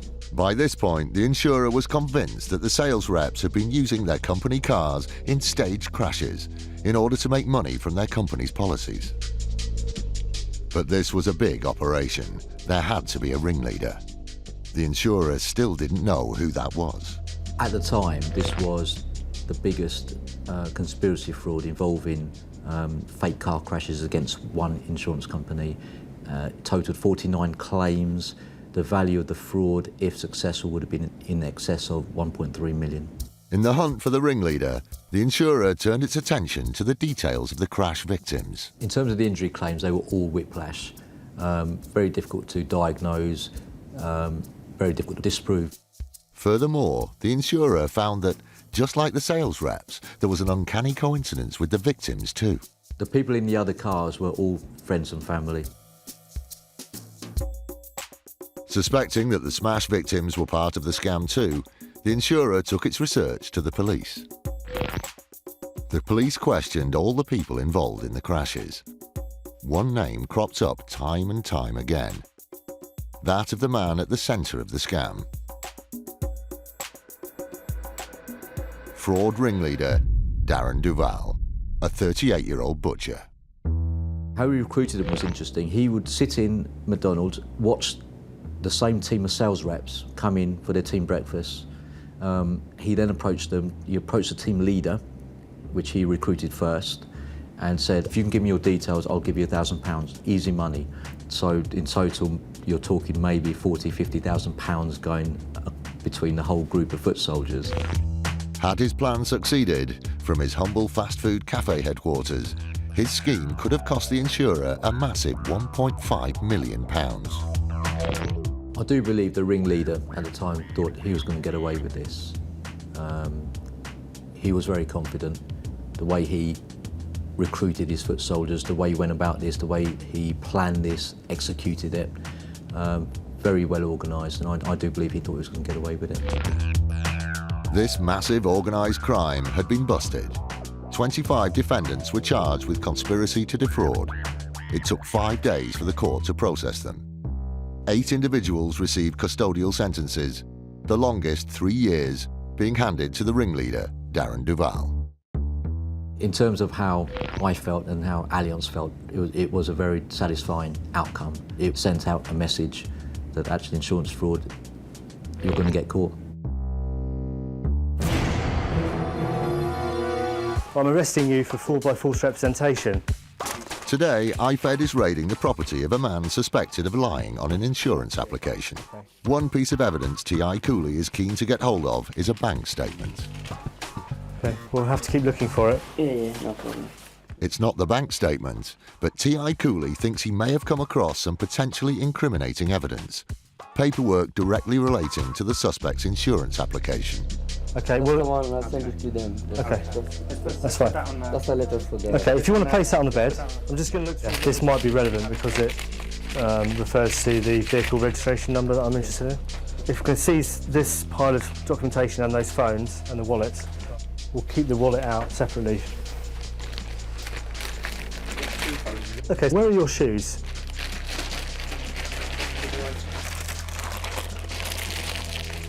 I've seized a lot of miscellaneous documentation. I think, did we ever get that bank statement from the 2nd of February? No, I looked back. I think it went back to March. Okay, well, if it needs to be, we can get that information from the bank. So on that basis, I think we've got everything we need. I'm just gonna, if you put your arms over to that side, please. If you both arms over there. I arrested him for fraud by false representation in relation to a forged no claims discount document. In his bedroom wardrobe, he'd very helpfully kept a file of exactly what he'd sent to the insurance company, and there in a little plastic folder was the forged no claims document. The suspect took out a motor insurance policy, and when taking out the policy he declared that he had a 5 years no claims discount. The suspect sent them a document purporting to be the no claims discount, and that document has been proved to be a forgery. You understand why you're here? Yeah. He didn't look too shocked though. I think he knew potentially what was coming. Okay, we'll authorise your detention so the officers can interview you regarding the allegation. Make any... We're trying to crack down at the moment on a whole load of forged documents which are circulating around the country. Step up there for us, mate. You can do your fingerprints now, okay? We are now picking up a whole number of suspects, trying to build together a picture of what's going on. With the evidence gathered at the flat and the suspect cooperating, the IFED team is happy with the outcome of the raid. The suspect is on bail until December, and the investigation continues.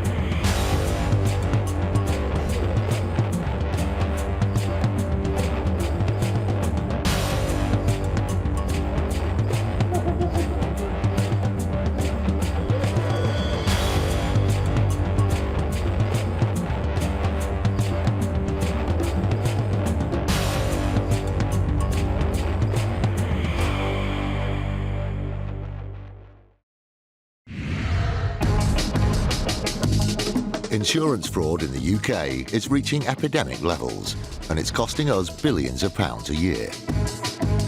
Deliberate crashes, bogus personal injury claims, even fake deaths. The fraudsters are risking more and more to make a quick killing. And every year, it's adding up to £50 to your insurance bill. Insurers are fighting back, armed with covert surveillance systems. The CCTV cameras are the best tool we've got in our fight against fraud. Sophisticated data analysis techniques. This is connected to a bank account and a second mobile phone number. And a newly formed dedicated police unit. Police, get back! They're catching the criminals red-handed. All those con men, scammers, cheats on the fiddle, now they're caught in the act, and claimed and shamed.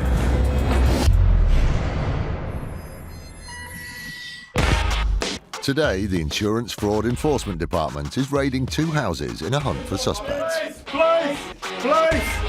A suspicious incident on a roundabout illustrates that the roads are far from safe. Now, we believe that was an induced crash and the 2 other cars were acting in collusion with each other. And one claimer appears to have made a surprising recovery, if these pictures are anything to go by. Insurers are increasingly using surveillance to combat insurance fraud, which makes even the most meticulous of deceptions unlikely to succeed, as this next case shows. A serious motorway collision resulted in a victim's vehicle being forced against a central reservation. Due to the extent of his injuries, the victim subsequently submitted a claim for compensation. Jeff Owen is a consultant with national law firm Greenwoods, which has a specialist anti-fraud group that worked on the case. He had sustained injuries to his neck, his shoulder and his arms, as a result of which he had loss of sensation in both of his arms. This meant, he said, that he couldn't drive because, as well as the physical injury, he also had a psychological aversion to travel. The claimant said that all these factors meant he was unable to return to his job. When you have a claim which involves an inability to work or to travel, it begins to escalate. And this claim reached the heady numbers of £500,000. Obviously that's a claim which the insurers take very seriously indeed. As part of the claims process, he went for medical examinations to assess the extent of his injuries and the length of recovery. Early on, the doctors were suggesting that he should be able to return to work within about 2 years. He also went for psychiatric assessment, and the doctor there thought that from a psychiatric point of view, he was probably fit to return to work after about 6 months. So it was very surprising when he hadn't returned to work quite quickly after the accident. The growing claim and the fact that he hadn't returned to his job led them to investigate further. There were suspicions raised at an early stage that the type of claim which was arising was out of proportion to the injury that had been sustained. This gave the insurer serious misgivings, so they decided to put the claimant under surveillance and brought in a team of specialist investigators. The man who led the project has to remain anonymous so that he could continue to work in the field. The first challenge was to track down the claimant. We were given 3 different addresses. He moved around quite a bit. He was quite evasive initially, and he lived in high-rise blocks of flats. So that is straight away a difficulty because you have to ID the claimant first. But they were eventually able to pinpoint where he lived and started surveillance on the main door to the block of flats, the only way in or out, or so they thought. We placed him under a fair few periods of surveillance, but he didn't come out at any time, which we thought was rather strange. The surveillance continued, and eventually they made a breakthrough. It transpired that the claimant was first sighted when he came out of a back ground floor lounge door, which led out onto an enclosed patio, and then he scaled a 4.5-foot wrought iron railing fence. That was his mode of access every time he left the property and went back into the property. I mean, you try and take a fairly impartial view when you get on plot, but when somebody jumps over a railing, comes out of it was a very unusual thing to do. Not only was he displaying athletic abilities that were inconsistent with the level of injury he was claiming for, but his behaviour also implied that he suspected he was being observed. The undercover filming continued, and more revelations were to come. He suggested that he couldn't drive, and we filmed him driving. He said he had difficulty getting in and out of vehicles, but the film that we obtained of him clearly showed that he didn't have difficulties getting in and out of vehicles. As the video footage carries on, he not only continues to drive long distances, but he starts to go shopping, and one day returns home with a huge weight of bottles of water. For a man who wasn't supposed to be able to use his arms, particularly to carry weights of any degree, that was quite surprising. The video evidence was shot over a significant period of time and appeared to directly contradict the level of injury being claimed. As non-medical experts, he didn't appear to be in any particular pain or discomfort. He wasn't grimacing, he didn't have to stop.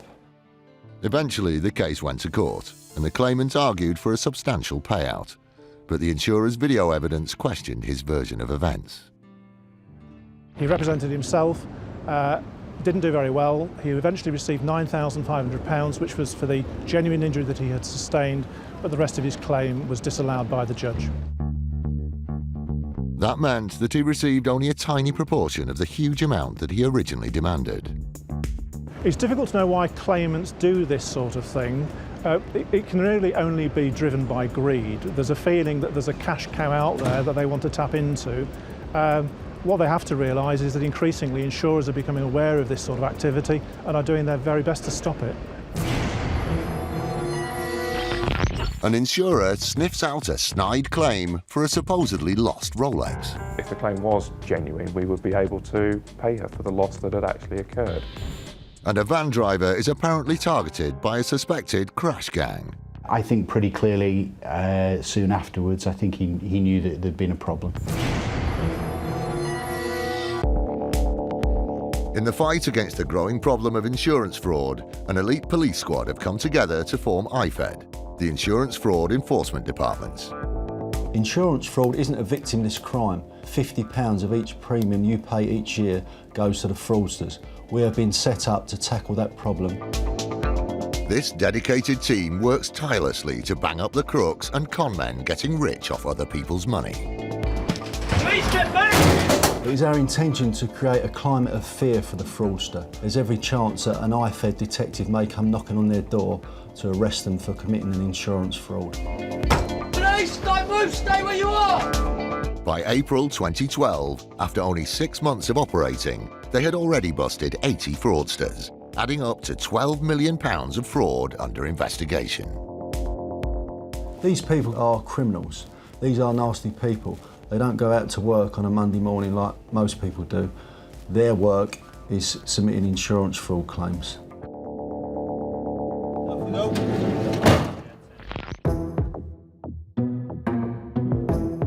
The Insurance Fraud Enforcement Department is investigating an alleged large-scale car insurance fraud involving multiple suspects and several locations. DS Mark Forster is leading the investigation and is travelling with his team to make a raid on the first address. We are going to execute search warrants and hopefully make 5 arrests in relation to the fraudulent setting up of motor trade policies. And they're doing it purely so that they can get access to the motor insurance database. To therefore sell on insurance, basically. So what they're doing is they're targeting young drivers in London, charging them £300, £400, £500 each for them to then have their vehicles put on the motor insurance database, which shows them as basically being insured, when in fact they're not. The team arrive at the property. They're hoping to find 4 suspects, so the size of the operation means they've called in extensive backup. Right. Please open up! See what he's got. The door is opened by one of the residents and they're in. Police! Police officers! Please! Please! Just stay there for me, please. Do you want to get some clothes on now and get up, please? Just come downstairs. In a moment, we've got you on. We'll put everyone downstairs in the lounge, explain what's going on. Meanwhile, in a nearby neighbourhood, TI Alex Cooley is about to lead the raid on the second property. We're just moving into position now with a couple of people on the back door, and I'm going to be going in the front door along with the support group with these guys in uniform. Come down, mate. Come down, please. Police. Come down now, please.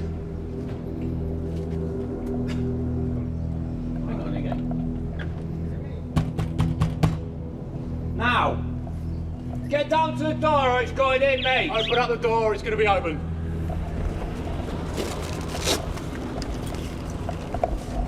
It's taking too long. I can do it. It's all right. At the last minute, the man complies and opens the door. Morning. To the alarm police. You've got Section 8 warrant search premises. They enter the house and go through the rooms. Yes, hi, we're from the City of London Police. We've got a warrant from the magistrates to search for any documentation relating to insurance fraud. We're interested in motor insurance fraud, yeah. So that's why we're here, and we will aim to do things as quick as possible. Back at the first property, Mark has arranged for the suspects to be gathered in the lounge. I'm arresting you, okay, on suspicion of conspiracy to defraud, okay, and also on suspicion of money laundering, okay? I'll caution you, you do not have to say anything, but it may harm your defence if you do not mention when questioned something which you later rely on in court. Anything you do say may be given in evidence. In the city? I know it. Yeah, we'll interview you. Nothing inside your waistband.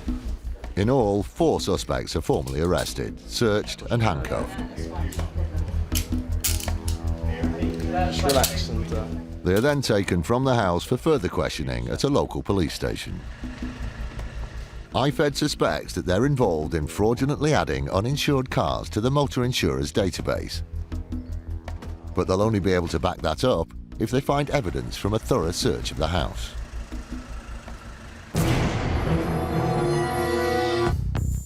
You do get the impression that they don't cover their tracks as well as other fraudsters might do.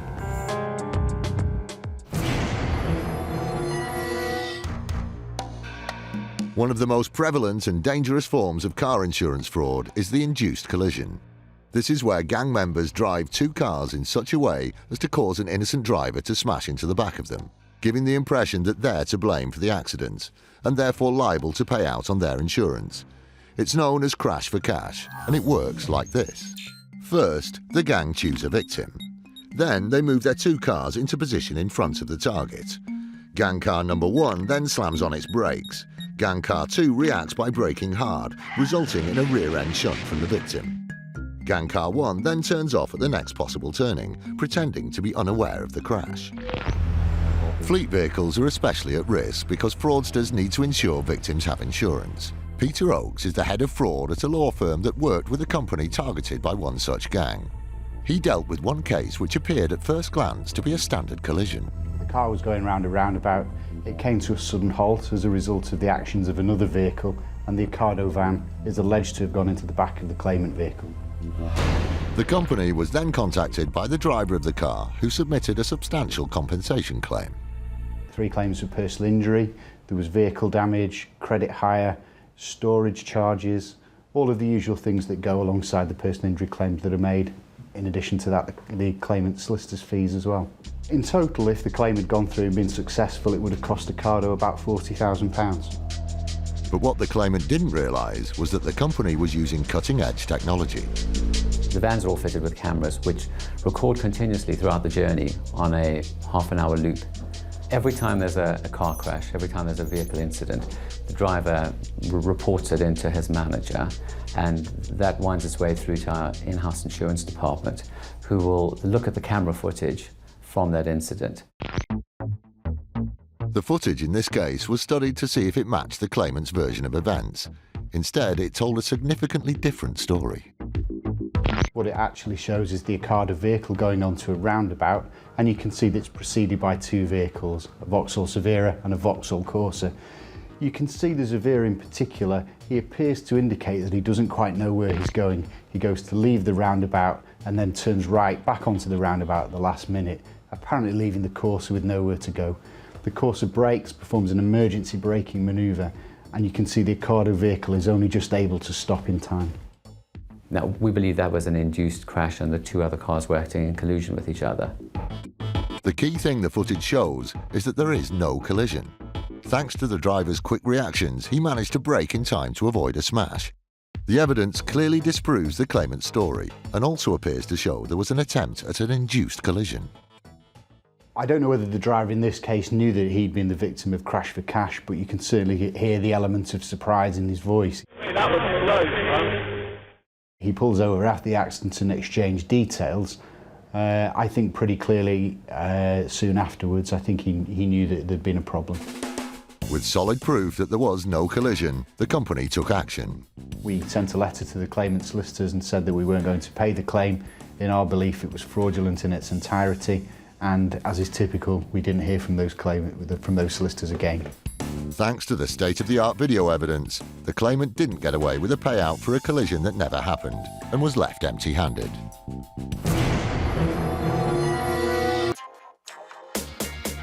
Between 2010 and 2011, 750,000 house burglaries were reported in the UK, and insurers received domestic and personal theft claims totalling £415 million.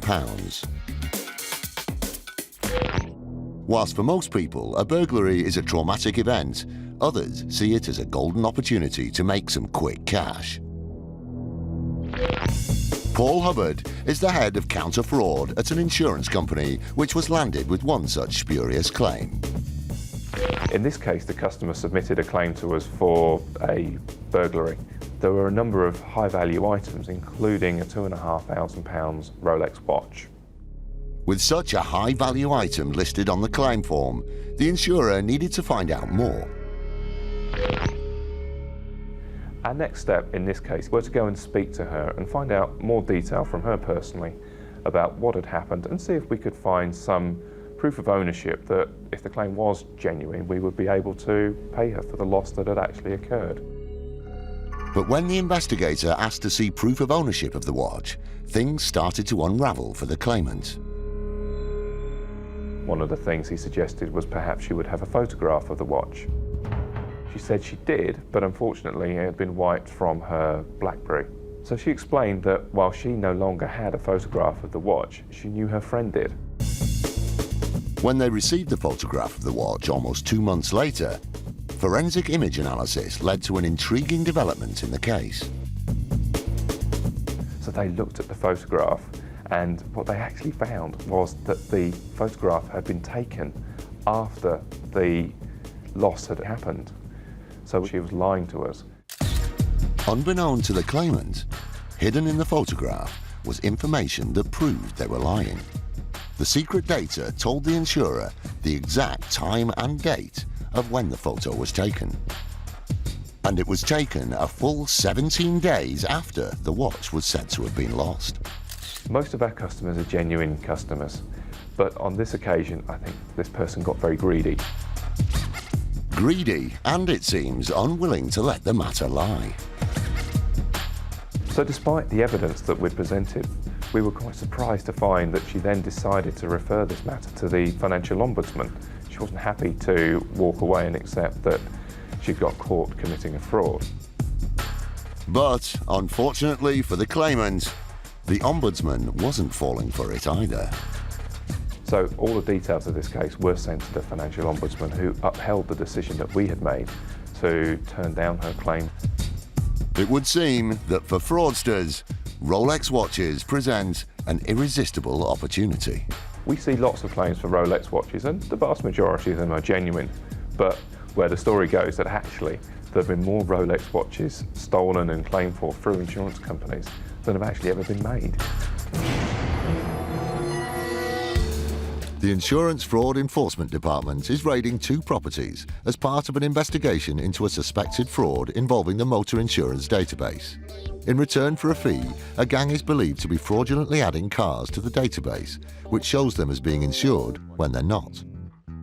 The aim of the raids is to arrest and question a group of suspects and find evidence relating to the alleged motor insurance fraud and suspected money laundering. The IFED team has already arrested the main suspects in the first house. Meanwhile, the raid on the second house is being led by TI Alex Cooley. The residents are brought down to the lounge, and Alex identifies the suspect he believes is involved with the alleged insurance fraud. Well, I'm arresting you for insurance fraud relating to abuse of motor trader policies. You don't have to say anything, but it may harm your defence if you fail to mention when questioned something which you later rely on in court. Anything you do say may be used in evidence. We'll be back soon. The IFED team needs to find documentary evidence to support their investigation into insurance fraud and money laundering. As they start the search for both motor insurance and financial information, Alex gets the suspect to show him where he stores his cash.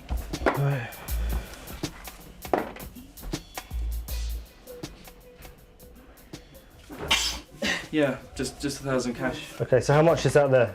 £1,000. That's 1,000. Okay. Alex decides that the suspect should be taken back to the police station for further questioning, and he's led away.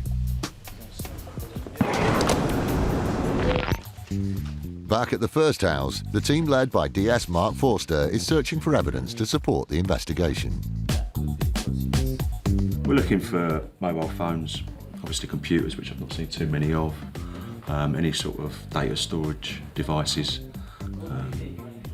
USB type sticks and stuff like that, and also obviously documentation relating to any of the 7 companies that the motor trade policies have been taken out in. Any insurance documentation at all that relates to any of those policies or any other policies which we think might have been incepted fraudulently.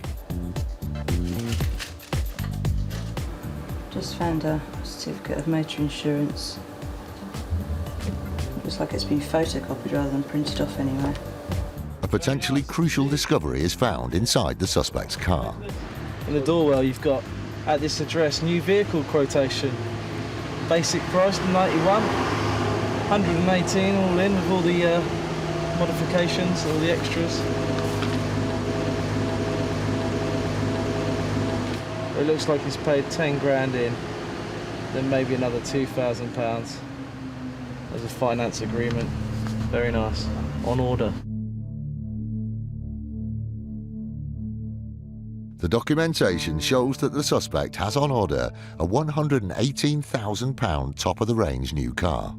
The potential expenditure is relevant to the investigation because IFED has the power to look at suspect spending patterns and financial arrangements. Back inside, Mark is on the hunt for information about the suspect's bank accounts.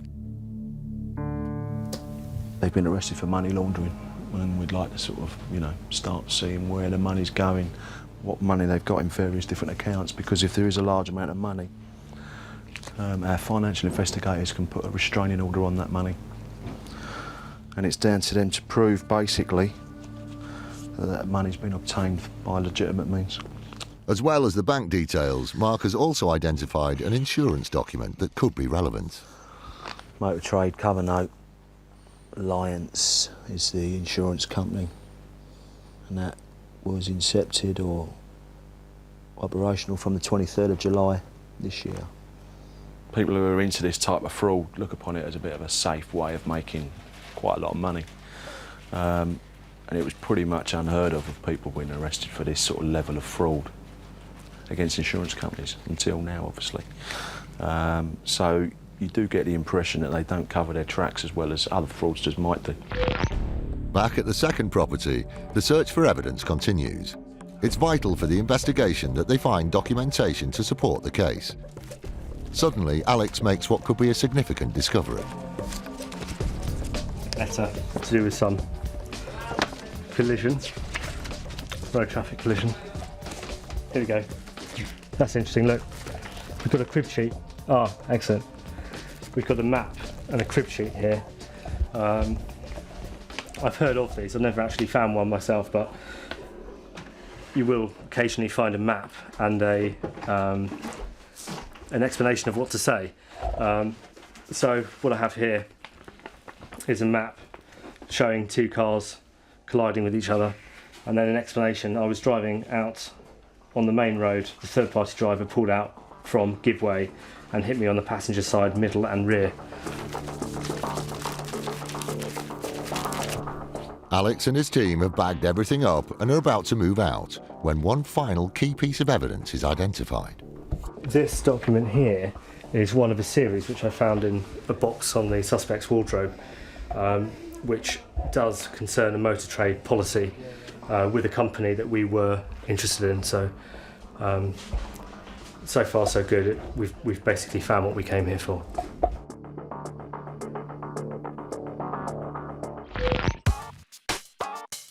Back at the first property, the gathering of evidence is also in full swing. Mark checks inside a safe he's found in one of the bedrooms.